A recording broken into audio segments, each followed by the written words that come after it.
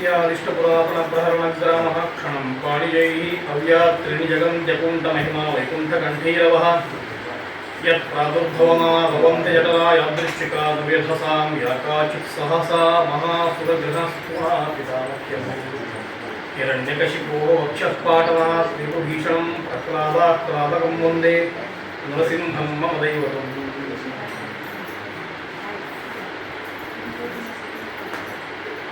नारायणं नमस्कृत्य नरं चैव नरोत्तमं देवीं सरस्वतीं व्यासं ततो जयमुदीरये।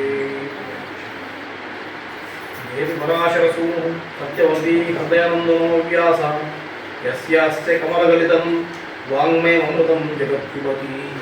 श्रीगुरुभ्यो नमः।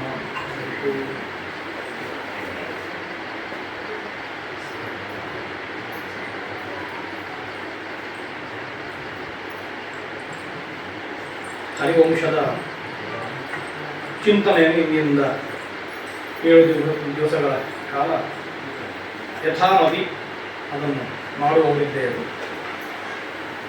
ನಮಗೆಲ್ಲ ಗೊತ್ತಿದ್ದ ಹಾಗೆ ಮಹಾಭಾರತ ಎನ್ನುವಂಥದ್ದು ಹೆಸರೇ ಹೇಳುವಂತೆ ದೊಡ್ಡ ಗ್ರಂಥ. ಮಹತ್ವಾತ್ ಭಾರವತ್ವಾಚ್ಚ ಮಹಾಭಾರತ ಮುಖ್ಯತೆ ಅಂತ ಅದರ ನಿರ್ವಚನವನ್ನು ಭಾರತವೇ ತೋರಿಸಿಕೊಟ್ಟಿದೆ. ಬೇರೆ ಪುರಾಣಗಳು ಅದರ ಆಖ್ಯಾಯಿಕೆಗಳನ್ನು ಹೇಳಿ ಮಹತ್ವಗಳನ್ನು ಹೇಳಿದ್ದುಂಟು. ಪದ್ಮಪುರಾಣ ಮಹಾಭಾರತದಲ್ಲಿ ಬರುವಂತಹ ಗೀತೆಯ ಮಹಾತ್ಮ್ಯವನ್ನೇ ತುಂಬ ವಿಸ್ತಾರವಾಗಿ ಒಂದೊಂದು ಅಧ್ಯಾಯಕ್ಕೂ ಒಂದೊಂದು ಅಧ್ಯಾಯದ ಮಹಾತ್ಮೆಯ ಹಾಗೆ ಹೇಳಿದ್ದು. ಹೀಗೆ ಮಹಾಭಾರತವನ್ನು ಎಲ್ಲರೂ ಕೊಂಡಾಡ್ತಾರೆ. ಕಾರಣ ಏನು ಅಂತ ಕೇಳಿದ್ರೆ, ಈ ಮಹಾಭಾರತ ಅದು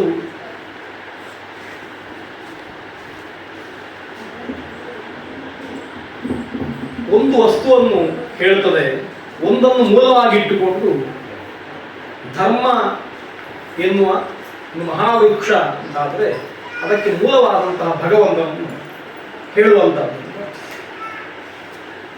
ಯಾಕೆ ಮಹಾಭಾರತ ನಮಗೆ ಬೇಕಾಯಿತು, ಮಹಾಭಾರತ ಯಾಕೆ ಬರಬೇಕಾಯಿತು ಅಂತಂದರೆ, ನಮಗೆಲ್ಲ ಗೊತ್ತಿದ್ದ ಹಾಗೆ ನಾನು ನೆನಪು ಮಾಡಿಕೊಳ್ತೇನೆ ಅಷ್ಟೇ, ನಾವೆಲ್ಲ ಗೊತ್ತಿದ್ದವರೇ ಇದ್ದೇವೆ. ಅಂದರೆ ಪುರಾಣದ ಆರಂಭದಲ್ಲಿ ಹೇಳಬೇಕೆಂಬ ದೃಷ್ಟಿಯಿಂದ ಮಾತ್ರ ಹೇಳುವುದು, ಭಗವಂತನನ್ನು ಹೇಗೆ ಹೇಳುವುದು. ನಾವು ಅವನನ್ನು ಸ್ತೋತ್ರ ಮಾಡಬೇಕು, ಅವನನ್ನು ನೆನಪು ಮಾಡಬೇಕು, ತಪಸ್ಸು ಮಾಡಬೇಕು, ಭಗವದ್ ಅನುಗ್ರಹ ನಮಗಾಗಬೇಕು ಅಂತ ಎಲ್ಲರದ್ದು ಸಾಮಾನ್ಯವಾದ ಒಂದು ನಿಯಮ. ದೇವರನ್ನು ಸ್ತೋತ್ರ ಮಾಡಬೇಕು ಅಥವಾ ದೇವರನ್ನು ನೆನಪಿಸಿಕೊಳ್ಬೇಕು, ಸ್ಮರಣೆ ಮಾಡಬೇಕು. ಕೇವಲ ಸ್ಮರಣೆ ಮಾಡಿ ಏನು ಪ್ರಯೋಜನ? ಕೃಷ್ಣ ಕೃಷ್ಣ ಕೃಷ್ಣ ಅಂತ ಕೇವಲ ಇಷ್ಟೇ ಹೇಳಿ ಏನು ಪ್ರಯೋಜನ?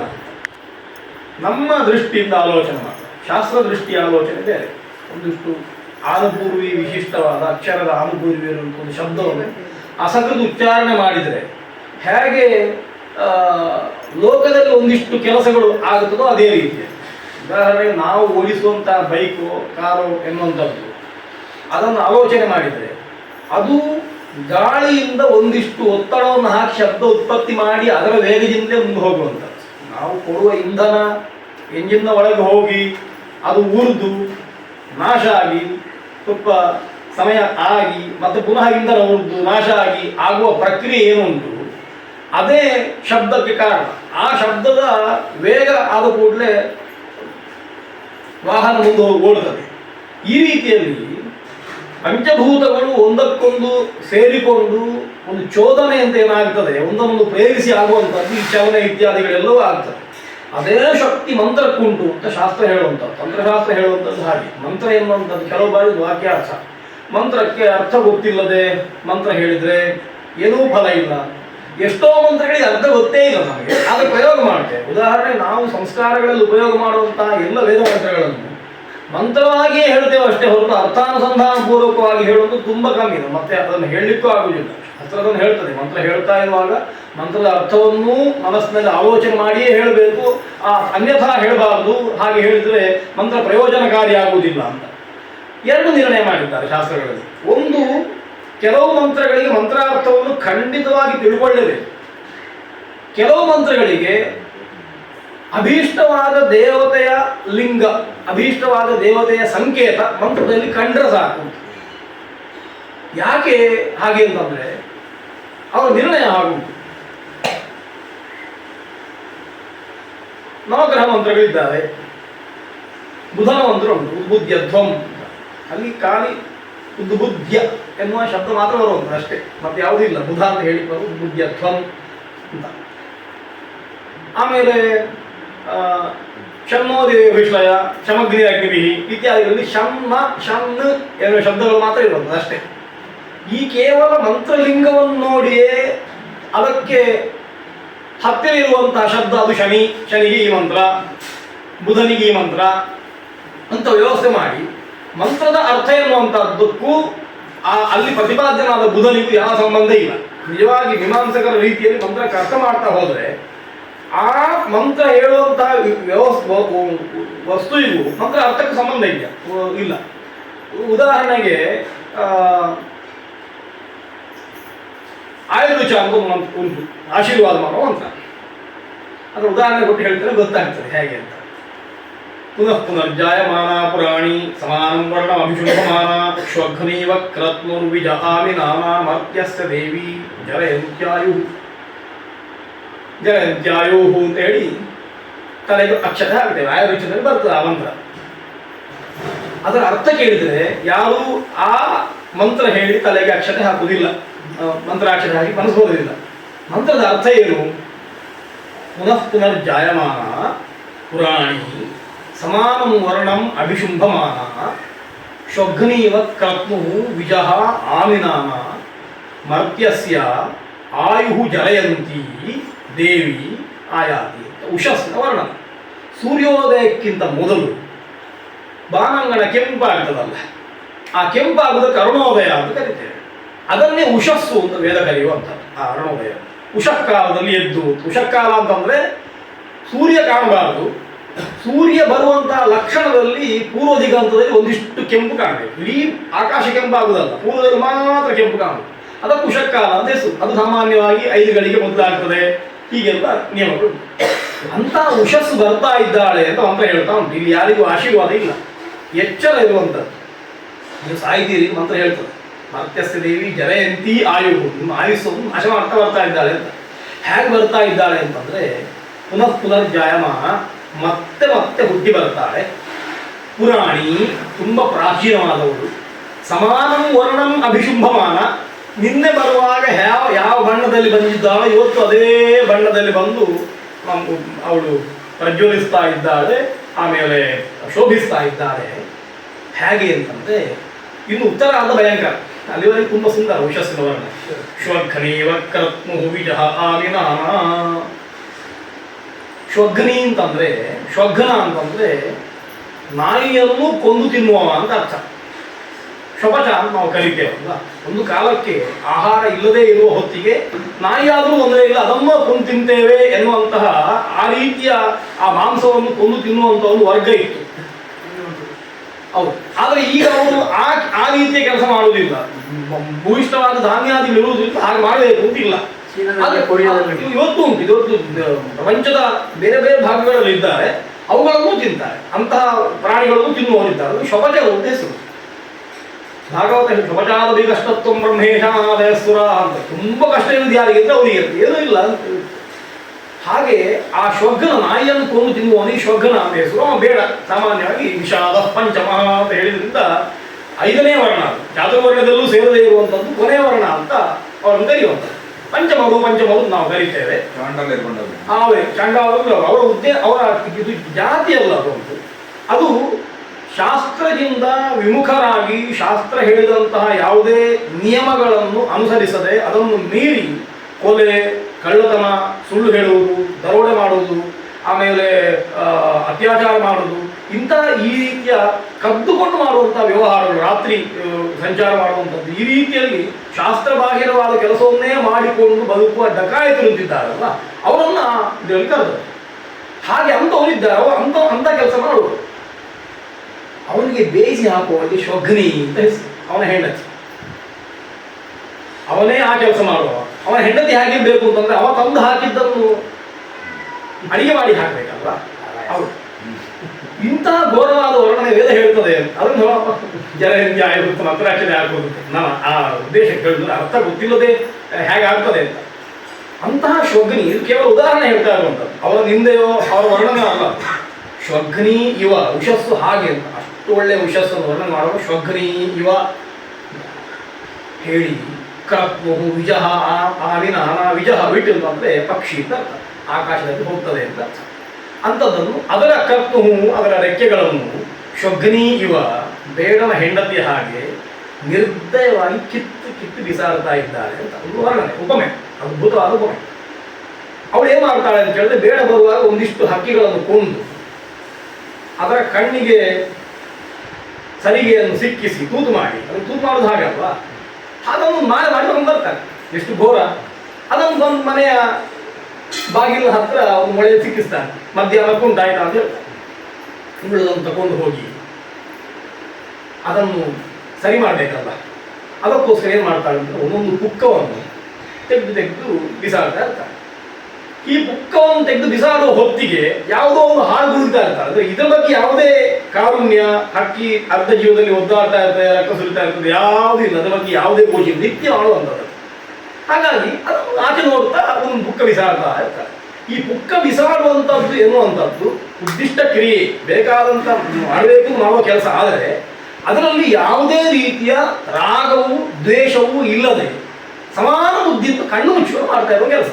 ಅಂದರೆ ಏನೂ ಅದರಲ್ಲಿ ಸ್ವಲ್ಪವೂ ಕರುಣೆ ಇಲ್ಲ ಅಥವಾ ಸ್ವಲ್ಪವೂ ಆಸಕ್ತಿಯೂ ಇಲ್ಲ, ಅದು ನೋಡಬೇಕು ಅಂತಿಲ್ಲ. ಆ ರೀತಿ ಮಾಡ್ತಾ ಇದ್ದಾರೆ ಅಂದರೆ ದಾಕ್ಷಿಣ್ಯ ಇಲ್ಲದೆ ಬಿಸಾಡ್ತಾ ಇದ್ದಾರೆ ಅಂತ ಒಂದೊಂದು ಪುಕ್ಕವನ್ನು ಏನು ಬೇಕಾದ್ರೆ ಹೇಳ್ಬೋದು. ಅಂತ ಪುಕ್ಕವನ್ನು ಬಿಸಾಡ್ತಾ ಇದ್ದಾರೆ, ನಿರ್ದಯವಾಗಿ ಬಿಸಾಡ್ತಾ ಇದ್ದಾರೆ. ಅವಳು ಹಾಗೆ ನಿರ್ದಯವಾಗಿ ಬಿಸಾಡ್ತಾ ಇದ್ದಾಳಲ್ವಾ, ಅದೇ ರೀತಿಯಲ್ಲಿ ಹುಟ್ಟಿ ಬರುವಂತಹ ಉಷಸ್ಸು ನಿಮ್ಮ ಆಯುಷ್ಯದ ಒಂದೊಂದು ದಿವಸವನ್ನು ನಿರ್ದಯವಾಗಿ ಕಿತ್ತು ಬಿಸಾಡ್ತಾ ಉಂಟು. ಒಮ್ಮೆ ಉಷಸ್ಸು ಮೇಲೆ ಬಂದು ಅಂತಂದರೆ ನಿಮ್ಮ ನಿನ್ನೆ ಹೊರಟು ಹೋಯಿತು. ನಿಮ್ಮ ಆಯುಷ್ಯದಲ್ಲಿ ಒಂದು ದಿವಸ ಕಳೆದಾಯಿತು ಅಂತ, ಇನ್ನು ದಿನ ಹೆಚ್ಚಿಲ್ಲ ಅಂತ. ಈ ರೀತಿಯಲ್ಲಿ ಮರ್ತ್ಯಸ್ಯ ಆಯುಹು ಜಳಯಂತಿ ಉಷಾಹ ಆಯಾತಿ, ಉಷಸ್ಸು ಬರ್ತಾಳೆ ಅಂತ ಈ ರೀತಿಯಲ್ಲಿ ಒಂದು ಭೀಕರವಾದ ಉದಾಹರಣೆ ಕೊಟ್ಟು ಉಷಸ್ಸನ್ನು ವರ್ಣಿಸ್ತದೆ ಮಂತ್ರ. ಎಚ್ಚರಿಕೆ ಏನು ಕೊಡ್ತದೆ ಅಂತಂದರೆ, ನಿಮಗೆ ದೇಹ ಗಟ್ಟಿ ಉಂಟು, ಇಂದ್ರಿಯಗಳು ಪಟುವಾಗಿದ್ದಾವೆ, ನಿಮ್ಮಲ್ಲಿ ಮಾತಾಡುವ ಶಕ್ತಿ ಉಂಟು, ಧ್ಯಾನ ಮಾಡಲಿಕ್ಕೆ ಮನಸ್ಸುಂಟು, ನಾಲಿಗೆ ದೇವರ ನಾಮೋಚ್ಚಾರಣೆ ಮಾಡಲಿಕ್ಕೆ ಶಕ್ತವಾಗಿದೆ ಅಂತ ಎಣಿಸುವಾಗಲೇ ಈ ಉದಾಹರಣೆಯನ್ನು ಕೇಳಿಕೊಂಡು ಗಟ್ಟಿ ಮಾಡಿಕೊಂಡು ಆದಷ್ಟು ಧರ್ಮ ಕಾರ್ಯಗಳನ್ನು ಮಾಡಿ. ಯಾಕೆಂದ್ರೆ ನಾಳೆ ಮಾಡ್ತೇನೆ ಅಂತ ಗ್ಯಾರಂಟಿ ಇಲ್ಲ. ಇವತ್ತು ಗ್ಯಾರಂಟಿ, ಯಾಕೆಂದ್ರೆ ನಾನು ಇದ್ದೇನೆ, ಬದುಕಿದ್ದೇನೆ, ಇವತ್ತು ಹೇಳಲಿಕ್ಕೆ ಆಗ್ತದೆ. ಈಗ ಹೇಳಿದ್ದು ಬಂತು, ಇನ್ನು ಅರ್ಧ ಗಂಟೆಯಲ್ಲಿ ಗೊತ್ತಿಲ್ಲ ವಿಷಯ ಅಂತ ಹೇಳಿ ಇವತ್ತೇ ಧರ್ಮ ಕಾರ್ಯವನ್ನು ಮಾಡಿ. ಧರ್ಮ ಕಾರ್ಯ ಅಂತಂದರೆ ಒಂದಷ್ಟು ದಾನ ಮಾಡಿ, ಒಂದಷ್ಟು ಯಜ್ಞ ಮಾಡಿ, ಯಾಗ ಮಾಡಿ, ಇಷ್ಟು ಮಾತ್ರ ಅಲ್ಲ, ಪ್ರಾಮಾಣಿಕವಾಗಿ ಬದುಕಿ ಇನ್ನೊಬ್ಬರಿಗೆ ಬದುಕಲಿಕ್ಕೆ ಬಿಡಿ, ಅದೇ ಧರ್ಮ ಕಾರ್ಯ. ವ್ಯಾಸರು ಹೇಳುವಂಥದ್ದು ಅದೇ, ಪರೋಪಕಾರ ಪುಣ್ಯಾಯ ಪಾಪಾಯ ಪರವಿಗಣ. ಪುಣ್ಯ ಮಾಡಲಿಕ್ಕೆ ಏನು ಮಾಡಬೇಕು ಅಂತಂದರೆ ಬೇರೆ ಏನು ಸಾಧನೆ ಮಾಡಬೇಕು ಅಂತಿಲ್ಲ, ಇನ್ನೊಬ್ಬರಿಗೆ ಉಪಕಾರ ಮಾಡಿ. ಪಾಪ ಸಿಗಬೇಕಾ, ಇನ್ನೊಬ್ಬರಿಗೆ ತೊಂದರೆ ಮಾಡಿ, ಇಷ್ಟು ಮಾಡಿದ್ರೆ ಸಾಕು. ಆ ದೃಷ್ಟಿಯಿಂದ ಹೀಗೆ ಬದುಕಲಿಕ್ಕೆ ನಿಮಗೆ ಅವಕಾಶ ಉಂಟು. ಇದನ್ನು ತಿಳ್ಕೊಂಡು ಬದುಕಿ. ನೀವು ಪಾಪವನ್ನೇ ಹೆಚ್ಚು ಸಂಪಾದನೆ ಮಾಡ್ತಾ ಹೋದರೆ ಆಯುಷ್ಯ ಹೋಗ್ತಾ ಇರ್ತದೆ. ಹಾಗಾಗಿ ಭಾಗವತವು ಎಚ್ಚರಿಸ್ತದೆ. ಆದಿತ್ಯ ಒಂದು ಸರ್ತಿ ಅಸ್ತ ಆದ, ಇದು ಉದಯದ ವರ್ಣನೆ. ಸಂಜೆ ನಾವು ಹೋಗ್ತೇವೆ ಸನ್ಸೆಟ್ ನೋಡ್ಲಿಕ್ಕೆ, ಸಮುದ್ರದ ಹತ್ರ ನೋಡ್ತೇವೆ, ಖುಷಿ ಆಗ್ತದೆ, ಬರ್ತೇವೆ. ಭಾಗವತ ಹೇಳ್ತದೆ, ಒಂದು ಸರ್ತಿ ಆದಿತ್ಯ ಅಸ್ತನಾದ ಅಂತಂದ್ರೆ ನಿಮ್ಮ ಒಂದು ದಿವಸದ ಆಯುಷ್ಯವನ್ನು ಕಿತ್ತುಕೊಂಡೇ ಹೋದ ಅಂತ ಅರ್ಥ. ಇನ್ನು ಹೋಯ್ತು, ಆ ದಿವಸ ಇನ್ನು ಬರುವುದಿಲ್ಲ. ಒಂದು ವರ್ಷ, ಒಂದು ದಿವಸ ನಾವು ಹತ್ತರಾಗಿ ಆಯ್ತು ಅಂತ ಅಂದ್ರೆ ಆ ದಿವಸ ಯಾವುದು ಅಂತ ನಮಗೆ ಗೊತ್ತಾದರೆ ಅಡ್ವಾನ್ಸ್ ಆಗಿ ನಾವು ಯಾರು ನಿದ್ದೆ ಮಾಡೋದಿಲ್ಲ. ಅದು ಗೊತ್ತಿಲ್ಲದೆ ಇರೋದ್ರಿಂದ ಮರುದಿವಸ ಸಾಯುವವರು ಕೂಡ ಯಾವುದೇ ಆರಾಮವಾಗಿ ಆಲೋಚನೆ ಇಲ್ಲದೆ ಇರ್ತಾನೆ ಅಂತ. ಹೀಗೆ ಇದು ಮಂತ್ರ, ಇದು ವೇದ ಮಂತ್ರ ನಮಗೆ ತಿಳಿವನ್ನು ಕೊಡುವಂಥದ್ದು, ಜ್ಞಾನ. ಒಂದೊಂದು ಮಂತ್ರ ಸಾಕು, ಒಂದೊಂದು ದಿವಸ ತೆಗಿಬಹುದು. ಹಾಗಿರುವ ಮಂತ್ರ. ಆ ಮಂತ್ರದ ಅರ್ಥ ಗೊತ್ತಾದ ಮೇಲೆ ಇನ್ನು ನಾಳೆಯಿಂದ ನಾವು ಕೇಳಿದವರಿಗೆ ಆ ಮಂತ್ರವನ್ನು ಹೇಳಿ ಯಾರಿಗಾದರೂ ಮಂತ್ರಾಕ್ಷತೆ ಹಾಕ್ತಾರೆ ಅಂತಂದರೆ ಇಂಚ ಆಶೀರ್ವಾದ ಪಡ್ಬೋದು. ಆದರೆ ಶಾಸ್ತ್ರ ಏನು ಹೇಳ್ತದೆ ಅಂತಂದರೆ, ಮಂತ್ರಾರ್ಥದ ಬಗ್ಗೆ ಆಲೋಚನೆ ಮಾಡಿಕೊಳ್ಬೇಡಿ. ಅಲ್ಲಿ ಆಯುಹು ಅಂತ ಎನ್ನುವ ಶಬ್ದ ಬಂದದ್ರಿಂದಲೇ ಅದು ಆಯುರ್ವೇದ. ಯಾಕೆ ಅಂತ ಕೇಳಿದರೆ ಇದನ್ನು ಹೀಗೆ ಅರ್ಥ ಮಾಡಬೇಕು ಅಂತಿಲ್ಲ ಅಲ್ವಾ. ತ್ರಯೋರ್ಥಾಹ ಸರ್ವವೇದೇಶು, ವೇದಕ್ಕೆ ಅನೇಕ ಅರ್ಥ ಉಂಟು, 3 ಅರ್ಥ ಪ್ರಧಾನವಾಗಿ ಉಂಟು ಅಂತ ಹೇಳುವಂಥದ್ದು. ನೀವು ಹೀಗೆ ಅಂತ ಯಾಕೆ ಅರ್ಥ ಮಾಡ್ಕೊಳ್ತೀರಿ? ಇದು ಕೆಲವು ಉದಾಹರಣೆ ಮಾತ್ರ. ನೀವು ಹಾಗೆ ಅರ್ಥ ಮಾಡಿ ಒಂದೊಂದು ದಿವಸವೂ ಅತ್ಯಮೂಲ್ಯ ಅಂತ ಎಣಿಸಿಕೊಂಡು ಭಗವಂತ ಆಯುಷ್ಯ ಕೊಟ್ಟಿದ್ದಾನೆ, ಆಯುಷ್ಯವನ್ನು ನಾನು ಉಪಯೋಗ ಮಾಡಿಕೊಳ್ಬೇಕು, ಆ ಎಚ್ಚರಿಕೆ ನಿನಗೆ ಇವತ್ತಿನಿಂದ ಬರಲಿ ಅಂತ ಆಶೀರ್ವಾದ ಮಾಡಿ ಆಗ್ತದೆ. ಹೀಗೆ ಮಂತ್ರವನ್ನು ಅರ್ಥ ತಿಳಿದು ಆಚರಿಸುವಂಥದ್ದು, ಅರ್ಥ ತಿಳಿಯದೇ ಆಚರಿಸುವಂತಹ ವ್ಯವಸ್ಥೆ ಉಂಟು. ಅರ್ಥ ತಿಳಿದರೆ ನಾವು ಮಾಡುವ ಕ್ರಿಯೆ ಅದು ಸಾರ್ಥಕವಾಗ್ತದೆ, ನಮ್ಮ ಮನಸ್ಸಿಗೆ ಬರ್ತದೆ. ಕೆಲವು ಆದ್ದರಿಂದ ಕೆಲವು ಮಂತ್ರಕ್ಕೆ ಅರ್ಥ ಬೇಕು ಅಂತಿಲ್ಲ, ಅಂದರೆ ಹೀಗೆ ಅದನ್ನು ಉಪಯೋಗ ಮಾಡಲಿಕ್ಕೆ ಆಗ್ತದೆ. ಆದರೆ ಕೆಲವು ಮಂತ್ರವನ್ನು ಅರ್ಥ ತಿಳಿದೇ ಅನುಷ್ಠಾನ ಮಾಡಬೇಕು, ತಿಳಿಯದೆ ಮಾಡಲಿಕ್ಕೆ ಆಗುವುದಿಲ್ಲ. ಅದಕ್ಕೆ ಉದಾಹರಣೆ ವಿವಾಹ ಪ್ರಕರಣದಲ್ಲಿ ಬರುವಂತಹ ಗರ್ಭಣಾಮಿ ತೇ ಸೌಭಗತ್ವಾಯ ಹಸ್ತಂ ಮಯಾಪತ್ಯ ಜಲದಷ್ಟಿ ಯಥಾಸತು ಭಗೋ ಅರ್ಯಮಾಸ ವಿತಾಪುರಂ ಧರ್ಮಕ್ಯಂತ್ವಾದು ಗಾರ್ಹವತ್ಯಾಯ ದೇವ ಮಕ್ಯಂತ್ವಾ ದುರ್ಗಾರ್ಹವತ್ಯಾಯ ದೇವ. ಇಲ್ಲಿ ಗರ್ಭಣಾಮಿ ತೇ ಸೌಭಗತ್ವಾಯ ಹಸ್ತಂ, ನಿನ್ನ ಕೈಯನ್ನು ನಾನು ಹಿಡಿತೇನೆ ಅಂತ ಪುರೋಹಿತರು ಹೇಳುವುದಲ್ಲ, ಮದುಮಗಳಿಗೆ ಹೇಳು. ಇವತ್ತೇನಾಗಿದೆ, ಪುರೋಹಿತರು ಹೇಳುವುದು ಅಂತಾಗಿದೆ, ಮದುಮಗ ಹೇಳುವ ಮಂತ್ರ. ಗರ್ಭಣಾಮಿ ತೇ ಸೌಭಗತ್ವಾಯ ಹಸ್ತಂ ಮಯಾ ಪತ್ಯ ಜಗದಷ್ಟೇ ಯಥಾಸದಲ್ಲಿ ಮೇ ಮಯಾ ತೇ ಅಂತ ಎಲ್ಲ ಪ್ರಯೋಗಗಳು. ಅದನ್ನು ಹೇಳಿಸಿ ಹೇಳಬೇಕು. ಯಾಕೆ ಅಂತ ಕೇಳಿದ್ರೆ ಆ ಮಂತ್ರ ಎನ್ನುವಂಥದ್ದು ಅದು ಅರ್ಥ ತಿಳಿದೇ ಮಾಡಬೇಕಾದ ಕೆಲಸ. ಸಮಂಜಂತು ವಿಶ್ವೇ ದೇವ ಸಮಾಪೋ ಹೃದಯ. ನಾವು ಅಂತಂದ್ರೆ ನಮ್ಮದು ಅಂದ್ರೆ ಪುರೋಹಿತ ಮತ್ತೆ ಹುಡುಗಿದ್ದಲ್ಲ, ಹುಡುಗ ಮತ್ತೆ ಹುಡುಗಿ. ಹಾಗಾಗಿ ಮಂತ್ರ ಹೇಳಿದ್ರು ಪುರೋಹಿತರು ನಾವು ಅಂತ ಹೇಳಿದ ಕೂಡಲೇ ಒಬ್ಳು ಸ್ತ್ರೀ ಒಬ್ಳು ಪುರುಷ ಬೇಕಾದ್ರೆ ನಾವು ಅನ್ನೋದಕ್ಕೆ ಇಟ್ಕೊಂಡ್ರೆ ಅವನು ಮದುಮಗ ಹತ್ರ ಹೇಳಬೇಕು ಅಂತ. ಈ ಇಂಥ ಮಂತ್ರಗಳನ್ನು ಅರ್ಥ ತಿಳಿದೇ ಆಚರಿಸಿದ್ರೆ ಮಾತ್ರ ಮಂತ್ರ ಸಾರ್ಥಕ ಆಗ್ತದೆ, ಇಲ್ಲದಿದ್ದರೆ ಆಗುವುದಿಲ್ಲ ಅಂತ ಅರ್ಥ. ಹಾಗಾಗಿ ಕೆಲವು ಮಂತ್ರಗಳನ್ನು ಸರಿಯಾಗಿ ಅರ್ಥ ತಿಳಿದೇ ಪ್ರಯೋಗ ಮಾಡಬೇಕು, ಕೆಲವು ಮಂತ್ರಗಳನ್ನು ಅರ್ಥ ತಿಳಿದೇ ಪ್ರಯೋಗ ಮಾಡಿದ್ರು ಮಂತ್ರ ಕೆಲಸ ಮಾಡ್ತದೆ. ಈ ದೃಷ್ಟಿಯಲ್ಲಿ ಮಂತ್ರಗಳ ಸಾರ್ಥಕ್ಯ. ಹಾಗಾಗಿ ಅವರು ಏನು ಮಾಡಿದ್ರು ಅಂತಂದ್ರೆ ಒಂದು ಮಂತ್ರಲಿಂಗ, ಆ ದೇವತೆಯ ಸಂಕೇತ ಮಂತ್ರದಲ್ಲಿ ತೋರಿಸಿದಾಗ ಶಮ್ಮೋ ಅಥವಾ ಶಮಗ್ನಿ ಎನ್ನುವ ಬಂದರೆ ಶನಿ ಅಂತ ಅರ್ಥ, ಉದ್ಬುದ್ಧತ್ವ ಬಂದರೆ ಬುಧ ಅಂತ ಅರ್ಥ. ಹೀಗೆ ಆ ಮಂತ್ರಲಿಂಗವನ್ನು ಕಂಡ್ರೆ ಸಾಕು ದೇವತೆ ಅದರಿಂದ ಸ್ತುತ್ಯನಾಗ್ತಾಳೆ ಅಥವಾ ಸ್ತುತನಾಗ್ತಾನೆ ಎನ್ನುವ ದೃಷ್ಟಿ ಇಟ್ಟುಕೊಂಡು ಮಂತ್ರವನ್ನು ಹೇಳಿ. ಈ ಎಲ್ಲ ಮಂತ್ರಗಳು ಇದು ಅರ್ಥವತ್ತಾದವುಗಳೇ, ಅವುಗಳಿಗೆ ವ್ಯಾಕರಣ ಉಂಟು, ಅವುಗಳಿಗೆ ಅರ್ಥ ಉಂಟು, ಆದರೆ ತುಂಬ ಕ್ಲಿಷ್ಟವಾದ. ಒಂದೊಂದು ಮಂತ್ರವನ್ನು ಹೀಗೆ ಕಲಿತು ಮಂತ್ರ ಅಭ್ಯಾಸ ಮಾಡುವಂಥದ್ದು 10,000 ಮಂತ್ರವನ್ನು ಅಭ್ಯಾಸ ಮಾಡುವಾಗ ಮುಕ್ಕಾಲು ಆಯುಷ್ಯ ಹೋಗಿರ್ತದೆ. ಪ್ರಯೋಗ ಮಾಡೋದು ಯಾವಾಗ? ಅದಕ್ಕೋಸ್ಕರ ಏನು ಮಾಡೋದು ಅಂತ ಕೇಳಿ ಉಪದೇಶ, ಮಂತ್ರವನ್ನು ಹೇಳು, ಕೆಲಸ ಮಾಡ್ತಾ ಹೋಗು, ಮತ್ತೆ ನಿಧಾನವಾಗಿ ಮಂತ್ರ ಅರ್ಥವನ್ನು ಚಿಂತನೆ ಮಾಡ್ತಾ ಹೋಗು. ಆಮೇಲೆ ಮಂತ್ರ ಅರ್ಥ ಆದಮೇಲೆ ಮತ್ತೊಂದು ಸತ್ಯ ಆ ಮಂತ್ರ ಹೇಳುವಾಗ ಮಂತ್ರಾರ್ಥ ಸಹಿತವಾಗಿ ಪ್ರಯೋಗ ಮಾಡಿ. ಹೀಗೆ ಅಧ್ಯಯನದ ವ್ಯವಸ್ಥೆ ಹೀಗೆ. ಇದು ಈ ಎಲ್ಲ ಮಂತ್ರಗಳು, ಇದು ಒಂದೊಂದು ಮಂತ್ರ ಆಯ್ತಲ್ಲ, ಈ ಎಲ್ಲ ಮಂತ್ರಗಳು ಹೇಳುವುದು ಯಾರನ್ನು ಅಂತ ಕೇಳಿದ್ರೆ ಒಂದೇ ವಸ್ತು ಅಂತ, ಭಗವಂತನನ್ನು ಹೇಳ್ತದೆ, ಪರಮಪುರುಷನನ್ನು ಹೇಳ್ತದೆ, ಬ್ರಹ್ಮನನ್ನು ಹೇಳ್ತದೆ. ಹೀಗೆ ಇಡೀ ಜಗತ್ತನ್ನು ಸೃಷ್ಟಿ ಮಾಡಿದ, ಜಗತ್ತನ್ನು ನಡೆಸ್ತಾ ಇರುವ, ಜಗತ್ತನ್ನು ಸಂಹಾರ ಮಾಡುವಂತಹ ಪರಶಕ್ತಿಯನ್ನು, ನಮಗೆಲ್ಲ ಶಕ್ತಿಯನ್ನು ಕೊಡುವಂಥ ಆ ವಿಶ್ವೋತ್ತೀರ್ಣವಾದ ಚೈತನ್ಯವನ್ನು ಹೇಳ್ತಾನೆ ಇಡೀ ವೇದ ಹೇಳ್ತಾನೆ. ಕಷ್ಟ ಆಗ್ತದೆ, ಇಷ್ಟು ಮಂತ್ರಗಳನ್ನು ಹೇಳಿ ಸ್ತೋತ್ರ ಮಾಡಲಿಕ್ಕೆ ಕಷ್ಟ ಆಗ್ತದೆ. ಹಾಗಾದರೆ ಸ್ತೋತ್ರ ಹೇಗೆ ಮಾಡುವ? ಸ್ತೋತ್ರ ಅಂತ ಮತ್ತೇನಲ್ಲ, ನಮ್ಮ ಸ್ತೋತ್ರದಿಂದ ಅವನಿಗೆ ಏನೂ ಆಗಬೇಕಾಗಿಲ್ಲ. ಸ್ತೋತ್ರ ಅಂತಂದರೆ ಏನು ಅಂತಂದರೆ, ಸ್ಮರಣೆ ಅಂತಂದರೆ ಏನು ಅಂತಂದರೆ, ಆ ವಸ್ತುವನ್ನು ಆ ರೀತಿಯಲ್ಲಿ ವರ್ಣಿಸಿ ಅದರ ಗುಣಗಳನ್ನು ಅನುಸಂಧಾನ ಮಾಡಿಕೊಂಡ್ರೆ ನಮ್ಮ ಮನಸ್ಸು ಒಂದಿಷ್ಟು ಹಗುರ ಆಗ್ತದೆ, ಒಂದಿಷ್ಟು ವಿಶಾಲ ಆಗ್ತದೆ, ಮನಸ್ಸಿನ ಒಳಗೆ ಒಂದಿಷ್ಟು ಕಿಟಕಿ ಓಪನ್ ಆಗಿ ಒಂದಿಷ್ಟು ಗಾಳಿ ಬೆಳಕು ಬರ್ತದೆ. ಇದು ದೇಹಕ್ಕಾಗುವ ಅನುಭವ ಮಾತ್ರ ಅಲ್ಲ, ಮನಸ್ಸಿಗಾಗುವ ಅನುಭವವೂ ಕೂಡ. ನಿಮಗೆ ಯಾವ ವಸ್ತು ಹೊರಗಿದ್ದು ಕಾಣದೇ ಇದ್ದರೂ ಕೂಡ 10 ನಿಮಿಷ ಒಂದು ಉಪನ್ಯಾಸ ಕೇಳಿದರೆ ಸ್ವಲ್ಪ ಫ್ರೆಶ್ ಆಯಿತು, ಮನಸ್ಸಿಗೆ ಕಣ್ಣು ಮುಚ್ಚಿಕೊಂಡ್ರೆ ಆನಂದ ಕಾಣ್ತದೆ ಅಂತಂದರೆ ಇದು ಬೇರೆ ಯಾವ ವಸ್ತುವಿಂದ ಬಂದದ್ದಲ್ಲ, ಕೇವಲ ಶಬ್ದದಿಂದ ಬಂದದ್ದು, ಶಬ್ದದ ಅರ್ಥವನ್ನು ತಿಳ್ಕೊಂಡದಿಂದ ಬಂದದ್ದು. ಹೀಗೆ ಈ ರೀತಿಯಲ್ಲಿ ಮನೋವಿಶುದ್ಧಿ ಅನ್ನುವಂಥದ್ದೇ ಪ್ರಧಾನವಾದ ಉದ್ದೇಶ, ಸ್ಮರಣೆ. ಆಮೇಲೆ ಮನಸ್ಸು ವಿಶುದ್ಧ ಆಗ್ತಾ ಆಗ್ತಾ ಆಗ್ತಾ ಹೋದ ಹಾಗೆ ಆ ಮನಸ್ಸನ್ನು ಅಲ್ಲಿ ತಗೊಂಡು ಹೋಗಿ ನ್ಯಾಸ ಮಾಡುವ ಕ್ರಿಯೆ ಉಂಟಲ್ಲ. ನಾವು ದೇವರಲ್ಲಿ ಲಯವಾಗಬೇಕು ಅಥವಾ ದೇವರನ್ನು ಉಪಾಸನೆ ಮಾಡಬೇಕು, ತಾದಾತ್ಮ್ಯವನ್ನು ಹೊಂದಬೇಕು, ಏಕೀಭಾವವನ್ನು ಹೊಂದಬೇಕು ಅಂತೆಲ್ಲ ಯೋಗಶಾಸ್ತ್ರ ಹೇಳುವಂಥದ್ದು. ದೇವರಿಗೆ ಅತ್ಯಂತ ಹತ್ತಿರಕ್ಕೆ ಹೋಗಿ ಕೂತ್ಕೊಳ್ಬೇಕು ಅಂತ ಅರ್ಥ. ನಮಗೆ ತುಂಬ ಆತ್ಮೀಯರು ಅಂತಂದರೆ ನಾವು ದೂರ ಕೂತ್ಕೊಂಡು ಮಾತಾಡೋದಿಲ್ಲ, ಹತ್ತಿರ ಹೋಗಿ ಬೆನ್ನಿಗೆ ಕೈ ಹಾಕಿಯೋ ಹೆಗಲಿ ಕೈ ಹಾಕಿಯೋ ತಲೆನೇ ಒರೆಸಿಯೋ ಮಾತಾಡೋದು. ಯಾಕೆ ಅಂತ ಕೇಳಿದರೆ, ಹಾಗೆ ಮಾತಾಡುವಾಗ ಆಗುವಂಥ ಅನುಭವಕ್ಕೂ ಫೋನ್ನಲ್ಲಿ ಮಾತಾಡುವಾಗ ಆಗುವ ಅನುಭವಕ್ಕೂ 100 ಮೀಟರ್ ದೂರದಲ್ಲಿ ಇದ್ದುಕೊಂಡು ಉಚ್ಚ ಸ್ವರದಲ್ಲಿ ಮಾತಾಡುವ ಅನುಭವಕ್ಕೂ ವ್ಯತ್ಯಾಸ ಉಂಟು. ಕೇವಲ ಪಿಸು ಮಾತಾಡುವಾಗ ಆಗುವ ಅನುಭವಕ್ಕೂ ವ್ಯತ್ಯಾಸ ಉಂಟು. ಕಿವಿಯಲ್ಲಿ ಮಾತ್ರ ಬಂದು ಹೇಳಿದರೆ ತುಂಬ ಆತ್ಮೀಯತೆ ಅಂತ ಕೆಲವು ಬಾರಿ ಆಪ್ಯಾಯಮಾನ ಅಂತ ಅನಿಸ್ತದೆ, ನನಗೆ ಮಾತ್ರ ಹೇಳಿದ್ರೆ ಹೇಗಿರಲಿಲ್ಲ. ಹೀಗೆ ಧ್ವನಿಯಲ್ಲಿ ವ್ಯತ್ಯಾಸ ಉಂಟು. ಇದು ಒಬ್ಬ ಜೀವ ಭಗವಂತನನ್ನು ಸೇರಬೇಕು, ಉಪಾಸನೆ ಮಾಡಬೇಕು ಅಂತ ತುಡಿತಾ ಇರುವವ ದೇವರ ಹತ್ರ ಹೋಗಿ ಹತ್ರ ಆಗಿ ಅದನ್ನು ಉಪಾಸನೆ ಮಾಡಬೇಕು ಅಂತ ಹೇಳಲಿಕ್ಕೆ ಅವಲಂಬಿಸಿಕೊಂಡ ಮಾರ್ಗ ಈ ಮಂತ್ರ ಎನ್ನುವಂಥ ಮಂತ್ರ. ಅದು ಶಬ್ದಾತ್ಮಕವಾದ, ಅದರಲ್ಲಿ ಇರುವಂಥದ್ದು ಈ ನಾಭಿಯಿಂದ ಹೊರಟು ಬಂದಂತಹ ಯಾವ ಧ್ವನಿ ಉಂಟು ಅವ್ಯಕ್ತವಾದ್ದು, ಅದು ಯಾವುದನ್ನು ಯಾವ ಅಕ್ಷರವನ್ನು ಹೇಳುವುದಿಲ್ಲ. ವ್ಯಕ್ತ ಮತ್ತು ಅವ್ಯಕ್ತಕ್ಕೆ ಉದಾಹರಣೆ, ಒಳ್ಳೆಯ ಉದಾಹರಣೆ ಇದೆ. ಏನೋ ನಾದ ಮಾತ್ರ, ಅದು ಬೇರೆ ಏನಿಲ್ಲ.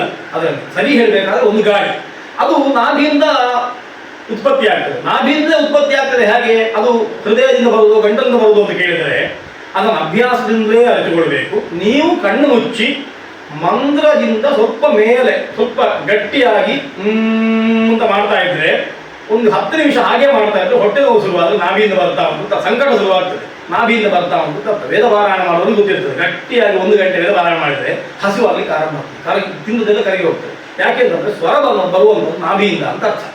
ಆ ದೃಷ್ಟಿಯಿಂದ ಅಲ್ಲಿಂದ ಬರುವ ಶಬ್ದ ಅದು ಬಾಯಿಯಿಂದ ಬರುವಾಗ ಕಾಲುವಾದಿ ಅಕ್ಷರಗಳನ್ನು ಉತ್ಪತ್ತಿ ಮಾಡುವಂತಹ ಸ್ಥಾನಗಳು, ವರ್ಣೋತ್ಪತ್ತಿ ಸ್ಥಾನಗಳಿಂದೇನೆ ಇದ್ದಾವೆ, ಅದರ ಮೂಲಕ ಹಾದು ಬರುವಾಗ ನಾಲಿಗೆ ಅದಕ್ಕೆ ತಡೆಯೊಡ್ಡಿ ಆ ಗಾಳಿಯನ್ನು ಕೊಳಲಿಂದ ನಾದ ಬರುವಾಗ ಕೈಯನ್ನು ಅದರ ರಂಧ್ರಕ್ಕೆ ಹಿಡಿದು ಬೇರೆ ಬೇರೆ ಸ್ವರಗಳನ್ನು ಸೂಚಿಸುವ ಹಾಗೆ ನಾಲಿಗೆ ಎನ್ನುವಂಥದ್ದು ಗಂಟಲಿನ ದ್ವಾರದಿಂದ ಬರುವಂತಹ ಶಬ್ದಕ್ಕೆ ತಡೆ ಒಡ್ಡಿ ಮೇಲೆ ಕೆಳಗೆ ಆದ ಕೂಡಲೇ ಅದು ಬೇರೆ ಬೇರೆ ಸ್ಥಾನಗಳನ್ನು ಸ್ಪರ್ಶಿಸಿದ ಕೂಡಲೇ ಅಲ್ಲಿಂದ ಆ ಗಾಳಿ ಬಂದು ನಾದ ಅದೇ, ಸ್ಥಾನ ಮಾತ್ರ ವ್ಯತ್ಯಾಸ. ಗಾಳಿ ಅಲ್ಲಿಂದ ಬರುವುದು ಕೊಳಲಿನ ಹಾಗೆ, ಕೊಳಲು ನಾದ ಅದೇ, ಬರ್ತಾ ಇರುವಂಥ ಗಾಳಿ ಒಂದೇ ಗಂಟಲಿಂದ ಬರುವಂಥದ್ದು. ಹಾಗೆ ಯಾವ ಶಬ್ದವೂ ಇಲ್ಲ. ಇಲ್ಲಿಂದ ಮತ್ತೆ ಬರುವಾಗ ಸ್ವರ ಬರುವಂಥದ್ದು. ಕೇವಲ ಕೈಯಿಂದ ಮಾತ್ರ ನಾವು ಇದು ಮಾಡೋದು. ಈ ಕೆಲಸವನ್ನು ಒಂದು ಜಿಪ್ಪೆ ಮಾಡ್ತದೆ. ಇಲ್ಲಿ ನಮಗೆ 4 ಬೆರಳನ್ನು ಉಪಯೋಗ ಮಾಡ್ಕೊಳ್ತೇವೆ. ಈ 4 ಬೆರಳು, ಈ 4 ಬೆರಳು ಕೊಳಲಿರುವಾಗ ಅಲ್ಲಿ ಒಂದೇ ಜಿಪ್ಪುವೆ ಅಷ್ಟು ಫಾಸ್ಟ್ ಆಗಿ ಅದು ಅಲ್ಲಾಡಿ ಆ ಸ್ವರವನ್ನು ಬರುವ ಹಾಗೆ ಮಾಡ್ತದೆ. ಹೀಗೆ ಈ ಸ್ವರ ಎನ್ನುವಂಥದ್ದು ಅಕ್ಷರಗಳಾಗಿ ಪರಿವರ್ತಿತವಾಗುತ್ತದೆ. ಅಕ್ಷರ ಎನ್ನುವಂಥದ್ದು ಅರ್ಥವನ್ನು ತಾನು ಸ್ವೀಕರಿಸಿಕೊಳ್ತದೆ. ಅರ್ಥ ಮನಸ್ಸಿಗಾಗಿ ಮಹಾತ್ಮ್ಯವನ್ನು ಗೊತ್ತಾಗ್ತದೆ, ಭಕ್ತಿ ಉದ್ರೇಕ ಆಗ್ತದೆ, ದೇವರು ದೊಡ್ಡವನ್ನು ಗೊತ್ತಾಗ್ತದೆ. ಇಷ್ಟು ಪ್ರಕ್ರಿಯೆ ಒಂದು ಕ್ಷಣದಲ್ಲೇ ಆಗ್ತಾ ಹೋಗ್ತದೆ. ಇದು ಕೇವಲ ದೇವರ ಉಪಾಸನೆ ಮಾತ್ರ ಅಲ್ಲ. ನಮಗೆ ಒಂದು ದೊಡ್ಡ ನೀರು ಬೇಕು. ನೀರು ಕೊಡಲೆ ಎಷ್ಟು ಅಕ್ಷರ ಉಂಟು, ಇದು ಹೇಗೆ ಗೊತ್ತಾಗಬೇಕು ಅವರಿಗೆ? ಇದಕ್ಕೆ ನೀರು ನಿಂತಲೇ ಏನು ಅರ್ಥ ಅದು ಗೊತ್ತಾಗುದು ಹೇಗೆ? ಅದು ಗೊತ್ತಾದ ಕೂಡಲೇ ಅವರು ಪ್ರವೃತ್ತಿ ಮಾಡಿ ನೀರನ್ನು ತರುವುದು ಹೇಗೆ? ತಂದ ಮೇಲೆ ನಾವು ಕುಡಿಯುವುದು ಹೇಗೆ? ಕೇವಲ ನನ್ನ ಒಂದು ವಾಗ್ವ್ಯಾಪಾರ. ನೀವು ಅದನ್ನು ಟೆಕ್ನಿಕಲ್ ಆಗಿಯೇ ನೋಡಿದರೆ ದೊಡ್ಡ ಸಂಗತಿ ಅಲ್ಲ. ಅದು ಇಲ್ಲಿಂದ ಬರುವ ಶಬ್ದ ಏನೋ ಹೀಗಾಗಿ ನೀರು ಕೊಡಲ್ಲ ಅಂತ ಹೇಳಿದ ಅಷ್ಟೇ. ನಾವು ನೀರು ತಂದು ಕೊಡ್ತೇವೆ, ನೀರು ಕುಡಿತೇವೆ, ನನ್ನ ಬಾಯಾರಿಕೆ ಹಿಂಗಿತ್ತು, ಅವರಿಗೂ ನಾನು ಹೇಳಿದ ಅರ್ಥ. ಇದು ಆಗುವುದು ಕೇವಲ ಒಂದು 2-3 ಸೆಕೆಂಡ್ನಲ್ಲಿ ಆಗ್ತದೆ. ಇಷ್ಟು ಫಾಸ್ಟಾಗಿ ಆಗ್ತದೆ. ಕಂಪ್ಯೂಟರ್ ಮಾಡ್ತದೆ ಎಲ್ಲೋ ಗೊತ್ತಿಲ್ಲ, ಮನಸ್ಸು ಮಾಡ್ತದೆ. ಹೀಗೆ ಒಂದು ಶಬ್ದ ಎನ್ನುವಂಥದ್ದು ಇಷ್ಟು ಕೆಲಸಗಳನ್ನು ಮಾಡಿಕೊಡ್ತದೆ ಅಂತ ನಾವು ಒಪ್ಪಿದರೆ, ಇದೇ ಶಬ್ದ ಪರಬ್ರಹ್ಮವನ್ನು ಮುಟ್ಟುತ್ತದೆ ಅಂತ ಒಪ್ಪದೇ ಇರಲಿಕ್ಕೆ ಸಾಧ್ಯ ಇಲ್ಲ. ನಾವು ಹೇಳಿದ್ದು ದೇವರಿಗೆ ಕೇಳ್ತದೆ, ದೇವರಿಗೆ ಮುಟ್ಟುತ್ತದೆ. ದೇವರಿಗೆ ಮುಟ್ಟುತ್ತದೆ ಅಂತಂದರೆ ದೇವರು ಅನುಗ್ರಹ ಮಾಡದೇ ಇರಲಿಕ್ಕಿಲ್ಲ. ಯಾಕೆಂದರೆ ನಾವು ನಂಬುವ ದೇವರು ಅಂಥದ್ದಲ್ಲ, ಏಕಮುಖ ಅಲ್ಲ. ಅದು ಏನಾದರೂ ನೀವು ಬಳದ್ರೆ ವಾಪಸ್ ಬಂದೇ ಬರ್ತದೆ ಅಂತ ದೇವರು, ಗಟ್ಟಿಗೆ ಗಟ್ಟಿ, ಮೆದುವಿಗೆ ಮೆದು. ಹಾಗಾಗಿ ನಾವು ಯಾವುದನ್ನು ಉಪಾಸನೆ ಮಾಡ್ತೇವೋ, ಏನು ಬೇಕು ಅಂತ ಅವನ ಹತ್ರ ಕೇಳ್ತೇವೋ, ಅವ ಅದಕ್ಕೆ ಪ್ರತಿಕ್ರಿಯೆ ಕೊಡ್ತಾನೆ. ಆ ವಿಶ್ವಾಸ 1000 ವರ್ಷದಿಂದ ಋಷಿಗಳಿಗೂ ಉಂಟು. ಅವರೇ ಅದನ್ನು ನಮಗೆ ಹಸ್ತಾಂತರಿಸಿದ್ರು. ಇದಕ್ಕೆ ಮಂತ್ರ ಅಂತ ಹೆಸರು. ಇದು ಒಂದು ಸಾಕಾಗುವುದಿಲ್ಲ ಅಂತ 1000 ಗಟ್ಟಲೆ ಮಂತ್ರವನ್ನು ಶಾಸ್ತ್ರ ನಮಗೆ ಕೊಟ್ಟಿದೆ. ಇಡೀ ವೇದ ಎನ್ನುವಂಥದ್ದು ಒಂದು ದೊಡ್ಡ ಶಬ್ದ ರಾಶಿ. ಎಲ್ಲೂ ಇಂಥ ಶಬ್ದಗಳಿರುವಂಥದ್ದು. ಒಬ್ಬೊಬ್ಬ ಋಷಿಗೆ ಕಂಡದ್ದು ಅವ ಉಚ್ಚಾರಣೆ ಮಾಡುವಾಗ ಆದ ವ್ಯತ್ಯಾಸಗಳು, ಅದಕ್ಕೊಂದು ಅನುಭವಿ, ಅದರ ಸಂಗ್ರಹ, ಅದು ನೆನಪು ಹೋಗದೇ ಇರುವ ಹಾಗೆ ಇಲ್ಲಿವರೆಗೆ ಅದನ್ನು ಲಿಪಿ ಇಲ್ಲದೆ, ಗ್ರಂಥ ಇಲ್ಲದೆ, ಕೇವಲ ಮನಸ್ಸಿನಲ್ಲೇ ರಕ್ಷಣೆ ಮಾಡಿಕೊಂಡು ನಮ್ಗೆ ಕೊಟ್ಟಿದ್ದಾರಲ್ಲ 50 ವರ್ಷದ ಹಿಂದಿನವರೆಗೆ. 50 ವರ್ಷದಿಂದ 100 ವರ್ಷದಿಂದ ಈಚೆಗೆ ಪ್ರಿಂಟ್ ಮೀಡಿಯಾ ಬಂತು. ಪ್ರಿಂಟ್ ಬಂದ ಮೇಲೆ ನಾವು ಅದನ್ನು ಪುಸ್ತಕದಲ್ಲಿ ಬರೆದಿಟ್ಟುಕೊಂಡೆವು. ಅದಕ್ಕಿಂತ ಹಿಂದೆ ಸಾಮಾನ್ಯ 1000-2000 ವರ್ಷಗಳ ಹಿಂದಿನಿಂದ ಲಿಪಿ ಅನ್ನುವಂಥದ್ದು ಆವಿಷ್ಕರಣ ಆದ ಮೇಲೆ, ಅಥವಾ ಲಿಪಿಯನ್ನು ಉಪಯೋಗ ಮಾಡಲಿಕ್ಕೆ ಆರಂಭ ಮಾಡಿದ ಮೇಲೆ ನಾವು ಬರೆದಿಟ್ಟು. ಅದಕ್ಕಿಂತ ಪೂರ್ವದಲ್ಲಿ 1000 ಗಟ್ಟಲೆ ವರ್ಷದಿಂದ ಕಿವಿಯಿಂದ ಕಿವಿಗೆ, ಬಾಯಿಗೆ, ಬಾಯಿಯಿಂದ ಕಿವಿಗೆ ಬಂದದ್ದು ಶ್ರುತಿ ಅಂತ ಅದಕ್ಕೆ ಹೆಸರು.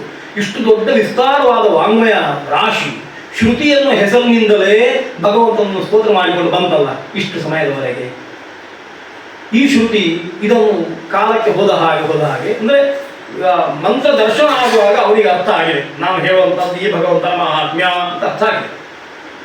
ಆಮೇಲೆ ತಂದೆ ಮಗನಿಗೆ ಉಪದೇಶ ಕೊಟ್ಟ, ಬಂತು, ಮಗನಿಗೂ ಅರ್ಥ ಆಯಿತು. ಮಗ ಹೇಳಿದ, ಮಗನಿಗೆ 4 ಮಕ್ಕಳು ಅಂತ ಎಣಿಸ್ಕೊಳ್ಳ. ಸ್ವಾಭಾವಿಕವಾಗಿ ನಮ್ಮಲ್ಲಿ ಏನಾಗ್ತದೆ ಅಂತಂದ್ರೆ ಯಾರಾದರೂ ಒಬ್ಬರು ಹೆಡ್ಡರಾಗಿರ್ತಾರೆ ಅಥವಾ 3 ಜನ ಹೆಡ್ಡರಾಗಿ ಒಬ್ಬ ಹುಷಾರಾಗಿರ್ತಾರೆ. ಹೀಗೆ ಒಬ್ಬನಿಂದ ಮತ್ತೊಬ್ಬನಿಗೆ ಒಂದು ಮಾತು, ಒಂದು ಕೃತಿ, ಒಂದು ವಸ್ತು ಬರ್ತಾ ಇರುವಾಗ ಸವೆತ ಎನ್ನುವಂತ ಹಾಗೆಯೇ ಆಗ್ತದೆ. ಒಂದು ಮಂಜುಗಡ್ಡೆಯನ್ನು 10 ಜನರ ಕೈ ಕೊಡ್ತಾ ಹೋದ್ರೆ ಸಣ್ಣದಾಗ್ತಾ ಬರ್ತದೆ. ಒಂದು ಮರದ ತುಂಡು ಒಮ್ಮೆ 10 ಜನರ ಕೈಗೆ ಹೋಗ್ತಾ ಬಂದ್ರೆ ಸರಿಯಾಗಿ ನೋಡಿದ್ರೆ ಅದರ ವೆಯ್ಟ್ನಲ್ಲಿ ವ್ಯತ್ಯಾಸ ಕಾಣಲೇಬೇಕು. ಒಂದು ಚಿನ್ನದ ಸರವನ್ನು 10 ಸರ್ತಿ ಹಾಕೊಂಡ್ರೆ 11 ಸರ್ತಿಗೆ ಮತ್ತೆ ತೂಕ ಮಾಡಿದ್ರೆ ಸ್ವಲ್ಪ ವ್ಯತ್ಯಾಸ. ಯಾಕೆಂತಂದ್ರೆ ಅದು ಆವಾಪ ಉದ್ವಾಪಗಳಿಂದ ಆಗಲೇಬೇಕು. ಅದಕ್ಕೋಸ್ಕರವೇ ವರ್ಷ ಚಿನ್ನವನ್ನು ಸರಿ ಮಾಡ್ತಾ ಇರೋದು, ಹೊಸ ಮಾಡ್ತಾ ಇರೋದು. ಅದು ಹಾಗೆ ಇದ್ರೆ ಮಾಡಬೇಕು. ಹೀಗೆ ಅದರಲ್ಲಿಯೂ ಸಣ್ಣ ಸಣ್ಣ ಸವೆತಗಳು ಬರ್ತಾ ಬರ್ತಾ ಬರ್ತಾ ಇರ್ತವೆ. ಕ್ರಮೇಣ ಇಲ್ಲಿವರೆಗೆ ಪರಿಸ್ಥಿತಿ ನಮ್ದು ಬಂತು ಅಂತಂದ್ರೆ, ಯಾಕೆ ಈ ಹರಿವಂಶ ಬಂತು ಅಂತ ಹೇಳ್ತಾ ಇದ್ದೇನೆ ನಾನು, ಪರಿಸ್ಥಿತಿ ಎಲ್ಲಿವರೆಗೆ ಬಂತು ಅಂತ ಕೇಳಿದ್ರೆ ನಾವು ಹೇಳುವ ಮಂತ್ರದ ಅರ್ಥವೇ ನಮ್ಗೆ ಗೊತ್ತಿಲ್ಲ. ತಂದೆ ನಮ್ಮ ಕಿವಿ ಮಾತ್ರ ಕೇಳಬೇಕು ಅಂತ ಹೇಳಿದಂತಹ ಗಾಯತ್ರಿಯ ಅರ್ಥವೇ ಅರ್ಥ ಗೊತ್ತಾಯ್ತು. ಸೂರ್ಯಮಂಡಲದಲ್ಲಿರುವಂತಹ ದೇವರು ನಮ್ಮ ಬುದ್ಧಿಯನ್ನು ಪ್ರಚೋದಿಸ್ತೀವಿ, ಸರಿಯಪ್ಪ ಅರ್ಥ ಆಯ್ತಲ್ವ. ಗಾಯತ್ರಿಗೆ ಆರೂಢವಾಗಿ ಹೇಳು, ತತ್ ಅಂದ್ರೆ ಏನು, ಸವಿತು ಅಂದ್ರೆ ಏನು, ವರೆಣ್ಯ ಅಂದ್ರೆ ಏನು, ಬರ್ಗ ಅಂದ್ರೆ ಏನು ಅಂತ ಈ ಶಬ್ದಕ್ಕೆ ಅರ್ಥ ಹೇಳು ಗೊತ್ತಿದ್ದಿ ಅಂತ 190 ಜನ ಅಥವಾ 99 ಜನ. ಯಾಕೆ ಅಂತ ಕೇಳಿದ್ರೆ ನಮ್ಗೆ ಹಾಗೆ ಹೇಳಿಕೊಟ್ಟಿಲ್ಲ. ನಮ್ಗೆ ಕೇವಲ ಗಾಯತ್ರಿಯನ್ನು ಉಪದೇಶ ಮಾಡಿದ ಮಾತ್ರ, ಮತ್ತು ಕೊನೆಗೆ ಧ್ಯಾನವನ್ನು ಹೇಳಿ ಹೀಗೆ ಗಾಯತ್ರಿಯ ಸಾಮಾನ್ಯವಾದ ಅರ್ಥ ಹೀಗೆ ಅಂತ. ಈ ರೀತಿ ಇದು ಬರ್ಲಿಕ್ಕೆ ಆರಂಭ ಮಾಡಿಯೇ 300-400 ವರ್ಷ ಆಯ್ತು. ಈ ರೀತಿಯ ನಮಗೆ ಗೊತ್ತಿದ್ದಾಗೆ ನಾವು ಹೇಳೋದು, ಅದಕ್ಕಿಂತ ಹಿಂದೆ ಗೊತ್ತಿಲ್ಲ. ಅಂತೂ ಈ 300-400 ವರ್ಷಗಳಿಂದ ಮಂತ್ರ ಎನ್ನುವಂಥದ್ದು ಅರ್ಥವನ್ನು ಬಿಟ್ಟೇ ಪ್ರವೃತ್ತಿ ಬಂತು ಅಂತ ಆಗುವಾಗ ಸಹಜವಾಗಿ ಮಂತ್ರದ ಬಗ್ಗೆ ಅವಜ್ಞೆ, ಮಂತ್ರದ ಅರ್ಥದ ಬಗ್ಗೆ ಜಿಜ್ಞಾಸೆ ಮಾಡಬೇಕು ಬೇಡ ಎನ್ನುವಂಥ ವ್ಯವಸ್ಥೆ, ಹೀಗೆ ಅದರ ಅರ್ಥದ ಬಗ್ಗೆ ಆಲೋಚನೆ ಮಾಡದೆ ಅದು ಕೇವಲ ಒಂದಿಷ್ಟು ಶಬ್ದ ರಾಶಿ ಎನ್ನುವಷ್ಟು ಅವಜ್ಞೆ ನಮಗೆ ಬಂತು. ಹಾಗಾಗಿ ವೇದದ ಅರ್ಥ ಸಾಮಾನ್ಯರಿಗೆ ಬಿಡುವ, ಅಸಾಮಾನ್ಯರು ಅಂತ ಎಣಿಸಿಕೊಂಡು ನಿತ್ಯ ವೇದವನ್ನು ಪಾರಾಯಣ ಮಾಡುವವರೆಗೂ ಕ್ಲಿಷ್ಟ ಅಂತ ಆಯ್ತು. ಇದನ್ನು ವ್ಯಾಸರೇ ಒಪ್ಪಿಕೊಳ್ತಾರೆ, ನಾವೆಂತ ವೇದವ್ಯಾಸರೇ ಒಪ್ಪಿಕೊಳ್ತಾರೆ. ಹೀಗೆ ಋಷಿಗಳೇ, ದೊಡ್ಡ ದೊಡ್ಡ ಋಷಿಗಳೇ ಹೋಗಿ ವೇದವ್ಯಾಸರನ್ನು ಕೇಳಿದ್ರಂತೆ. ವಯಸ್ಸು ಪರ್ಣ ಉಪಸೇಂದ್ರಂ ಯಮೇಧಾರ್ಷ ಯೋನಾಥಮಾಹ ಅಂತ ವೇದಮಂತ್ರವೇ ಅದನ್ನು ಹೇಳ್ತದೆ. ನಮಗೋಸ್ಕರ ವೇದಕ್ಕೆ ವ್ಯಾಖ್ಯಾನ ಮಾಡಿ ಅಂತ ಎಲ್ಲ ಋಷಿಗಳು ಬಂದು ವ್ಯಾಸರ ಹತ್ರ ಪ್ರಾರ್ಥನೆ ಮಾಡಿದರು. ಹಾಗಾಗಿ ವೇದವನ್ನು ಪೂರ್ಣವಾಗಿ ಅರ್ಥ ಮಾಡಿಕೊಳ್ಳಲಿಕ್ಕೆ ಆಗಲಿಲ್ಲ ಅಂತಾಗುವಾಗ ವೇದವ್ಯಾಸರು ಭಗವಂತನೇ ವೇದವ್ಯಾಸರಾಗಿ ಅವತಾರ ಮಾಡಿ ಬಂದು ವೇದವನ್ನು ಸಂಗ್ರಹ ಮಾಡಿದರು. ಮೊದಲಿಗೆ ಸಂಗ್ರಹ ಮಾಡಿ ಒಂದಿಷ್ಟು ಭಾಗವನ್ನು ಋಗ್ವೇದ ಅಂತ, ಒಂದಿಷ್ಟು ಭಾಗವನ್ನು ಯಜಸ್ಸು ಅಂತ, ಮತ್ತೊಂದಿಷ್ಟು ಭಾಗವನ್ನು ಸಾಮ ಅಂತ, ಒಂದಿಷ್ಟು ಭಾಗವನ್ನು ಅಥರ್ವ ಅಂತ 3 ವಿಭಾಗ ಮಾಡಿದರು ಅಂತ ಸಾಮಾನ್ಯವಾಗಿ ತ್ರೈ ಅಂತ ಕರೆಯುವಂಥದ್ದು ಪ್ರಧಾನವಾಗಿ. ಅಂತೂ ಆ ವಿಭಾಗ ಮಾಡಿಬಿಟ್ರು. ವಿಭಾಗ ಮಾಡಿ ನಮಗೆ ಇಡೀ ವೇದವನ್ನು ಕಲಿಯುವ ಭಾವನೆಯನ್ನು ತಪ್ಪಿಸಿ, ನೀವು ಋಕ್ಷಾಖೆಯವರು ಇಷ್ಟು ಮಂತ್ರ ಮಾತ್ರ ಕಲಿಯಿರಿ, 10,000 ಸಂಹಿತೆಯ ಮಂತ್ರಗಳು, ಒಂದಿಷ್ಟು 2,000 ಬ್ರಾಹ್ಮಣ ಮಂತ್ರಗಳು, ಮತ್ತೊಂದಿಷ್ಟು ಉಪನಿಷತ್ ಮಂತ್ರಗಳು, ಮತ್ತೊಂದಿಷ್ಟು ಆರಣ್ಯಕ, ಒಂದು 15,000 ಮಂತ್ರ ಕಲಿಯಿರಿ ಅಂತ ಹೇಳಿ. ಯಜುರ್ವೇದಿಗಳಿಗೆ ಒಂದಿಷ್ಟು 1000 ಮಂತ್ರ ಕಲಿಯಿರಿ, ಸಾಮವೇದಿಗಳಿಗೆ ಒಂದಿಷ್ಟು 1000, ಎಲ್ಲ 1000ದಲ್ಲೇ ಕೊಟ್ಟದ್ದು, 100ರಲ್ಲ. ಹೀಗೆ ಕೊಟ್ಟು ಕಲಿಯಿರಿ ಅಂತ ಹೇಳಿ ನಮಗೇನಾಯಿತು, ಅಖಂಡವಾದ ವೇದವನ್ನು ಒಂದಿಷ್ಟು ಸಣ್ಣ ಸಣ್ಣ ಸಣ್ಣ ಖಂಡವಾಗಿ ಮಾರ್ಪಡಿಸಿದ್ರಿಂದ ಆ ಕಾಲಕ್ಕೆ ಒಂದು ಸರ್ತಿ ನಮ್ಗೆ ಅಯ್ಯಪ್ಪ ಅಂತ ಆಯ್ತು. ಇಷ್ಟು ಕಲಿತ್ರೆ ಸಾಕು, ಅಂದರೆ ನಾವು ಕಮ್ಮಿ ಕಲಿತಾ ಇದ್ದೇವೆ ಅಂತ ಹೇಳ್ತಾ ಇದ್ದೇವೆ. ಇದು ಒಂದಿಷ್ಟು ಸಮಯ ಆದಮೇಲೆ ನಮಗೆ ಅಂತ ವಹಿಸಿಕೊಟ್ಟ ಶಾಖೆಯಲ್ಲೇ ಅದನ್ನು ಪೂರ್ತಿ ಅಧ್ಯಯನ ಮಾಡಲಿಕ್ಕೆ ಆಗುವುದಿಲ್ಲ ಅಂತ ಆಯ್ತು. ಬ್ರಾಹ್ಮಣಾರಣ್ಯಕ್ಕೆ ಓದಿಲ್ಲ, ಸಂಹಿತೆ ಆಗಿದೆ ಅಂತ. ಹೀಗಾಗಲಿಕ್ಕೆ ಶುರು ಮಾಡುವಾಗ ಅಧ್ಯಯನ ಮತ್ತೂ ಕಮ್ಮಿ ಆಯಿತು. ಕೊನೆಗಾಗುವಾಗ ಏನಾಯಿತು ಅಂತಂದ್ರೆ ಉಚ್ಚಾರಣ ಶಿಕ್ಷಾ ಮಾತ್ರ ಅಂತ, ಮಂತ್ರವನ್ನು ಹೇಗೆ ಉಚ್ಚಾರಣೆ ಮಾಡಬೇಕು ಅಂತ ಹೇಳಿಕೊಡ್ತಾರೆ ಹಾಗೆ ಕಲಿತ್ರೆ ಸಾಕು ಅಂತ ಆಯಿತು. ಈಗ ಪರಿಸ್ಥಿತಿ ಎಲ್ಲರೂ ಬಂದಿದೆ ಅಂತ ಕೇಳಿದ್ರೆ ನಮಗೆ ಯಾವುದು ಖರ್ಚಿಗೆ ಬೇಕು ಅಷ್ಟು ಮಂತ್ರವನ್ನು ಮಾತ್ರ ಕಲಿತ್ರೆ ಸಾಕು. ಹಾಗಾಗಿ ಏನಾಯಿತು ಅಂತಂದ್ರೆ ಕಾಲೋಚಿತ ಅಂದ್ರೆ ಸಮಯೋಚಿತ, ನಮ್ಮ ಕೆಲಸಕ್ಕೂ ಉಚಿತ ಅಂತ ಅರ್ಥ. ಕಾಲ ಎನ್ನುವುದಕ್ಕಲ್ಲಿ ಕೇವಲ ಪ್ರಕ್ರಿಯಾ ಕಾಲ ಅಂತ ಅರ್ಥ, ಕಾಲೋಚಿತ ಮಂತ್ರಗಳು ಅಂತ ಅರ್ಥ. ಹಾಗಾಗಿ ಉಳಿದದ್ದು ಅದಕ್ಕೆ ಉಚಿತ ಅಲ್ಲ ಅಂತ ಅರ್ಥ ಮಂತ್ರಗಳು. ಹಾಗೆ ಆ ದೃಷ್ಟಿಯಿಂದ ಕಾಲೋಚಿತ ಅಂತ ಆಗಿ ಹೋಗಿ ಮಂತ್ರಗಳೇ ಒಂದಿಷ್ಟು ಕಮ್ಮಿ ಅಂತ ಆಯ್ತು. ಈ ಪ್ರಕ್ರಿಯೆ ಮನುಷ್ಯ ಸಹಜವಾಗಿ ಬರುವಂಥದ್ದು. ಇದು ಮಂತ್ರಕ್ಕೆ ಮಾತ್ರ ಅಲ್ಲ, ಎಲ್ಲ ವಿಷಯಕ್ಕೂ ಬರ್ತದೆ, ಪ್ರತಿಯೊಂದು ವಿಷಯಕ್ಕೂ ಬರ್ತದೆ. ಯಾಕೆ ಅಂತ ಕೇಳಿದ್ರೆ ಸ್ವಾಭಾವಿಕವಾಗಿ ಮನುಷ್ಯನಲ್ಲಿ ಎರಡು ಗುಣ ಇರುವಂಥದ್ದು. ಒಂದು ಪರಮ ಆಲಸ್ಯ, ಮತ್ತೊಂದು ನಿರಂತರ ತುಡಿತ. ಯಾರಿಗೆ ಆಲಸ್ಯವನ್ನು ಬಗ್ಗು ಬಡಿಯುವ ಸಾಮರ್ಥ್ಯ ಜನ್ಮತಃ ಇರ್ತದೋ ಅವ ಮೇಲೆ ಹೋಗ್ಲಿಕ್ಕೆ ಪ್ರಯತ್ನ ಮಾಡ್ತಾನೆ, ಅವ ಉದ್ಧಾರ ಆಗ್ತಾನೆ. ಯಾರಿಗೆ ಮೇಲೆ ಹೋಗುವುದು ಬೇಡ ಅಂತ ಕಾಣ್ತದೋ ಅವ ಆಲಸ್ಯವನ್ನು ಮತ್ತಷ್ಟು ಅಪ್ಪಿಕೊಳ್ತಾನೆ, ಕೆಳಗೆ ಕೆಳಗೆ ಕೆಳಗೆ ಹೋಗ್ತಾನೆ. ಏನಾಯಿತು ಕಾಲಾಂತರದಲ್ಲಿ ಅಂತಂದ್ರೆ ಕೆಳಗೆ ಹೋಗುವವರ ಸಂಖ್ಯೆ ಜಾಸ್ತಿ ಆಯಿತು, ಮೇಲೆ ಹೋಗ್ಲಿಕ್ಕೆ ಕಾರಣವಾಗುತ್ತದೆ ಅಂತ. ಹಾಗಾಗಿ ಕೆಳಗೆ ಹೋಗುವವರ ಸಂಖ್ಯೆ ಜಾಸ್ತಿ ಆದ ಕೂಡಲೇ ಅವರು ಕೆಳಗೆ ಮನೆ ಮಾಡಿದ್ರು, ಮೇಲೆ ಹೋಗುವುದನ್ನು ಬಿಟ್ಟರು. ಅಂದರೆ ಒಂದು ಕಾಲಕ್ಕೆ ಋಷಿಗಳು, ಮನುಷ್ಯರು, ರಾಜರು ಸ್ವರ್ಗಕ್ಕೆ ಕಷ್ಟ ಬಂದರೆ ಹೋಗ್ತಾ ಇದ್ದಂತೆ ಸರಿ ಮಾಡಿಕೊಡ್ಲಿಕ್ಕೆ. ನಾವಿವತ್ತು ಸ್ವರ್ಗಕ್ಕೆ ಕಷ್ಟ ಬಂದು ಹೋದ್ರೆ ಹೋಗುದು ಬಿಡುವ, ಕಷ್ಟ ಬಂದಾಗ ಸ್ವರ್ಗ ನೋಡಿ ಅಂತಂದ್ರೂ ನೋಡ್ಲಿಕ್ಕೆ ಆಗುದಿಲ್ಲ, ಇಲ್ಲೇ ದೇವರು ಬರ್ತಾನ ನೋಡ್ತೇವೆ. ಅಂದ್ರೆ ಕುತ್ತಿಗೆ ಎತ್ತರ ಮಾಡ್ಲಿಕ್ಕೂ ಕಷ್ಟ ಆಗ್ತದೆ ಎನ್ನುವ ಪರಿಸ್ಥಿತಿ ಬಂತು. ಹೀಗೆ ವೇದ ಎನ್ನುವಂಥದ್ದು ನಮ್ಮ ಸ್ಮೃತಿ ಪಟಲದಿಂದ ದೂರ ಆಗಿ, ಅರ್ಥತಃ ದೂರ ಆಯಿತು, ಶಬ್ದತಃ ದೂರ ಆಯಿತು. ವೇದವನ್ನು ಇಟ್ಟುಕೊಂಡು ಯಾವ ಕೆಲಸವೂ ಮಾಡಲಿಕ್ಕಾಗುವುದಿಲ್ಲ ಅಂತ ಆದ ಕೂಡಲೇ ಒಂದಿಷ್ಟು ಜನಕ್ಕೆ ಆಸಕ್ತಿ ಬಂತು. ನಾವು ವೇದವನ್ನು ಕಲಿಬೇಕು, ನಾವು ಅಧ್ಯಯನ ಮಾಡಬೇಕು. ಆದರೆ ಈ ಶಾಸ್ತ್ರವೇ ಅಥವಾ ಋಷಿಗಳೇ ನೀವು ಕಲಿಯುವುದು ಬೇಡ, ನೀವು ಸುಮ್ಮನೆ ಕೂತ್ಕೊಳ್ಳಿ, ನಿಮಗೆ ವೇದ ಅಲ್ಲ, ವೇದಕ್ಕೆ ಕಲಿಕೆ ಅಧಿಕಾರಿಗಳು ನೀವು, ನಿಮ್ಗೆ ಉಪನಯನ ಆಗಲಿಲ್ಲ ಅಂತ ಒಂದು ವ್ಯವಸ್ಥೆ ಬಂತು. ವರ್ಣ ಧರ್ಮ, ಆಶ್ರಮ ಧರ್ಮ, ಅದೇ ರೀತಿಯಲ್ಲಿ ನಿತ್ಯ ಧರ್ಮಗಳು ಕೆಲವಿದ್ದಾರೆ. ಹಾಗಾಗಿ ಸ್ತ್ರೀಯರು ಅದರಿಂದ ಹೊರಗುಳಿದರು. ಕೈವರ್ಣಿಕರಿಂದ ಹೊರಗಿರುವಂತಹ 4ನೇ ವರ್ಣದವರು ಹೊರಗುಳಿದರು. ಹೀಗೆ ಅದರಲ್ಲೂ ಒಂದಿಷ್ಟು ಜನ ವಿಮುಖರಾದರು. ಆದರೆ ಅವರಿಗೆ ಆಸಕ್ತಿ ಉಂಟು, ವೇದವನ್ನು ಕಲಿಬೇಕು ಅಥವಾ ವೇದಾರ್ಥವನ್ನು ಕೇಳಬೇಕು ಅಂತ ಆಸಕ್ತಿ ಉಂಟು. ಈಗ ಏನು ಮಾಡೋದು? ಮತ್ತೆ ಋಷಿಗಳು ವೇದವ್ಯಾಸರ ಹತ್ರ ಹೋದರು, ಒಂದು ಉಪಕಾರ ಮಾಡಿ, ವೇದವನ್ನು ಯಾರಿಗೆ ಕಲಿಬೇಕು ಅಂತುಂಟು ಅವರಿಗೆ ಕಲೀಲಿಕ್ಕೆ ಮನಸ್ಸಿಲ್ಲ, ಯಾರು ಕಲಿಯುವುದು ಬೇಡ ಅಂತ ನಿರ್ಧಾರ ಮಾಡಿದ್ದೀರೋ ಅವರಿಗೆ ಆಸಕ್ತಿ ಉಂಟು, ಏನು ಮಾಡಲಿ, ಲೋಕದ ಪರಿಸ್ಥಿತಿ ಹೀಗಾಗಿದೆ. ವೇದವ್ಯಾಸರಿಗೆ ಕರುಣೆ ಬಂತು. ಅವ್ರು ಹೇಳಿದರು, ಹಾಗಾದ್ರೆ ಒಂದು ಕೆಲಸ ಮಾಡಿ, ಅವರಿಗೂ ತೊಂದರೆ ಆಗೋದು ಬೇಡ, ಇವರಿಗೂ ತೊಂದರೆ ಆಗೋದು ಬೇಡ, ಒಂದು ವ್ಯವಸ್ಥೆ ಮಾಡ್ತೇನೆ. ಯಾರಿಗೆ ಅದರ ಅರ್ಥವನ್ನು ಅನುಸಂಧಾನ ಮಾಡಬೇಕು ಅಂತ ಮನಸ್ಸುಂಟೋ ಅವರಿಗೋಸ್ಕರ ವೇದದ ಸಾರೋಪ ಬ್ರಹ್ಮಿತವಾದ ವೇದದ ಅರ್ಥವನ್ನೇ ತುಂಬಿರುವ ಮತ್ತೊಂದು ಗ್ರಂಥವನ್ನು ನಾನು ಮಾಡಿಕೊಡ್ತೇನೆ ಅಂತ ಹೇಳಿ 4 ವೇದ ವಿಭಾಗ ಮಾಡಿದ ಅನಂತರ ಕಾಲದಲ್ಲಿ ಇಡೀ ವೇದಾರ್ಥವನ್ನು ಒಳಗೊಂಡಿರುವ ಒಂದು ಗ್ರಂಥವನ್ನು ರಚನೆ ಮಾಡಿದರು. ಅದಕ್ಕೆ ಮಹಾಭಾರತ ಅಂತ ಹೆಸರು. ಗೀತಾ ಭಾಷ್ಯದ ಆರಂಭದಲ್ಲಿ ಮಧ್ವಾಚಾರ್ಯ ಹೇಳ್ತಾರೆ, ನಷ್ಟ ಧರ್ಮಜ್ಞಾನ ಲೋಕ ಕೃಪಾಲುಭಿ ಬ್ರಹ್ಮರುದ್ರೇಂದ್ರಾದಿಭಿ ಅರ್ಚಿತಃ ಭಗವಾನ್ ವ್ಯಾಸ ಅವತಾರ ಅಂತ. ಈ ಧರ್ಮ ನಾಶ ಆಗುತ್ತದೆ, ವೇದವನ್ನು ಓದಲಿಕ್ಕೆ ಆಗುತ್ತಾ ಇಲ್ಲ ಅಂತ ಹೇಳುವಾಗ ಭಗವಂತನೇ ವ್ಯಾಸರೂಪದಿಂದ ಅವತಾರ ಮಾಡಿ ವೇದದ ಅರ್ಥವೇ ತುಂಬಿರುವಂತಹ ಮತ್ತೊಂದು ಗ್ರಂಥವನ್ನು ಕೊಟ್ಟರು. ಅದಕ್ಕೆ 5ನೇ ವೇದ ಅಂತ ಕರೆದರು, ಪಂಚಮೋ ವೇದ ಅಂತ. ಹಾಗಾಗಿ ಇತಿಹಾಸ ಪುರಾಣ ಪಂಚಮೋ ವೇದ ಅಂತ 5ನೇ ವೇದ ಅಂತ ಇದನ್ನು ಕಲಿತು. ಆದರೆ ಅದಕ್ಕೆ ಸ್ವರ ಇಲ್ಲ, ಅದಕ್ಕೆ ಆನುಪೂರ್ವಿ ಇಲ್ಲ, ಅದು ವ್ಯತ್ಯಾಸ ಆಗ್ತದೆ. ಯಾಕೆ ಅಂತಂದ್ರೆ ಅದು ಪುರುಷ ನಿರ್ಮಿತವಾದದ್ದು, ಮಹಾಪುರುಷ ನಿರ್ಮಿತವಾದದ್ದು. ವೇದ ಎನ್ನುವಂಥದ್ದು ಪುರುಷ ನಿರ್ಮಿತವೂ ಅಲ್ಲ, ಅಪೌರುಷೇಯವಾದ್ದು. ಮಹಾಭಾರತ ಪೌರುಷೇಯವಾದ್ದು, ಪುರುಷ ನಿರ್ಮಿತವಾದದ್ದು ಅಂತ. ಇದನ್ನು ಯಾಕೆ ಕೊಟ್ಟರು ಅಂತ ಕೇಳಿದ್ರೆ, ಯಾರು ವೇದವನ್ನು ಕಲೀಲಿಕ್ಕೆ ಕಷ್ಟ ಆಗ್ತದೆ ಅನ್ನೋರೂ ಅದನ್ನು ಕಲಿಯಿರಿ, ಯಾರಿಗೆ ವೇದವನ್ನು ಕಲೀಲಿಕ್ಕಿಲ್ಲ ಅಂತ ನಿಯಮ ಇದೆ ಅವರೂ ಕಲಿಯಿರಿ. ಹಾಗಾಗಿ ಮಹಾಭಾರತವನ್ನು ಓದಲಿಕ್ಕೆ ಮತ್ತು ಪುನಃ ಅವು ಬೇಡ ಇವು ಬೇಡ ಅಂತ ಹೇಳಬೇಡಿ ಅಂತ. ಮಹಾಭಾರತ ಪುರಾಣಗಳು ಎನ್ನುವಂಥದ್ದು ಎಲ್ರಿಗೋಸ್ಕರ ಬಂದದ್ದು, ಎಲ್ಲರೂ ಕಲಿಬಹುದು, ಎಲ್ಲರೂ ಅದನ್ನು ಓದಬಹುದು, ಪಾರಾಯಣ ಮಾಡಬಹುದು.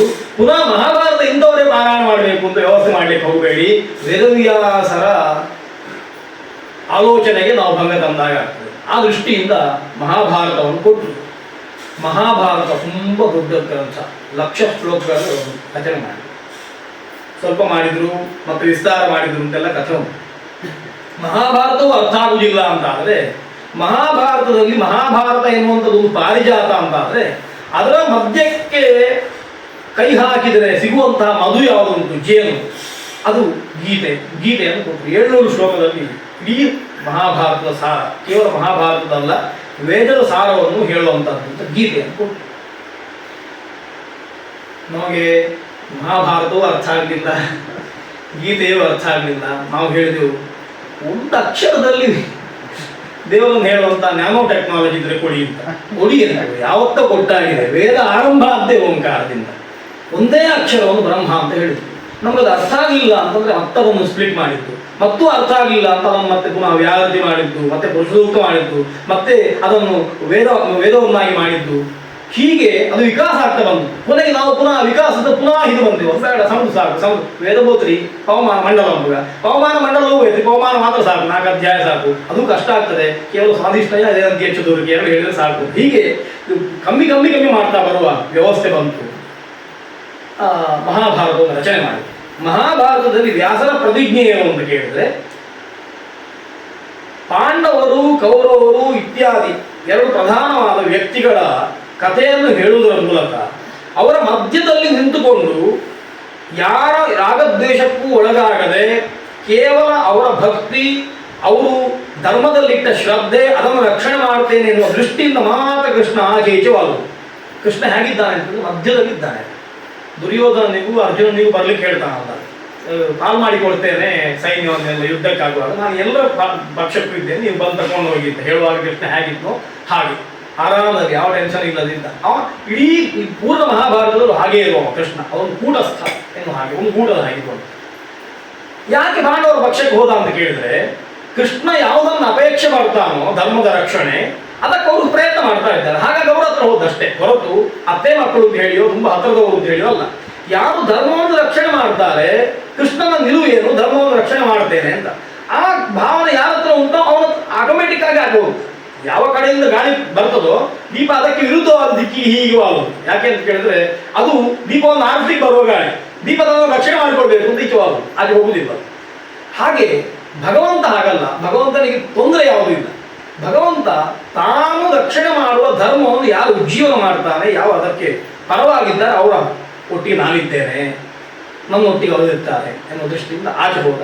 ಕೌರವ ಒಟ್ಟಿಗೆ ಯಾಕೆ ಹೋಗಲಿಲ್ಲ ಅಂತ ಕೇಳಿದ್ರೆ, ಅವರು ಅಧರ್ಮ ಮಾಡಿದ್ರು ಅನ್ನೋ ಕಾರಣಕ್ಕೋಸ್ಕರ ಆಚೆ ಹೋಗಲಿಲ್ಲ ಅಂತ. ಇಲ್ಲದಿದ್ದರೆ ಭೀಷ್ಮಾದಿಗಳು ಆ ಪಾಳಯದಲ್ಲಿ ಇದ್ದರೂ ಕೂಡ ಅವರು ಮಾಡಿದ ಒಳ್ಳೆಯ ಕೆಲಸಕ್ಕೆ ಅನುಗ್ರಹ ಮಾಡ್ತಾನೆ ಕೃಷ್ಣ. ಸಹಸ್ರನಾಮವನ್ನು ತಾನು ಕೇಳ್ತಾನೆ ಕೂತ್ಕೊಂಡು. ಭೀಷ್ಮರು ಶರಶೈಯಲ್ಲಿ ಹೇಳುವಾಗ, ವಿಶ್ವ ಹೊರಟಾರ ಅಂತ ಹೇಳುವಾಗ, ಎಷ್ಟು ದೊಡ್ಡ ಋಷಿಗಳು ಭೀಷ್ಮರು ಅಂತ ಕೇಳಿದರೆ, ಬೇರೆ ಋಷಿಗಳಿಗೆ ಮಂತ್ರ ದರ್ಶನ ಆಗುವಾಗ ಮಂತ್ರ ಪ್ರತಿಪಾದ್ಯವಾದ ದೇವತೆ ಎದುರಿಗೆ ಬಂದು ಕೂತ್ಕೊಂಡಿದ್ದೋ ಇಲ್ಲವೋ ಗೊತ್ತಿಲ್ಲ, ಅವರ ಹತ್ರ ಕೇಳಬೇಕು. ಆದರೆ ಭೀಷ್ಮರು ಒಂದು ಮಂತ್ರವನ್ನು ದರ್ಶನ ಮಾಡಿಕೊಂಡು ಹೇಳ್ತಾ ಇರುವಾಗ ಅಷ್ಟು 1000 ಹೆಸರುಗಳಿಂದ ಪ್ರತಿಪಾದ್ಯವಾದಂತಹ ರೂಪ ಹತ್ತಿರ ಕೂತ್ಕೊಂಡು ಹೌದು ಹೌದು ಹೌದು ಅಹಮಸ್ಮಿ ಅಹಮಸ್ಮಿ ಅಹಮಸ್ಮಿ ಅಂತ ಹೇಳ್ತಾ ಉಂಟು. ಈ ಭಾಗ್ಯ ಯಾರಿಗೂ ನೋವಿನಲ್ಲಿ ಹೇಳ್ತಾ ಇದ್ದಾರೆ. ಶರಗಳು ಚುಚ್ಚಿದೆ. ಶರಶೈಯಿ ಅಂತಂದ್ರೆ ಮಹಾಭಾರತ ಸೀರಿಯಲ್ನಲ್ಲಿ ತೋರಿಸಿದ ಹಾಗೆ ಬಾಣಗಳಿಂದ ಒಂದು ಒಳ್ಳೆ ಮಂಚ ಮಾಡಿ ಅದರ ಮೇಲೆ ಒಂದು ಒಳ್ಳೆ ತಿಂಬಿಟ್ಟು ಅದರ ಮೇಲೆ ಮಲ್ಕೊಳ್ಳಿ ಅಂತ ಹೇಳಿದ್ದಲ್ಲ. ಭೀಷ್ಮರಿಗೆ ಶರವನ್ನು ಚುಚ್ಚಿ ಚುಚ್ಚಿ ಚುಚ್ಚಿ ಆ ಶರವೇ ಆ ಕಡೆಯಿಂದ ಬಂದು ಭೀಷ್ಮ ಹೊರಗಿದ ಕೂಡಲೇ ಅದು ಮಂಚದ ಹಾಗಾದದ್ದು ರಕ್ತ. ಒಂದೊಂದು ಕ್ಷಣಕ್ಕೆ ಒಂದೊಂದು ರಕ್ತದ ಬಿಂದು ಕೆಳಗೆ ಬೀಳ್ತಾ ಉಂಟು, ದೇಹದಲ್ಲಿರುವ ಸತ್ವ ಎಲ್ಲ ಹೋಗ್ತಾ ಉಂಟು. ಆ ಸ್ಥಿತಿಯಲ್ಲಿ ಅವರು ಹೇಳ್ತಾರೆ, ಬದ್ಧೋ ಮುಚ್ಚಿಯತ ಬಂಧನ, ಕಟ್ಟಿ ಹಾಕಲ್ಪಟ್ಟವ ಇದನ್ನು ಹೇಳಿದ್ರೆ ಅವ ಮುಕ್ತನಾಗುತ್ತಾನೆ, ಅದನ್ನು ಹೇಳ್ತೇನೆ ಅಂತ ಹೇಳಿ ಸಹಸ್ರನಾಮ ಹೇಳಿದ್ರಲ್ವ, ಅದು ಒಂದು ಸಾಕು. ಅದಕ್ಕೋಸ್ಕರ ಇಡೀ ಮಹಾಭಾರತವನ್ನು ಹಿಂಡಿದ್ರೆ 2 ಲೋಟೆಯಲ್ಲಿ ರಸ ಸಿಗ್ತದೆ, ಒಂದು ಗೀತೆ, ಒಂದು ವಿಷ್ಣು ಸಹಸ್ರನಾಮ. ಹಾಗಾಗಿ ಭಾರತಂ ಸರ್ವಶಾಸ್ತ್ರೇಷು ಭಾರತೀಯ ಗೀತಿಕಾ ವರ ವಿಷ್ಣು ಸಹಸ್ರನಾಮ ವಿಜ್ಞೇಯಂ ಪಾಠ್ಯಂಚ ತದ್ವಯಂ.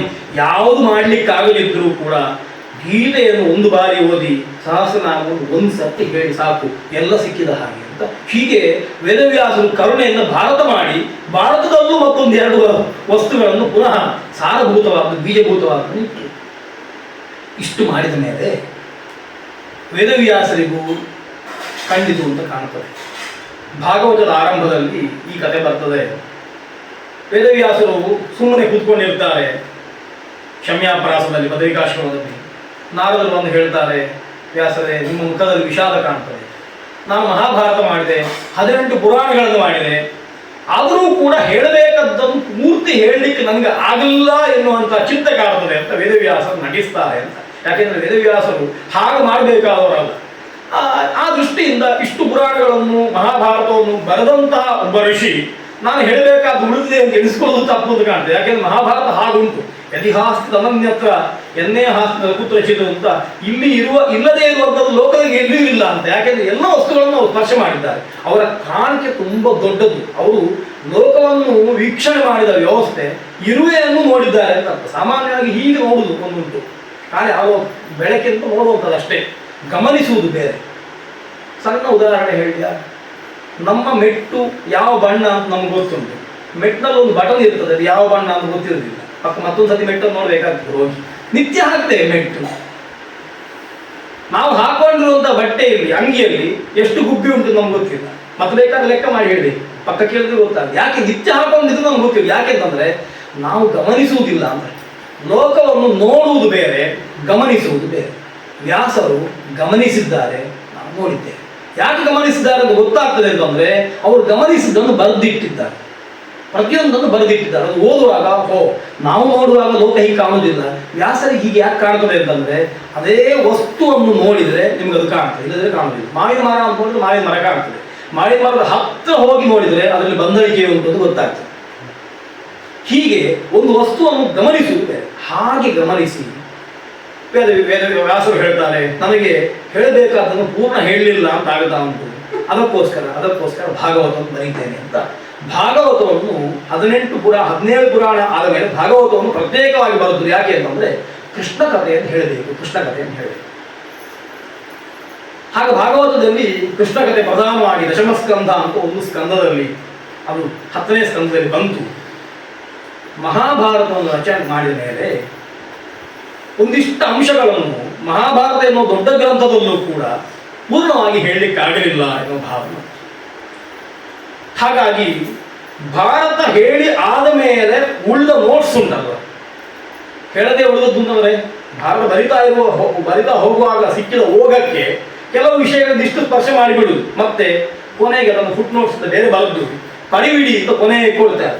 ಈ ವಿಷಯದ ಬಗ್ಗೆ ಕೇವಲ ಒಂದು ಕೋಟ್ ಮಾತ್ರ ಮಾಡೋದು ಅಷ್ಟೇ, ಅದಕ್ಕೊಂದು ಸಂಖ್ಯೆ ಹಾಕಿ ಕೊನೆಗಾಗುವಾಗ ಗ್ರಂಥ ಮುಗಿದ ಮೇಲೆ ಆ ಸಂಖ್ಯೆಯನ್ನು ಹಾಕಿ ಅದರ ಬಗ್ಗೆ ಪೂರ್ಣ ವಿವರ ಕೊಡುವ ಹಾಗೆ ಭಾರತದಲ್ಲಿ ಹೇಳಿದಂತಹ ಕಥೆಗಳನ್ನು ಕ್ರೋಢೀಕರಣ ಮಾಡಿ ಪೂರ್ಣವಾಗಿ ಕೃಷ್ಣನ ವಂಶವನ್ನೇ ಹೇಳಬೇಕು.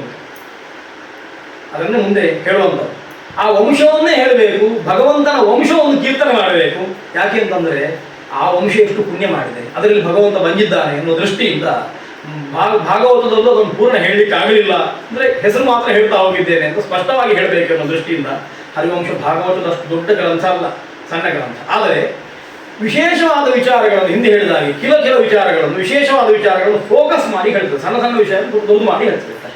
ಹೀಗೆ ಭಗವಂತನ ಮಹಾತ್ಮೆಯನ್ನು ಮತ್ತಷ್ಟು ಹೇಳಬೇಕು, ಭಗವಂತನ ವಂಶ ಹೇಳಬೇಕು ಅಂತ ಪ್ರಯತ್ನ ಮಾಡಿ ಮತ್ತೊಂದು ಆಲೋಚನೆ ಮಾಡಿ ಮಹಾಭಾರತದೊಟ್ಟಿಗೆ ಮತ್ತೊಂದು ಫ್ರೀ ಕೊಟ್ಟರು, ಅದು ಹರಿವಂಶ. ಮಹಾಭಾರತ ಓದಿದ್ದಕ್ಕೆ ಉಚಿತ ಏನು ಅಂತ ಕೇಳಿದ್ರೆ ಇದು ಉಚಿತ ಅಂತಂದ್ರೆ ಇದು ಓದಲೇಬೇಕಾದಂತ ಅರ್ಥ. ಧರ್ಮಕ್ಕೆ ಕೊಡುವುದು, ಬಿಟ್ಟಿ ಕೊಡುವುದು ಅಂತ ಅರ್ಥ ಅಲ್ಲ, ಇದು ಪೂರ್ಣ ಉಚಿತವಾದದ್ದು ಅಂತ. ಮಹಾಭಾರತಕ್ಕೆ ಉಚಿತವಾದಂಥದ್ದು ಹರಿವಂಶ. ಆ ದೃಷ್ಟಿಯಿಂದ ಹರಿವಂಶ ಎನ್ನುವಂಥದ್ದು ಪುರಾಣಗಳಲ್ಲಿ ಸೇರುವುದಿಲ್ಲ.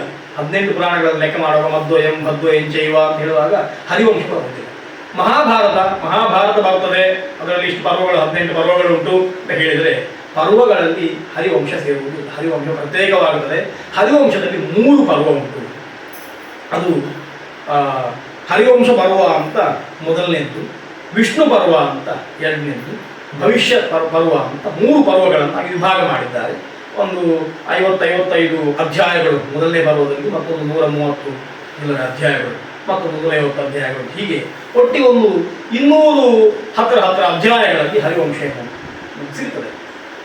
ಆದರೆ ಪೂರ್ಣವಾಗಿ ಕೃಷ್ಣನ ವಂಶವನ್ನು, ಕೃಷ್ಣನ ಮಹಾತ್ಮ್ಯವನ್ನು ಹೇಳುವ ಮತ್ತೊಂದು ಗ್ರಂಥ. ಹಾಗಾಗಿ ನಮಗೆ ಭಗವಂತನ ಬಗ್ಗೆ ತಿಳ್ಕೊಳ್ಳಿಕ್ಕೆ ಪ್ರಧಾನವಾಗಿ ಕೃಷ್ಣ ಕಥೆಯನ್ನೆಲ್ಲ ಕ್ರೋಢೀಕರಣ ಮಾಡುವಾಗ ಈ 3 ಅನ್ನು 4 ಇಷ್ಟಿಟ್ಟುಕೊಳ್ಳುವ ವ್ಯವಸ್ಥೆ ಉಂಟು. ಒಂದು ಮಹಾಭಾರತವನ್ನು, ಇನ್ನೊಂದು ಭಾಗವತವನ್ನು, ಮತ್ತೊಂದು ಹರಿವಂಶವನ್ನು, ವಿಷ್ಣು ಪುರಾಣವನ್ನು. ಹೀಗೆ ಅಷ್ಟನ್ನು ಇಟ್ಟುಕೊಂಡು ಕೃಷ್ಣ ಕಥೆಯನ್ನು ಪೂರ್ತಿ ಮಾಡಲಿಕ್ಕೆ ಆಗ್ತದೆ. ಇಲ್ಲದಿದ್ದರೆ ಕೆಲವು ಬಾರಿ ಕೆಲವು ಕಥೆಗಳು ಅಲ್ಲಿದ್ದದ್ದು ಇಲ್ಲಿದ್ದಲ್ಲಿಲ್ಲ, ಇಲ್ಲಿ ಸ್ವಲ್ಪ ಇದ್ದರೆ ಅಲ್ಲಿ ಹೆಚ್ಚಿರ್ತದೆ. ಈ ರೀತಿಯ ವ್ಯವಸ್ಥೆಗಳು ಇದೆಲ್ಲ ಯಾಕೆ ಬಂತು ಅಂತ ಹರಿವಂಶ ಅದಕ್ಕೆ ಮುಂದೆ ನಮಗೆ ಕೊಡ್ತದೆ, ಉತ್ತರಗಳನ್ನು ಕೊಡ್ತದೆ.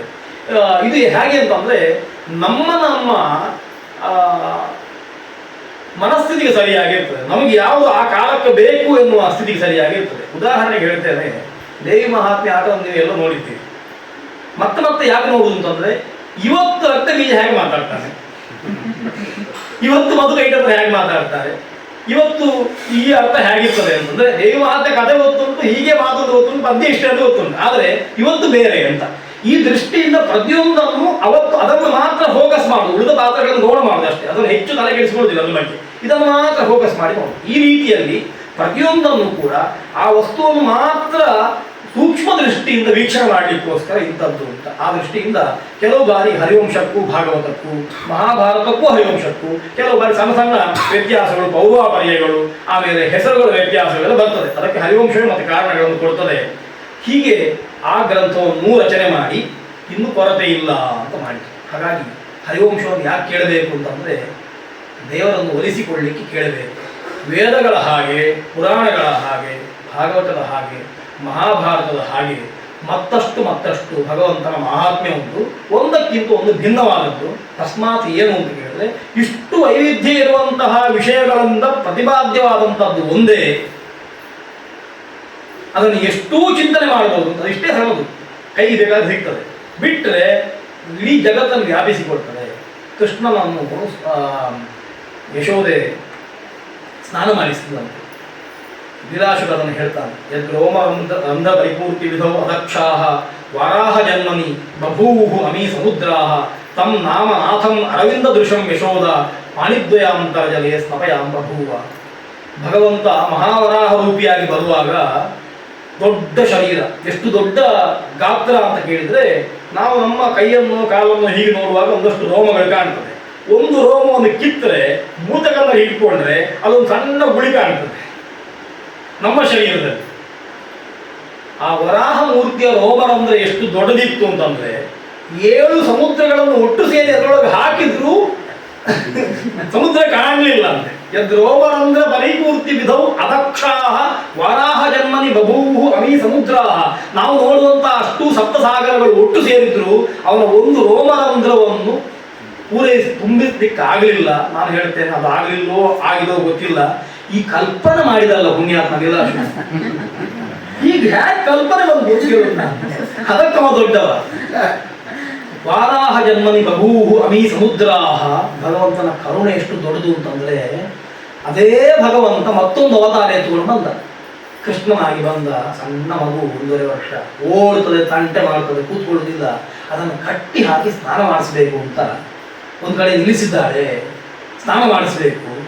ನೀರು ಹೇಗೆ ತೆಗೆದದ್ದು ಅಂತ ಕೇಳಿದರೆ ತಮ್ಮ ನಾಮ ನಾಥಂ ಅರವಿಂದ ದೃಶಂ ಯಶೋದ ಪಾಣಿದ್ವಯಾಂತರ್ಜಲೇ ಸ್ನಪಯಾಂ ಬಭೂವ. ಅವಳಿಗೆ ಗೊತ್ತಿಲ್ಲ ಆ ಕಾಲದಲ್ಲಿ ಸಮುದ್ರದ ನೀರೆಲ್ಲ ಒಳಗೋಗಿದೆ ಅಂತ. ಇಷ್ಟು ಸಾಕಪ್ಪ ಈ ಮಗುವನ್ನು ಚಂಡಿ ಮಾಡಲಿಕ್ಕೆ ಅಂತ ಪಾತ್ರೆಯಿಂದ ಒಂದು ಬೊಗಸೆಯಲ್ಲಿ ನೀರು ತೆಗೆದ್ಲಂತೆ.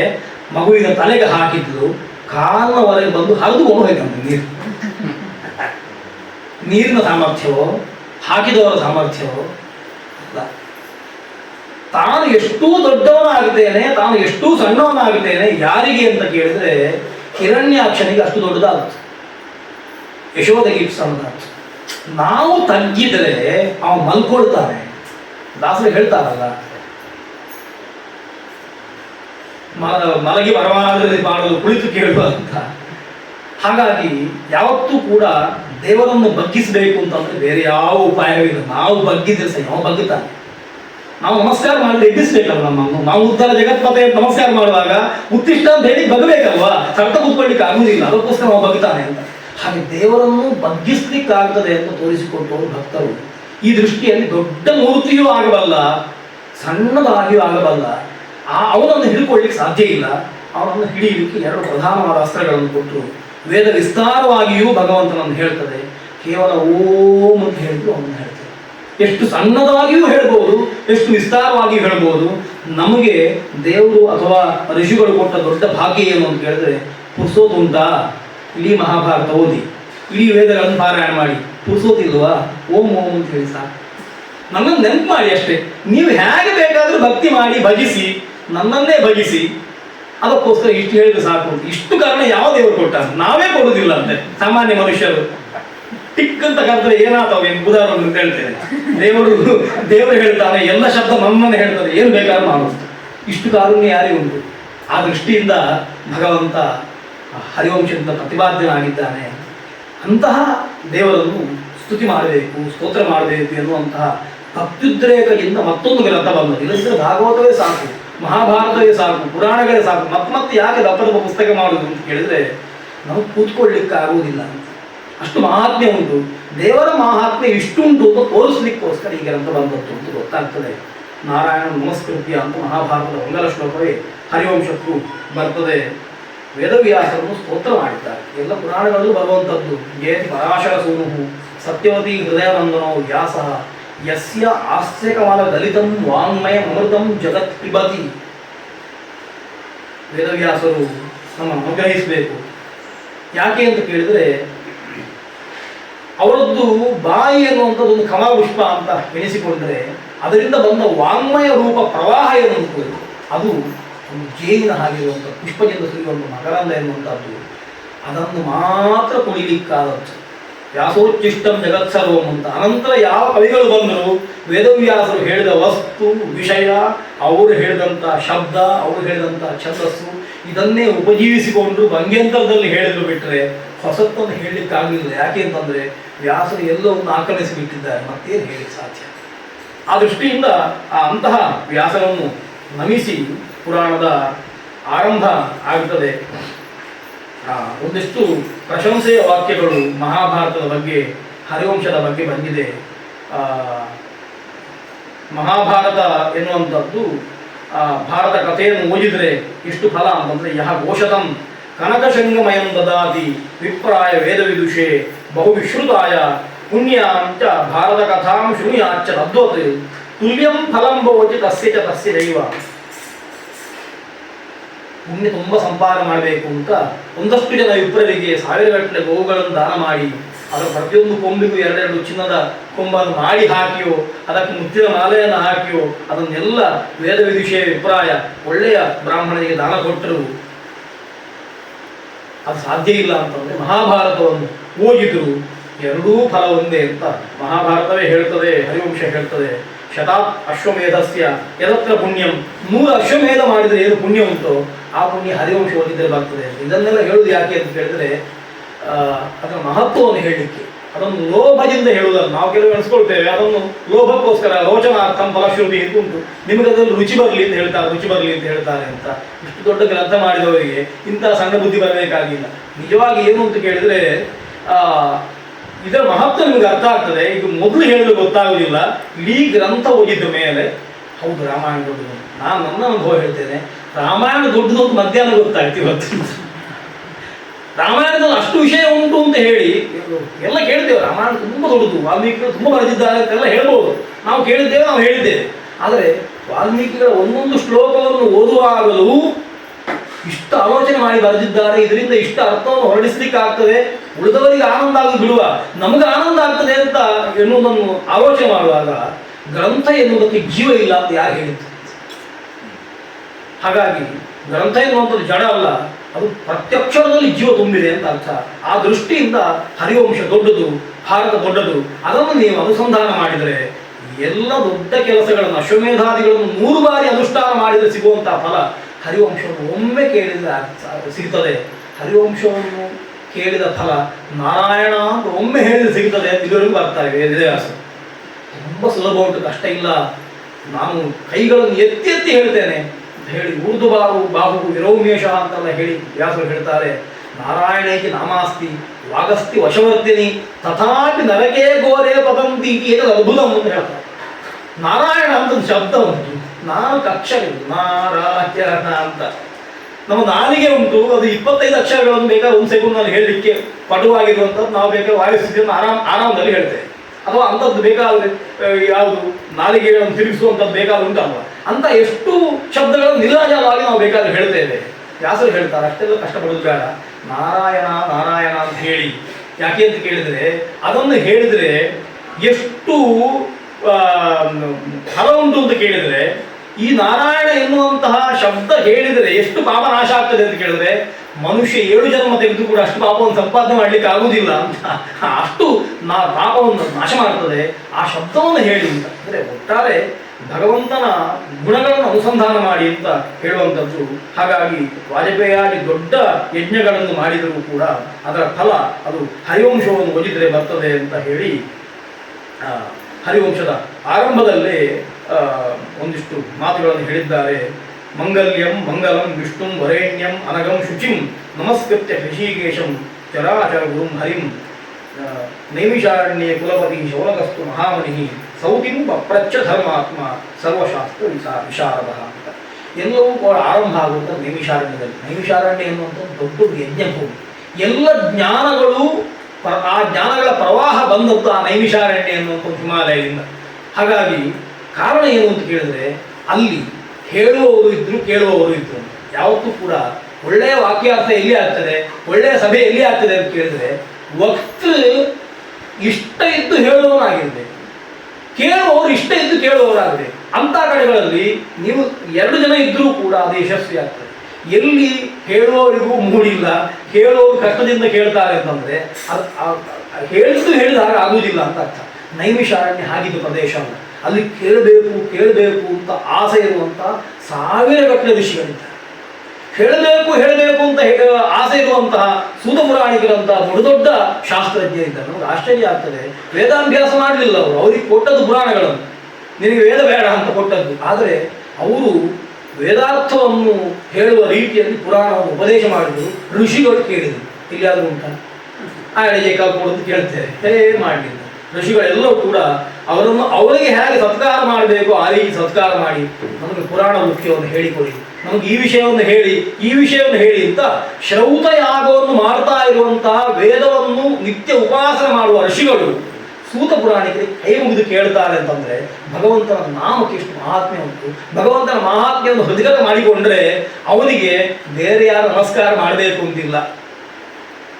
ಅವನು ಸ್ವಯಂ ದೇವರ ವಾಂಗ್ಮಯ ಪ್ರತೀಕವಾಗುತ್ತಾನೆ ಎನ್ನುವುದಕ್ಕೆ ಸೂತ ಪುರಾಣಿಕರು ಸಾಕ್ಷಿ. ಹಾಗೆ ಅಂತಹ ನೈಮಿಷಾರಣ್ಯದಲ್ಲಿ ಕುಲಪತಿ ಶೌನಕರು ಒಬ್ಬರಲ್ಲ, ದಿನಕ್ಕೆ 10,000 ಜನ ಶಿಷ್ಯರಿಗೆ ಊಟ ಹಾಕಲಿಕ್ಕೆ ಸಾಮರ್ಥ್ಯ ಇರುವವರಿಗೆ ಕುಲಪತಿ ಅಂತ ಹೇಳುವಂಥ ಅಷ್ಟು ಜನ ಶಿಷ್ಯರನ್ನು ಸಾಕಬೇಕು. ಯಾವ ಯೂನಿವರ್ಸಿಟಿಯೂ ಇಲ್ಲ ಭಾರತದಲ್ಲಿ 10,000 ವಿದ್ಯಾರ್ಥಿಗಳನ್ನು ಒಂದು ದಿವಸ ಪ್ರತಿ ದಿವಸ ಸಾಕುವಂಥದ್ದು. ಹಾಗೆ ಸಾಕ್ತಾ ಇದ್ದಾರೆ. ಅಶನ ವಸನಗಳನ್ನು ಕೊಟ್ಟು ವಿದ್ಯೆಯನ್ನು ಉಪದೇಶ ಮಾಡಿ ಹಾಗೆ ಸಾಕಬೇಕು ಅಂತ. ಆ ರೀತಿಗೆ ಕುಲಪತಿ ಅಂತ ಹೇಳಿದ್ದು. ಶೌನಕರು ಅಲ್ಲಿದ್ದಾರೆ, ಅವರು ಒಂದಷ್ಟು ಜನ ಶಿಷ್ಯರನ್ನು ಸೇರಿಸಿಕೊಂಡಿದ್ದಾರೆ. ಅಂತಹ ಶೌನಕರು ಕೇಳ್ತಾರೆ, ಸೌತಿಂ ಪಪ್ರಚ್ಛ ಧರ್ಮಾತ್ಮ ಸರ್ವಶಾಸ್ತ್ರ ವಿಶಾರದ ಅಂತ ಶೌನಕರಿಗೆ ವಿಶೇಷ ಮಹಾತ್ಮೆ ಎಷ್ಟು ದೊಡ್ಡದು ಅಂತ ಹೇಳಿಕೊಟ್ಟರು. ಶೌನಕರಿಗೆ ಎಲ್ಲ ಗೊತ್ತುಂಟು, ಮತ್ತೆ ಯಾಕೆ ಕೇಳಿದ್ರು ಪ್ರಶ್ನೆ ನಮಗೆ. ಸರ್ವಶಾಸ್ತ್ರ ವಿಶಾರದ ಶೌನಕ ಸೌತಿಂ ಪಪ್ರಚ್ಛ ಅಂತ ಹೇಳ್ತಾ ಒಂದು ಪುರಾಣ. ಎಲ್ಲ ಗೊತ್ತಿದ್ರೆ ಮತ್ತೆ ಪುನಃ ಯಾಕೆ ಕೇಳಬೇಕಪ್ಪ ಅಂತ. ಮುಖ್ಯ ಏನು ಅಂತಂದರೆ ಮತ್ತೆ ಕೇಳಬೇಕು ಅಂತ ಯಾರಿಗಾಗ್ತದೆ ಅಂತಂದರೆ ಎಲ್ಲ ಗೊತ್ತಿದ್ದವರಿಗೆ ಮಾತ್ರ ಅಂತ. ಏನೂ ಗೊತ್ತಿಲ್ಲದವನಿಗೆ ಸಾಕು ನನಗೆಲ್ಲ ಗೊತ್ತಾಯಿತು ಬಂದ್ಬಿಡ್ತದೆ. ಇನ್ನೂ ಕೇಳಬೇಕು ಅಂತ ಆಗುವುದು ಯಾರಿಗೆ ಅಂತಂದ್ರೆ ಮತ್ತೆ ಗೊತ್ತಾದವನಿಗೆ ಆಗುವಂಥದ್ದು. ಹಾಗಾಗಿ ನಿಮಗೆ ಮತ್ತಷ್ಟು ತಿಳ್ಕೊಂಡ್ರೆ ಶಾಸ್ತ್ರದಲ್ಲಿ ಪ್ರವೃತ್ತಿ ಮಾಡಿದ್ರೆ ಏನು ಗುಣ ಅಂತ ಕೇಳಿದ್ರೆ ಮತ್ತಷ್ಟು ಕೇಳುವ ಎನ್ನುವ ಬುದ್ಧಿ ಬರ್ತದೆ. ಆ ದೃಷ್ಟಿಯಿಂದ ಸ್ವಯಂ ಸರ್ವಶಾಸ್ತ್ರ ವಿಶಾರದನಾಗಿದ್ದರೂ ಸ್ವಯಂ 10,000 ಶಿಷ್ಯರಿಗೆ ನಿರಂತರವಾಗಿ ಉಪದೇಶ ಮಾಡ್ತಾ ಇದ್ರು, ಅಧ್ಯಾಪನ ಮಾಡ್ತಾ ಇದ್ರು. ಶೌನಕರು ಬಂದು ಸೂತ ಪುರಾಣಿಕರ ಎದುರಿಗೆ ಕೂತ್ಕೊಂಡು ಕೈ ಮುಗಿದು ನಮ್ರರಾಗಿ ಸಣ್ಣ ಮಗು ಅಪ್ಪನ ಮಾತು ಕೇಳುವ ಹಾಗೆ ಅಥವಾ ಸಣ್ಣ ಮಗು ಗುರುಗಳ ಮಾತು ಕೇಳುವ ಹಾಗೆ ಕೇಳ್ತಾರೆ ಅಂತಂದರೆ ಆ ನೈಮಿಷಾರಣ್ಯದ ಶಕ್ತಿ ಎಷ್ಟಿರಬೇಕು, ಭಗವಂತನ ಮಹಾತ್ಮದ ಶಕ್ತಿ ಎಷ್ಟಿರಬೇಕು ಅಂತ ಗೊತ್ತಾಗ್ತದೆ. ಹೇಳ್ತಾರೆ ಶೌನಕರು, ಸೌತೆ ಸುಮದ ಆಖ್ಯಾನಂ ಭವತಾ ಪರಿಕೀರ್ತಿತಂ ಭಾರತಾನಾಂಚ ಸರ್ವೇಷಾಂ ಪಾರ್ಥಿವಾನಾಂ ತಥೈವಚ. ಮಹಾಭಾರತವನ್ನು ನಿಮ್ಮ ಹತ್ರ ನಾವು ಕೇಳಿದ್ದೇವೆ. ಮಹಾಭಾರತ 2-3 ರೀತಿಯಲ್ಲಿ ಬಂದಿದೆ. ವ್ಯಾಸರು ರಚನೆ ಮಾಡಿದ್ದಾರೆ. ವ್ಯಾಸರು ಮಹಾಭಾರತವನ್ನು ರಚನೆ ಮಾಡಿ ರೋಮಹರ್ಷಣ ಸೂತರಿಗೆ ಅದನ್ನು ವೈಶಂಪಾಯನರಿಗೆ ರೋಮಹರ್ಷಣ ಸೂತರಿಗೆ ಉಪದೇಶ ಮಾಡಿದ್ದಾರೆ. ಆ ರೋಮಹರ್ಷಣನ ಮಗ ರೋಮಹರ್ಷಣಿ ಎನ್ನುವಂಥವರು ಉಗ್ರಶ್ರವಸ್ಸು ಎನ್ನುವ ಸೂತ ಪುರಾಣಿಕರು. ಉಗ್ರಶ್ರವಾಹ ಅಂತ ಯಾವ ಭಾಗವತವನ್ನು ಶುಕಮುನಿಗಳಿಂದ ಯಾರು ಪಾರಾಯಣ ಮಾಡಿದರು ಕಲಿತರು ಅವರು ಮತ್ತೆ ಅದನ್ನು ಹೇಳ್ತಾ ಇದ್ದಾರೆ. ನೀವೆಲ್ಲ ಹೇಳಿದ್ದೀರಿ ಭಾರತದ ಕಥೆಯಲ್ಲಿ, ಪಾಂಡವ ಕೌರವರ ಕಥೆಯನ್ನೆಲ್ಲ ಹೇಳಿದ್ದೀರಿ. ನನಗೆ ಇನ್ನಷ್ಟು ಕೇಳಬೇಕು ಅಂತ ಮನಸ್ಸಾಗಿದೆ. ನೀವು ಕೆಲವು ವಿಷಯಗಳನ್ನು ಹೇಳಲಿಲ್ಲ. ದೈತ್ಯಾನಾಂ ದಾನವಾನಾಂಚ ಗಂಧರ್ವೋರಕ ರಕ್ಷಸಾಂ ಸಿದ್ಧಾನಾಂ ಮುಖ್ಯಗಾನಾಂ ತಥೈವಚ ಅಂತ ಈ ಎಲ್ಲ ಕೆಲಸಗಳನ್ನು ನೀವು ಹೇಳಿ. ಖಚಿತಂ ಭವತಾ ಪುಣ್ಯಂ ಪುರಾಣಂ ಪ್ರಶ್ನೆಯಾಗಿರ ತತ್ರ ಜನ್ಮ ಕುರುಣಾಂ ವೈ ತ್ವಯೋಕ್ತಂ ರೋಮಹರ್ಷಣೆ ನದು ವೃಷ್ಣ್ಯಂಧಕಾನಾಂಚ ತದ್ಭವ ವಕ್ತು ಮರ್ಹಸಿ. ಕೇಳಲಿಕ್ಕೊಂದು ಕಾರಣ ಬೇಕಲ್ಲ. ನೀವು ಎಲ್ಲ ವಿಷಯಗಳನ್ನು ಹೇಳಿ ಆಯಿತು, ಆದರೆ ಅಲ್ಲಿ ವೃಷ್ಣಿ ವಂಶವನ್ನು ಅಂದರೆ ಕೃಷ್ಣ ಹುಟ್ಟಿ ಬಂದ ವಂಶದ ಬಗ್ಗೆ ಹೇಳ್ತಾ ಅದೊಂದು ಸ್ವಲ್ಪ ಕಮ್ಮಿ ಹೇಳಿದ್ದೀರಿ ಅಷ್ಟೇ. ಅದನ್ನು ಪೂರ್ಣವಾಗಿ ನನಗೆ ಹೇಳಲಿಲ್ಲ ಅಂತ ಅನಿಸ್ತಾ ಉಂಟು. ಅದನ್ನು ಹೇಳಿ ಈ ಹರಿವಂಶಕ್ಕೊಂದು ದ್ವಾರ, ಇದೆಲ್ಲ ಬೀಜಗಳನ್ನು ನಾವು ಕರೆಯುವಂಥದ್ದು. ಹರಿವಂಶ ಬರಲಿಕ್ಕೆ ಏನು ಕಾರಣ? ಈ ಪ್ರಶ್ನೆ ಕಾರಣ. ನೀವು ವೃಷ್ಣಿಗಳ ಬಗ್ಗೆ, ಅಂಧಕರ ಬಗ್ಗೆ ಹೇಳಲಿಲ್ಲ, ಹಾಗಾಗಿ ಅದನ್ನು ಹೇಳಬೇಕು ಅಂತ. ಹಾಗೆ ಕೇಳಿದ ಕೂಡಲೇ ಉಗ್ರಶವ ಸೂತ್ರರು ಹೇಳ್ತಾರೆ, ಸೌತಿರುವಾಗ ಜನಮೇಜೇನ ಯತ್ಪೃಷ್ಟ ಶಿಷ್ಯೋ ವ್ಯಾಸಸ್ಯ ಧರ್ಮವಿತ್ ತತ್ತೇಹಂ ಸಂಪ್ರವಕ್ಷ್ಯಾಮಿ ವೃಷ್ಣೀನಾಂ ವಂಶಮಾಗಿತಃ ಶ್ರುತ್ವೇತಿಹಾಸಂ ಕಾರಸ್ನೇನ ಭಾರತಾನಾಂಚ ಭಾರತಃ ಜನಮೇಜಯೋ ಮಹಾಪ್ರಾಜ್ಞಃ ವೈಶ್ಯಂಪಾಯನ ಅಬ್ರವೀತ್. ನಾನು ನಿಮ್ಮ ಮತ್ತೊಂದು ಕಥೆಯನ್ನೇ ಹೇಳ್ತೀನಿ ಅಷ್ಟೇ. ದೊಡ್ಡವರು ಯಾವಾಗ ಏನು ಹೇಳ್ತಾರೆ ಅಂತ ಕೇಳಿದ್ರೆ, ಯಾವ ವಿಷಯವನ್ನು ದೊಡ್ಡವರ ಹತ್ರ ಕೇಳಿದ್ರು ಎಲ್ಲ ಗುರುಕೃತ್ಯವನ್ನು ಹೊಂದುತ್ತೇವೆ. ಅದಕ್ಕೆ ಉತ್ತರ ಏನು ಮಾಡ್ತೇವೆ ಯಾರು ಹೇಳುದಿಲ್ಲ. ಇದಕ್ಕೆ ಉತ್ತರ ನಾನು ಕೊಡ್ತೇನೆ, ನಮ್ಮ ಗುರುಗಳು ಹೀಗೆ ಹೇಳ್ತಾ ಇದ್ರು, ನಾವು ಅದನ್ನೇ ಹೇಳುದು. ನಿಜವಾಗಿ ಹೇಳುವುದು ಅದನ್ನೇ, ಗುರುಗಳು ಹೇಳಿದ್ದನ್ನೇ ನಾವು ಮತ್ತೆ ಉಚ್ಚಾರಣೆ ಮಾಡುದು. ನಾವು ಕೇವಲ ಮೆಷಿನ್ ಮಾತ್ರ. ಆದರೆ ಅದನ್ನು ಗುರುಗಳು ಹೇಳಿದ್ದಾರೆ ಅಂತ ಹೇಳಿ ನಮಗೆ ಬಿಡುವುದಿಲ್ಲ, ಪಾಂಡಿತ್ಯಗರು ಬಿಡುವುದಿಲ್ಲ. ಅದು ನಾನೇ ಹೇಳಿದ್ದು, ನಾನೇ ನೋಡಿದ್ದು, ಸಂಶೋಧನೆ ಮಾಡಿದ್ದು ಅಂತ ಹೇಳ್ತೇವೆ. ಯಾವುದನ್ನು ಸಂಶೋಧನೆ ಮಾಡಲಿಕ್ಕಿಲ್ಲ, ಎಲ್ಲವನ್ನು ವ್ಯಾಸರ ಸಂಶೋಧನೆ ಮಾಡಿ ಇಟ್ಟಾಗಿದೆ. ನಾವು ಆ ಪುಟ ತಿರುಗಿಸಿ ನೋಡಿದ್ದನ್ನು ಓದುವುದು ಮಾತ್ರ. ಹಾಗಾಗಿ ಯಂತ್ರಗಳೇ ಆಗ್ತೇವೆ. ಅದಕ್ಕೆ ಅವರದನ್ನು ಹೇಳ್ತಾರೆ. ನಾನು ನಿಮಗೆ ನನ್ನ ವಿಷಯ ಹೇಳುವುದಿಲ್ಲ, ಹಿಂದೆ ಜನಮೇಜಯನಿಗೆ ವೈಶಂಪಾಯನರು ಉಪದೇಶ ಮಾಡಿದ್ದಾರೆ, ಅದನ್ನು ಹೇಳ್ತೇನೆ ಕೇಳಿ ಅಂತ. ಹೀಗೆ ಆ ಕಥೆಯನ್ನು ಹೇಳ್ತಾ ಇದ್ದಾರೆ. ಜನಮೇಜಯ ಯಾವಾಗ ಕೇಳಿದ ಅಂತಂದ್ರೆ, ವೈಶಂಪಾಯನರ ಹತ್ರ ಒಂದಷ್ಟು ಕೇಳಿದ್ದಾನೆ. ಜನಮೇಜಯನೇ ಕೇಳ್ತಾರೆ, ಮಹಾಭಾರತ ವಾಕ್ಯಾನಂ ಬಕ್ವರ್ಥಂ ಶ್ರುತಿ ವಿಸ್ತರಂ ಖಚಿತಂ ಭವತಾ ಪೂರ್ವಂ ವಿಸ್ತರೇಣ ಮಯಾ ಶ್ರುತಂ ತತ್ರ ಶೂರಾಃ ತಮಾಖ್ಯಾತಾ ಬಹವಃ ಪುರುಷರ್ಷಭಾಃ ನಾಮಭಿಃ ಕರ್ಮಭಿಶ್ಚೈವ ವೃಷ್ಣ್ಯಂಧಕ ಮಹಾರಥಾಃ ತೇಷಾಂ ಕರ್ಮಾವದಾತಾನಿ ಪ್ರಯೋಕ್ತವ್ಯಾನಿ ದ್ಯೋತ್ತಮ. ಮಹಾಭಾರತವನ್ನು ಕೇಳಿದ್ದೇವೆ, ಅದರಲ್ಲಿ ವೃಷ್ಣ್ಯಾದಿಗಳ ಬಗ್ಗೆ ನನಗೆ ಹೇಳಬೇಕು, ಅವರ ಬಗ್ಗೆ ನನಗೆ ಹೇಳು. ಯಾಕೆ ಅಂತ ಕೇಳಿದ್ರೆ, ನಚಮೇ ತೃಪ್ತಿರಸ್ತಿ ಕಥ್ಯಮಾನೆ ಪುರಾತನೆ ಏಕಶ್ಚಯೋ ಮತೋ ರಾಶಿ ಕೃಷ್ಣಯ ಪಾಂಡವಸ್ತಥ.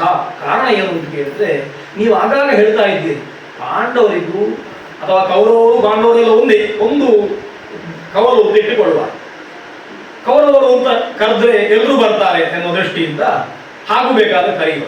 ಅಂತೂ ಇವರೆಲ್ಲರೂ ಕೂಡ ಕೃಷ್ಣನ ಕುಟುಂಬಿಕರು ಕೂಡ ಮೂಲದಲ್ಲಿ ಒಂದೇ ಒಂದೇ ಅಂತ ಹಲವಾರು ಬಾರಿ ನೀವು ಹೇಳಿದ್ದೀರಿ. ಅವರಿಗೆಲ್ಲ ಮೂಲ ಒಂದೇ ಅಂತ. ಹಾಗೆ ಹಲವಾರು ಬಾರಿ ಹೇಳಿದ್ರು ಕೂಡ ಏಕಶ್ಚಯೋ ಮತೋ ರಾಶಿ ಕೃಷ್ಣಯ ಪಾಂಡವಾಸ್ತತ, ವೃಷ್ಣಿಗಳು ಪಾಂಡವರು ಒಂದೇ ಕುಲದಿಂದ ಎರಡು ಕವಲಾಗಿ ಹೋದವರು ನೀವು ಹೇಳಿದ್ದೀರಿ. ಆದರೆ ಭವಾಂಶ ವಂಶಕುಶಲಃ ತೇಷಾಂ ಪ್ರತ್ಯಕ್ಷದರ್ಶಿವಾನ್ ಕಥೆಯಸ್ವ ಕುಲಂ ತೇಷಾಂ ವಿಸ್ತರೇಣ ಪ್ರಬೋಧನ. ನೀವು ವ್ಯಾಸರೊಟ್ಟಿಗೆ ಕಲ್ತವರು, ವ್ಯಾಸರನ್ನು ನೋಡಿದವರು, ಹಾಗಾಗಿ ಅವರಿಂದಲೇ ಪಾಠ ಕೇಳಿದವರು, ಮತ್ತು ಇದನ್ನು ಪ್ರತ್ಯಕ್ಷವಾಗಿ ನೋಡಿದ್ದೀರಿ. ಕಾರಣ ಏನು ಅಂತಂದ್ರೆ, ನಿಮಗೆ ಪ್ರತ್ಯಕ್ಷವಾಗಿ ಅನುಭವ ಉಂಟು, ಆಗಮಲ್ಲ. ಆ ದೃಷ್ಟಿಯಿಂದ ನೀವು ಅದನ್ನು ನೋಡಿದವರಾದ್ರಿಂದ ವಂಶಕುಶಲ. ವಂಶಕುಶಲ ಅಂತಂದ್ರೆ ವಂಶವನ್ನು ತಿಳಿಯುವುದರಲ್ಲಿ ಮತ್ತೊಬ್ಬರಿಗೆ ಹೇಳುವುದರಲ್ಲಿ ಕುಶಲ ಅಂತ ಅರ್ಥ. ಹಾಗಾಗಿ ನಾನು ನಿಮ್ಮ ಹತ್ರ ಕೇಳ್ತಾ ಇದ್ದೇನೆ, ಅವರ ವಂಶದ ಬಗ್ಗೆ ನನಗೊಂದಿಷ್ಟು ಹೇಳಬೇಕು ಅಂತ ಕೇಳಿದ ಕೂಡಲೇ ವೈಶಂಪಾಯನರು ಹೇಳ್ತಾರೆ, ನಾನು ನಿಮಗೆ ಆ ಕಥೆಯನ್ನು ಹೇಳ್ತೇನೆ. ಕಥೆ ಎಂಥದ್ದು ಅಂತ ಕೇಳಿದ್ರೆ, ಶೃಣು ರಾಜನ್ ಕಥಾಂ ದಿವ್ಯಾಂ ಪುಣ್ಯಾಂ ಪಾಪ ವಿಮೋಚನೀಂ ಕಥ್ಯಮಾನಾಂ ಮಯಾ ಚಿತ್ರಾಂ ಭಕ್ವರ್ಥಾಂ ಶ್ರುತಿ ಸಂಹಿತ. ನಾನು ನಿಮಗೆ ಪುಣ್ಯಕರವಾದ ಕಥೆಯನ್ನು ಹೇಳ್ತೇನೆ.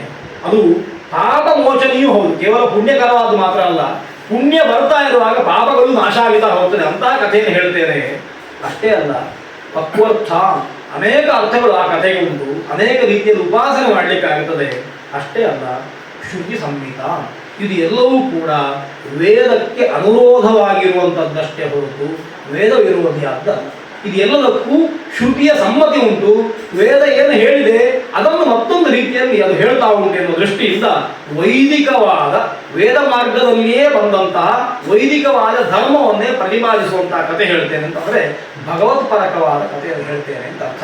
ಭಗವಂತನನ್ನು ಬಿಟ್ಟು ಯಾವುದೂ ಇಲ್ಲ, ಏನು ಹೇಳಿದರೂ ಕೂಡ ಅದು ಅಲ್ಲಿಯೇ ಸಮಾಪ್ತಿಯನ್ನು ಹೊಂದುತ್ತದೆ, ಅಲ್ಲಿಗೆ ಮುಟ್ಟುತ್ತದೆ ಅಂತ ಅರ್ಥ. ಅದಕ್ಕೋಸ್ಕರ ಯಶ್ಚೇವಾಂ ಧಾರಯೇದ್ವಾಪಿ ಶೃಣುಯಾದ್ವಾಪಿ ಅಭೀಕ್ಷಣಶಃ ಸೋಂಶ ಧಾರಣಂ ಕೃತ್ವ ಸ್ವರ್ಗಲೋಕೆ ಮಹೀಯತೆ ಅಂತ ಹರಿವಂಶಕ್ಕೆ ದೊಡ್ಡ ಫಲವನ್ನು ಹೇಳ್ತಾರೆ. ಯಾರು ಇದನ್ನು ಕೇಳ್ತಾನೋ ಅವನಿಗೆ ಏನು ಪ್ರಾಪ್ತಿ ಆಗ್ತದೆ ಅಂತಂದ್ರೆ ಸೋಂಶಧಾರಣಂ ಕೃತ್ವ ಸ್ವರ್ಗಲೋಕೆ ಮಹೀಯತೆ ಅಂತ ನಮಗೊಂದು ಪಿತೃಋಣ ಅಂತ ಉಂಟು. ಹುಟ್ಟಿದ ಎಲ್ಲರಿಗೆ ಜವಾಬ್ದಾರಿ ಏನು ಅಂತ ಕೇಳಿದ್ರೆ, ನಮ್ಮನ್ನು ತಂದೆ ಕಷ್ಟಪಟ್ಟು ಹುಟ್ಟಿಸಿ ಮತ್ತೆ ಕಷ್ಟಪಟ್ಟು ಸಾಕಿ ಒಂದು ಹಂತಕ್ಕೆ ತಂದಿದ್ದಾರೆ. ಅವರ ಆಸೆ ಏನು ಅಂತ ಕೇಳಿದ್ರೆ, ಅವರ ಹಿರಿಯರು ಯಾವುದನ್ನು ಆಸೆ ಪಟ್ಟಿದ್ದಾರೋ ಅದನ್ನು ಪೂರೈಸುವುದು. ಅವರ ಹಿರಿಯರು ಯಾವುದನ್ನು ಆಸೆ ಪಟ್ಟಿದ್ದಾರೆ ಅಂತ ಕೇಳಿದ್ರೆ, ನಮ್ಮ ವಂಶದಲ್ಲಿ ದೊಡ್ಡ ದೊಡ್ಡ ಸಾಧನೆ ಮಾಡಿದಂತಹ ಮಕ್ಕಳು ಬರಬೇಕು, ಅವರು ಮತ್ತೆ ಒಂದಷ್ಟು ಭಗವಂತನನ್ನು ಸೇವೆ ಮಾಡಬೇಕು. ನಾನು ಬಾಯಿಯಿಂದ ಹೇಳಿಕೊಟ್ಟಂತಹ ಬ್ರಹ್ಮವಿದ್ಯೆಯನ್ನು, ವೇದವನ್ನು, ಗಾಯತ್ರಿಯನ್ನು ಮತ್ತೊಬ್ಬರಿಗೆ ಹಾಗೆಯೇ ಅದನ್ನು ಸಾಂಗವಾಗಿ ದಾಟಿಸಬೇಕು.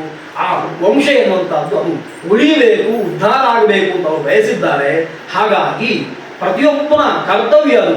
ಆ ಕರ್ತವ್ಯ ಹೇಗೆ ಪೂರ್ಣ ಆಗ್ತದೆ ಅಂತ ಕೇಳಿದ್ರೆ, ಪಾವನವಾದ ವಂಶದ ಕಥೆಯನ್ನು ಕೇಳಿದರೆ ನಮ್ಮ ವಂಶವು ಪಾವನ. ಪಾವನವಾದ ವಂಶ ಯಾವುದು ಅಂತ ಕೇಳಿದರೆ, ಯಾವುದು ಪವಿತ್ರಾಣ ಪವಿತ್ರಂ ಯಹ ಮಂಗಲಾನಾಂಚ ಮಂಗಲಂ ಅಂತ ಹೇಳಿದ ಹಾಗೆ, ಯಾವುದು ಅತ್ಯಂತ ಪವಿತ್ರವೋ ಅದು ಯಾವ ವಂಶದಲ್ಲಿ ಹುಟ್ಟಿ ಬಂದಿದೆಯೋ ಆ ವಂಶ ಪವಿತ್ರವಾಗಿದ್ದರೆ. ಆ ದೃಷ್ಟಿಯಿಂದ ಅಲ್ಲಿ ಮತ್ತೆ ಕೆಲವರು ಬರ್ತಾರೆ, ಕೆಟ್ಟವರು ಬರ್ತಾರೆ. ಬರುವುದು ಯಾಕೆ ಅಂತ ಕೇಳಿದ್ರೆ, ಯಾವುದು ಕೆಟ್ಟದ್ದು ಅಂತ ಗೊತ್ತಾಗಬೇಕು. ಕೆಟ್ಟದರ ಜ್ಞಾನ ಯಾಕೆ ಬೇಕು ಅಂತಂದ್ರೆ, ಒಳ್ಳೆಯದೊಟ್ಟಿಗೆ ಅದು ಮಿಕ್ಸ್ ಆಗ ಹಾಗೆ ಉಳ್ಕೊಳ್ಳಿಕ್ಕೋಸ್ಕರ ಇದು ಕೆಟ್ಟದ್ದು ಅಂತ ಅದಕ್ಕೋಸ್ಕರ ಹೇಳಬೇಕು ಅಂತ. ಆ ದೃಷ್ಟಿಯಿಂದ ಪವಿತ್ರವಾದಂತಹ ವಂಶದ ಅಧ್ಯಯನದಿಂದ ಅಥವಾ ಅದರ ಅನುಸಂಧಾನದಿಂದ ವಂಶಧಾರಣಂ ಕೃತ್ವ ಸರ್ವಲೋಕೆ ಮಹೀಯತೆ, ಆ ಫಲ ಪ್ರಧಾನವಾದ ಹರಿವಂಶಕ್ಕೆ ಫಲ ಅಂತ ಹೇಳಲ್ಪಟ್ಟದ್ದು. ಅದನ್ನು ಹೇಳ್ತೇನೆ ಅಂತ ಹೇಳಿ, ತಸ್ಮಾತ್ ಕಲ್ಪಾಯತೆ ಕಲ್ಪಃ ಸಮಗ್ರಂ ಶುಚೇ ಶುಚಿ ಆ ವೃಷ್ಣಿವಂಶಾದ ವಕ್ಷ್ಯಾಮಿ ಭೂತದರ್ಗಂ ಅನುತ್ತಮಂ. ನಾನು ಹೇಗೆ ಹೇಳ್ತೇನೆ ಅಂತ ಕೇಳಿದ್ರೆ, ಬಿಂದುವಿನಿಂದ ಆರಂಭ ಮಾಡಿಕೊಂಡು ಕೃಷ್ಣನ ವಂಶದವರೆಗೆ, ಪೂರ್ಣ ವಂಶದವರೆಗೆ ಹೇಗೆ ಅಲ್ಲಿಂದ ಮೇಲಿಂದ ಹೇಗೆ ವಿಸ್ತಾರ ಆಗ್ತಾ ಆಗ್ತಾ ಬಂತು ಎನ್ನುವ ದೃಷ್ಟಿಯಿಂದ ಅದನ್ನೆಲ್ಲ ಹೇಳ್ತೇನೆ ಅಂತ ಹೇಳಿ, ಸೂಕ್ಷ್ಮವಾಗಿ ಮೊದಲನೆಯ ಅಧ್ಯಾಯದಲ್ಲಿ ಒಂದಿಷ್ಟು ವಂಶವನ್ನು ವಿಸ್ತಾರವಾಗಿ ಹೇಳ್ತಾರೆ. ತತಃ ಸ್ವಯಂಭೂ ಭಗವಾನ್ ಶ್ರೀಸೃಕ್ಷು ವಿಧಾ ಪ್ರಜಾ ಅಪಯೇವ ಸತರ್ಜಾದವು ತಾಸು ವೀರ್ಯಂ ಅವಾಸೃಜತು. ಭಗವಂತನಿಗೆ ನಾರಾಯಣ ನಾರಾಯಣ ಅಂತ ಕರೀತೇವೆ.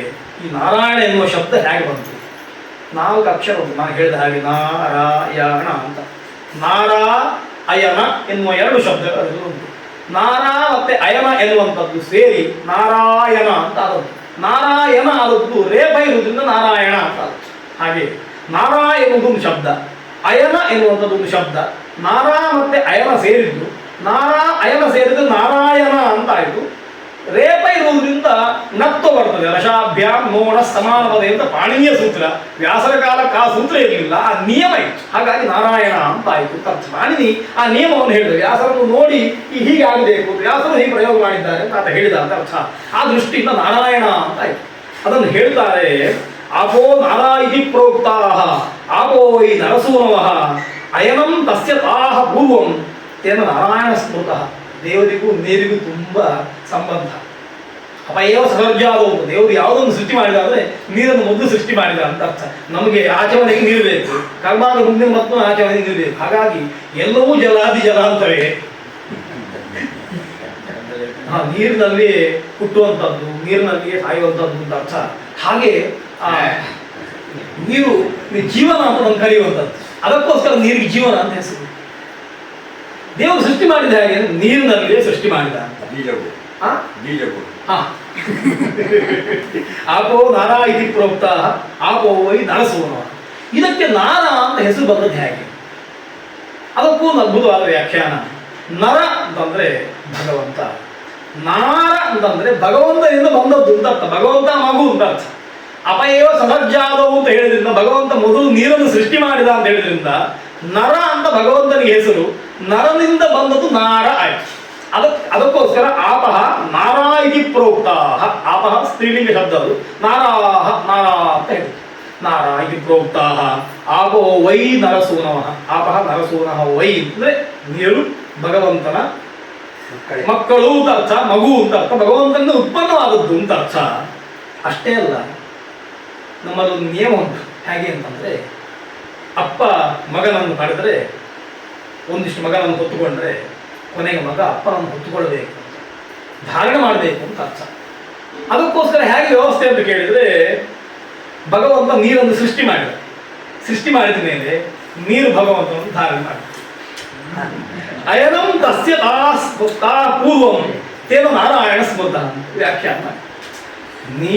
ಭಗವಂತನಿಗೆ ನರ ಅಂತ ಹೆಸರು, ಭಗವಂತನಿಂದ ಸೃಷ್ಟವಾದಂತಹ ನೀರಿಗೆ ನಾರ ಅಂತ ಹೆಸರು.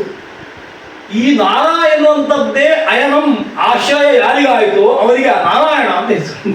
ಹೀಗೆ ಅಂದರೆ ಭಗವಂತನ ಕಾರುಣ್ಯ ದೊಡ್ಡದು.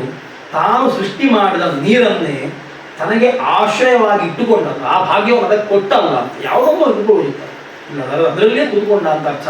ಆ ದೃಷ್ಟಿಯಿಂದ ಅಯನಂ ತಸ್ಯ ತಾಹ ಪೂರ್ವಂ ಅಂದರೆ ತುಂಬ ಹಿಂದೆ ಸೃಷ್ಟಿ ಮಾಡಿದ ಕಾಲದಲ್ಲಿ ಅವುಗಳೇ ಆ ನೀರುಗಳೇ, ನೀರು ಬಹುವಚನ ಆದ್ದರಿಂದ ತಾಹ ಅಂತ ಹೇಳಿದ್ದು, ಸ್ತ್ರೀಲಿಂಗ ಅದರಿಂದ ತಾಹ ಅಂತ ಹೇಳಿದ್ದು. ಆ ನೀರೇ ಭಗವಂತನಿಗೆ ಆಶ್ರಯ ಆಯ್ತಲ್ವ.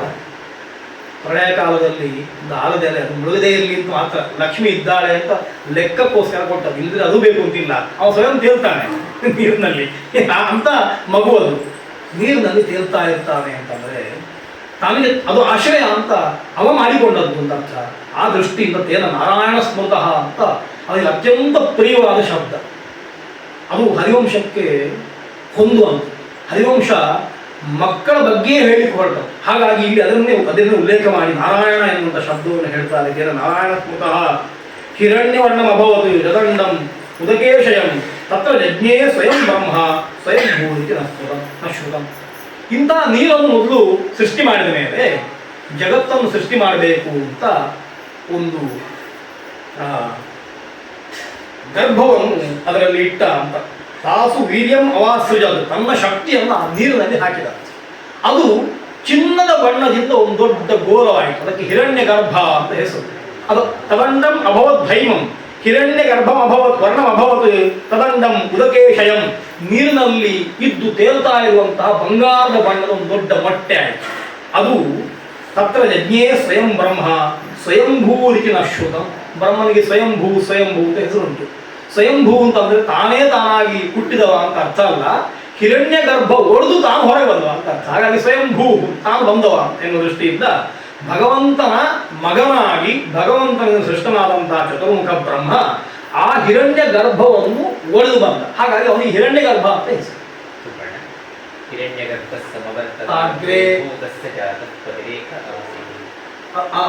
ಹಿರಣ್ಯ ಗರ್ಭ ಎನ್ನುವ ಮಂತ್ರ ಅವನನ್ನು ಭಗವಂತನನ್ನೇ ಹಿರಣ್ಯ ಗರ್ಭ ಅಂತ ಹೇಳ್ತದೆ. ಅದಕ್ಕೆ ಮತ್ತೊಂದು ಕಾರಣ ಉಂಟು. ಹಿರಣ್ಯ ಗರ್ಭ ಅಂತ ಹೇಳಲಿಕ್ಕೆ ಈ ಜಗತ್ತನ್ನು ಒಂದು ಸೃಷ್ಟವಾದಂತಹ ವಸ್ತು ಅಂತ ನೀವು ಎಣಿಸಿಕೊಂಡ್ರೆ, ಅದನ್ನು ಹಿರಣ್ಯ ಅಂತ ಎಣಿಸಿಕೊಂಡ್ರೆ ಅದಕ್ಕೆ ಗರ್ಭಭೂತನಾದವ ಅಂತ ಅರ್ಥ, ಅದನ್ನು ಸೃಷ್ಟಿ ಮಾಡಿದವ ಅಂತ ಅರ್ಥ. ಹಾಗಾಗಿ ಅದು ಹೇಳುವಾಗ ಕೆಲವು ಬಾರಿ ಚತುರ್ಮುಖನನ್ನು ಆ ಮಂತ್ರ ಹೇಳ್ತದೆ. ಹಿರಣ್ಯ ಗರ್ಭ ಸಮವರ್ತದಾಗ್ರೆ ಅಂತ ಭೂತಸ್ಯಾತಃ ಅಂತ ಹೇಳ್ತದೆ. ಪ್ರಧಾನವಾದ ವ್ಯವಸ್ಥೆಯಲ್ಲಿ ಭಗವಂತನನ್ನು ಹಿರಣ್ಯ ಗರ್ಭ ಎನ್ನುವ ಶಬ್ದದಲ್ಲಿ ಹೇಳ್ತದೆ. ಭಗವಂತನಿಗೆ ಹಿರಣ್ಯ ಗರ್ಭ ಅಂತ ಹೆಸರುಂಟು. ಈ ಹೆಸರು ಔಪಚಾರಿಕವಾಗಿ ಬಂದದ್ದು ಅಂತ ಕಾಣ್ತದೆ. ಆ ದೃಷ್ಟಿಯಿಂದ ಹಿರಣ್ಯ ಗರ್ಭ ಅಂತಂದ್ರೆ ಈ ಹರಿವಂಶದ ಈ ವ್ಯಾಖ್ಯಾನ ತಾನು ಮತ್ತೊಂದು ಗರ್ಭವನ್ನು ಸೃಷ್ಟಿ ಮಾಡಿ ಬ್ರಹ್ಮನನ್ನು ಸೃಷ್ಟಿ ಮಾಡುವ ಹಾಗೆ ಅವನು ಮಾಡಿದ.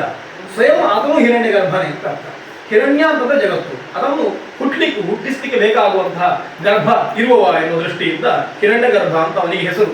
ವಿಷ್ಣು ಸಹಸ್ರನಾಮದ ಹಿರಣ್ಯ ಗರ್ಭ ಶತ್ರುಘ್ನ ಎನ್ನುವ ಶಬ್ದಗಳ ವ್ಯಾಖ್ಯಾನದಲ್ಲಿ ಹಿರಣ್ಯ ಗರ್ಭ ಅಂತಂದ್ರೆ ಹಿರಣ್ಯಮಯವಾದ ಗರ್ಭವನ್ನು ಲೋಕಕ್ಕೆ ಕೊಟ್ಟವನು ಅಂತ. ಆ ದೃಷ್ಟಿಯಿಂದ ಹಿರಣ್ಯ ಗರ್ಭ ಅಂತ ವ್ಯಾಖ್ಯಾನ ಮಾಡಿದೆ. ಅಂತಹ ಹಿರಣ್ಯ ಗರ್ಭೋ ಭಗವಾನ್ ಉಷಿತ್ವ ಪರಿವತ್ಸರಂ, ಬ್ರಹ್ಮ ಹುಟ್ಟುತ್ತಾನೆ. ಆ ಬ್ರಹ್ಮ ಒಂದು ಸಂವತ್ಸರ ಕಾಲ, ಅವನ ಮಾನದ ಒಂದು ಸಂವತ್ಸರ ಕಾಲ ಉಷಿತ್ವ ಸುಮ್ಮನೆ ಕೂತ್ಕೊಂಡು ತದಂಡಂ ಅಗರೋದ್ವೈಧಂ ದಿವಂ ಭುವಮಥಾಪಿಚ.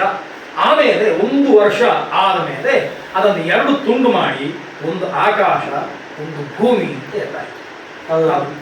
ಹಿರಣ್ಯ ಗರ್ಭ. ಈ ಹಿರಣ್ಯ ಗರ್ಭ ಅದರ ಮಧ್ಯದಲ್ಲಿ ಸ್ವಯಂಭೂವಾಗಿ ಬ್ರಹ್ಮ ಬಂದದ್ದು. ಈ ಗರ್ಭ ಉಂಟಲ್ವಾ, ಈ ಗರ್ಭ 1 ವರ್ಷ ಹಾಗೆ ಇತ್ತು, ಬರಲಿಲ್ಲ ಇನ್ನು ಬ್ರಹ್ಮ. ಹಿರಣ್ಯ ಗರ್ಭ ಸೃಷ್ಟಿ ಆಯಿತು, ಬ್ರಹ್ಮ ಅದರೊಳಗಿದ್ದಾನೆ ಅಂತ ಅರ್ಥ. ಅವ ಬಂದದ್ರಿಂದ ಸ್ವಯಂಭೂತವನಿಗೆ ಹೆಸರು ಅಂತ ವ್ಯಾಖ್ಯಾನ ಮಾಡಿ ಒಡೆದದನ್ನು ಮುಂದೆ ಹೇಳ್ತಾನೆ. ಆ ಸ್ವಲ್ಪ 1 ವರ್ಷದ ಹಾಗೇ ಇತ್ತಂತೆ. 1 ವರ್ಷ ಇದ್ದ ಮೇಲೆ ಅದು ಒಡೀತು, ಭಗವಂತನ ಇಚ್ಛೆಗೆ ಅನುಗುಣವಾಗಿ ಒಡೀತು. ಒಂದು ಪರಿವತ್ಸರ ಅಂತ ಹೇಳಿದ್ದಾರೆ, ಒಂದು ಸಂವತ್ಸರ ಇತ್ತು. ಆಮೇಲೆ ಅದು ಒಡೆಯಿತು, ಅದು ಒಡೆಯಿತು. ಹಾಗೆ ಒಡೆದ ಮೇಲೆ ಒಂದು ಮೇಲೆ ಹೋಯಿತು ಮತ್ತು ಕೆಳಗೆ ಬಂದದ್ದು ಭೂಮಿ ಆಯಿತು, ಮೇಲೆ ಹೋದದ್ದು ಆಕಾಶ ಆಯಿತು ಅಂತ. ತಂತ್ರದಲ್ಲಿ ಒಂದು ಪ್ರಕ್ರಿಯೆ ಉಂಟು. ತಂತ್ರದಲ್ಲಿ ಧ್ಯಾನಾದಿವಾಸ ಅಂತ ಒಂದು ಕೆಲಸ ಮಾಡಲಿಕ್ಕೆ ದೇವರ ಪ್ರತಿಷ್ಠೆ ಹಿಂದಿನ ದಿವಸ ದೇವರ ಬಿಂಬದಲ್ಲಿ ಮತ್ತೊಮ್ಮೆ ಚೈತನ್ಯವನ್ನು ತುಂಬಿಸಬೇಕು. ಈ ಚೈತನ್ಯವನ್ನು ತುಂಬಿಸುವುದು ಎಲ್ಲಿಂದ? ಚೈತನ್ಯವನ್ನು ನಾವು ಸೃಷ್ಟಿ ಮಾಡಬೇಕು. ನಾವು ಸೃಷ್ಟಿ ಮಾಡಿ ತುಂಬಿಸುದು. ತಂತ್ರಿಯಂ ದೇವರ ಅಪ್ಪ ಅಂತ ಹೇಳೋದು ವ್ಯವಸ್ಥೆ ಉಂಟು. ಆಚಾರ್ಯ ಪಿತಾ ಸ್ತಪತಿ ಮಾತಾ. ಆಚಾರ್ಯ ಪಿತೃ ಆಗುದು ಹೇಗೆ ದೇವರಿಗೆ ಅಂತ ಕೇಳಿದ್ರೆ, ಪಿತೃ ಆಗುದು ಅಂತಂದ್ರೆ ಔಪಚಾರಿಕವಾಗಿ ದೇವರನ್ನು ಸೃಷ್ಟಿ ಮಾಡ್ತಾನೆ ಅಂತ, ಮಂತ್ರದಿಂದ ತನ್ನ ಒಳಗೆ ಭಗವಂತನನ್ನು ಸೃಷ್ಟಿ ಮಾಡ್ತಾನೆ, ಉಂಟು ಮಾಡಿ ಕೊಡ್ತಾನೆ ಅಂತ ಅರ್ಥ. ಹಾಗಾಗಿ ನಾನೆಂತ ಮಾಡ್ತೇವೆ ಅಂತಂದ್ರೆ, ಒಂದಿಷ್ಟು ಮಣ್ಣನ್ನು ಒಟ್ಟು ಮಾಡಿ ಒಂದು ಗಣಪತಿಯನ್ನು ಮಾಡಿ, ಗಣಪತಿಯನ್ನು ನಾನು ಮಾಡಿದ್ದು ಅಂತ ಹೇಳೋದಿಲ್ವಾ, ಹಾಗೆ ದೇವರು ಕೊಟ್ಟಂತಹ ವಸ್ತುಗಳನ್ನು ಉಪಯೋಗ ಮಾಡಿಕೊಂಡು ಆ ಚೈತನ್ಯವನ್ನು ವಿರಾಟಾಗಿ ಜಗತ್ತಿನಲ್ಲಿರುವಂತಹ ವ್ಯಾಪ್ತವಾದ ಚೈತನ್ಯಗಳನ್ನು ಒಟ್ಟು ಸೇರಿಸಿ ಸಾಂದ್ರವನ್ನಾಗಿಸಿ ಅದನ್ನು ಒಂದು ಮೂರ್ತಿಯ ಒಳಗೆ ತುರುಕಿಸಿ ಮೂರ್ತಿ ಪ್ರಜ್ವಲಿಸುವ ಹಾಗೆ ಶೋಭಿಸುವ ಹಾಗೆ ಮಾಡುವಂತಹ ಆಚಾರ್ಯ ಇದನ್ನು ಮಾಡಬೇಕು. ಹೇಗೆ ಮಾಡುವುದು ಅಂತ ಕೇಳಿದ್ರೆ, ಮೊದಲು ಈ ಮಥನವನ್ನು ತನ್ನ ಒಳಗೆ ಮಾಡಿಕೊಳ್ಬೇಕು, ಹೊರಗಲ್ಲ. ಬಿಂಬ ಸುಮ್ಮನೆ ನಿರ್ಜೀವವಾದ ವಸ್ತುವಿನಾಗಿರ್ತದೆ, ಅದರಲ್ಲಿ ಯಾವುದೇ ಕಲೆ ಇರುವುದಿಲ್ಲ ಅಂತ ಅರ್ಥ. ಅದು ಇರ್ತದೆ, ಶೈಲಿಯಲ್ಲಿ ಇರ್ತದೆ. ಅದರ ಮುಂದೆ ತಾನು ಕೂತ್ಕೊಂಡು ಒಂದು ಬಾರಿ ಪೂರ್ತಿ ಧ್ಯಾನ ಮಾಡಿ ಸೃಷ್ಟಿಯ ಈ ಪ್ರಕ್ರಿಯೆಗಳನ್ನೆಲ್ಲ ಒಂದ್ಸತಿ ಆಲೋಚನೆ ಮಾಡಬೇಕು. ಪಂಚಭೂತಗಳೆಲ್ಲ ಲಯ ಆಯಿತು, ಯಾವುದೂ ಇಲ್ಲ ಅಂತ ಆಯಿತು. ಆಮೇಲೆ ಅದು ಐಕ್ಷತ ಬಹುಸ್ಯಾಂ ಪ್ರಜಾಯೇಯ ಅಂತ ಪರವಸ್ತುವಿಗೆ ಬಂತು ಮನಸ್ಸು, ನಾನು ಹುಟ್ಟಿ ಬರಬೇಕು, ನಾನು ಜಗತ್ತನ್ನು ಸೃಷ್ಟಿ ಮಾಡಬೇಕು ಅಂತ. ಹಾಗಾಗುವಾಗ ನೀರನ್ನು ಸೃಷ್ಟಿ ಮಾಡಿತು. ಆ ನೀರಿನಲ್ಲಿ ಪೃಥ್ವಿ ಬೀಜವನ್ನು ಪ್ರಾಣಾಯಾಮ ಮಾಡಿ ಲಮ್ ಎನ್ನುವ ಬೀಜದಿಂದ ಒಂದು ಬುದ್ಬುದವನ್ನು ಸೃಷ್ಟಿ ಮಾಡಬೇಕು. ಬೇಕಲ್ವ ನೀರಿನಿಂದ ಬರಲಿಕ್ಕೆ ಏನಾದರೂ.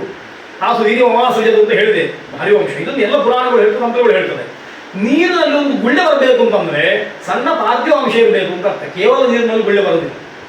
ನೀರಿನಲ್ಲಿ ಒಂದು ನೀರು ಗುಳ್ಳೆ ಬರಬೇಕು ಅಂತಂದ್ರೆ ಸ್ವಲ್ಪ ಆದರೂ ಪೃಥ್ವಿಯ ಅಂಶ ಇರಬೇಕು, ಕೇವಲ ನೀರಿನಲ್ಲಿ ಬರೋದಿಲ್ಲ.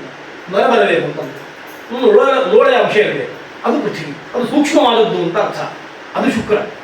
ಈ ನೀರಿನಲ್ಲಿ ಬುದ್ಬುದಾಕಾರವನ್ನು ಮೊದಲಿಗೆ ಸೃಷ್ಟಿ ಮಾಡಿ, ಆಮೇಲೆ ಅದರಿಂದಲೇ ಪೃಥ್ವಿ, ಅಪ್ಪು, ತೇಜಸ್ಸು, ವಾಯು, ಆಕಾಶ ಬರಬೇಕು. ಅದು ಬರುವುದು ಹೇಗೆ ಅಂತಂದರೆ ಹಿಂದಿನಿಂದ ಬರೋದು. ಆಕಾಶ ಮೊದಲು, ಆಮೇಲೆ ವಾಯು, ಆಮೇಲೆ ಅಗ್ನಿ, ಆಮೇಲೆ ನೀರು, ಆಮೇಲೆ ಪೃಥ್ವಿ ಅಂತ ಹೀಗೆ ಬರಬೇಕು. ಇದನ್ನು ಆಚಾರ್ಯನಾದವ ಮಾಡಿಕೊಳ್ಬೇಕು ಒಳಗಿಂದ. ಅದಕ್ಕೆ ಭೂತ ಸಂಹಾರ, ಭೂತ ಸೃಷ್ಟಿ ಅಂತ ಹೆಸರು. ಇದನ್ನು ಮಾಡಿಕೊಂಡಾದ ಮೇಲೆ ಭೂತಗಳು ಸೃಷ್ಟಿ ಆಗಬೇಕು ಎನ್ನುವ ಸಂದರ್ಭದಲ್ಲಿ ಎಲ್ಲ ಭೂತ ಸಂಹಾರ ಆದ ಮೇಲೆ ಬುದ್ಬುದಾಕಾರವನ್ನು ಪೃಥ್ವಿ ಬೀಜದಿಂದ ಮಾಡಿದ ಮೇಲೆ ಆತ ಏನು ಮಾಡಬೇಕು ಅಂತಂದರೆ ಹಿರಣ್ಯ ಗರ್ಭವನ್ನು ಸೃಷ್ಟಿ ಮಾಡಬೇಕು. ಈ ಹಿರಣ್ಯ ಗರ್ಭ ಸೃಷ್ಟಿ ಆಯಿತು ಅಂತ ಎಣಿಸಿಕೊಂಡು ಪ್ರಳಯ ಜಲದಲ್ಲಿ ಸಂವತ್ಸರ ಪರಿಪೋಷಣ ಅಂತ ಒಂದು ಕೆಲಸ ಮಾಡಲಿಕ್ಕುಂಟು. 1 ವರ್ಷ ಕಲಿಬೇಕಲ್ವ. ಇಲ್ಲಿ ಹೇಳಿದಲ್ಲ ಪರಿವತ್ಸರಂ ಕುಶಿತ್ವ ಪರಿವತ್ಸರಂ ಅಂತ. 1 ವರ್ಷ ಪರಿಪೋಷಣ, ಸುಮ್ಮನೆ ಕೂತ್ಕೊಳ್ಬೇಕು. 1 ವರ್ಷವನ್ನು ಕಲ್ಪಿಸುವುದು ಹೇಗೆ ತಂತ್ರದಲ್ಲಿ. ಅದಕ್ಕೋಸ್ಕರ ವರ್ಷವನ್ನು, ದಿನವನ್ನು ಪ್ರಣವ ಅಂತ ಕಲ್ಪಿಸಿಕೊಂಡು ಓಂ ಅಂತ ಆ ಉಮ 3 ಸಂಧ್ಯೆಗಳು ಅಥವಾ 3 ಸವನಗಳು, ಪ್ರಾತಃ ಮಧ್ಯಾಹ್ನ ಸಾಯಂ ಅಂತ 3 ಉಂಟು ಅದರಲ್ಲಿ. ಆ ಉಮ ಅಂತ ಅದು ಸೇರಿದ್ರೆ ಓಂ 1 ದಿವಸ ಆಯ್ತು ಅವರ ಕಲ್ಪನೆ. ಇದು 1 ದಿವಸ ಅಂತಂದ್ರೆ 360 ಪ್ರಣವವನ್ನು ಕುಂಭಕದಲ್ಲಿ ಪ್ರಾಣಾಯಾಮ ಮಾಡಿ ಆ ತುಡಿತ ಬರಬೇಕು. 1 ವರ್ಷ ಆಯ್ತು, ಪಟ್ ಅಂತ ಹೊಡಿಬೇಕು.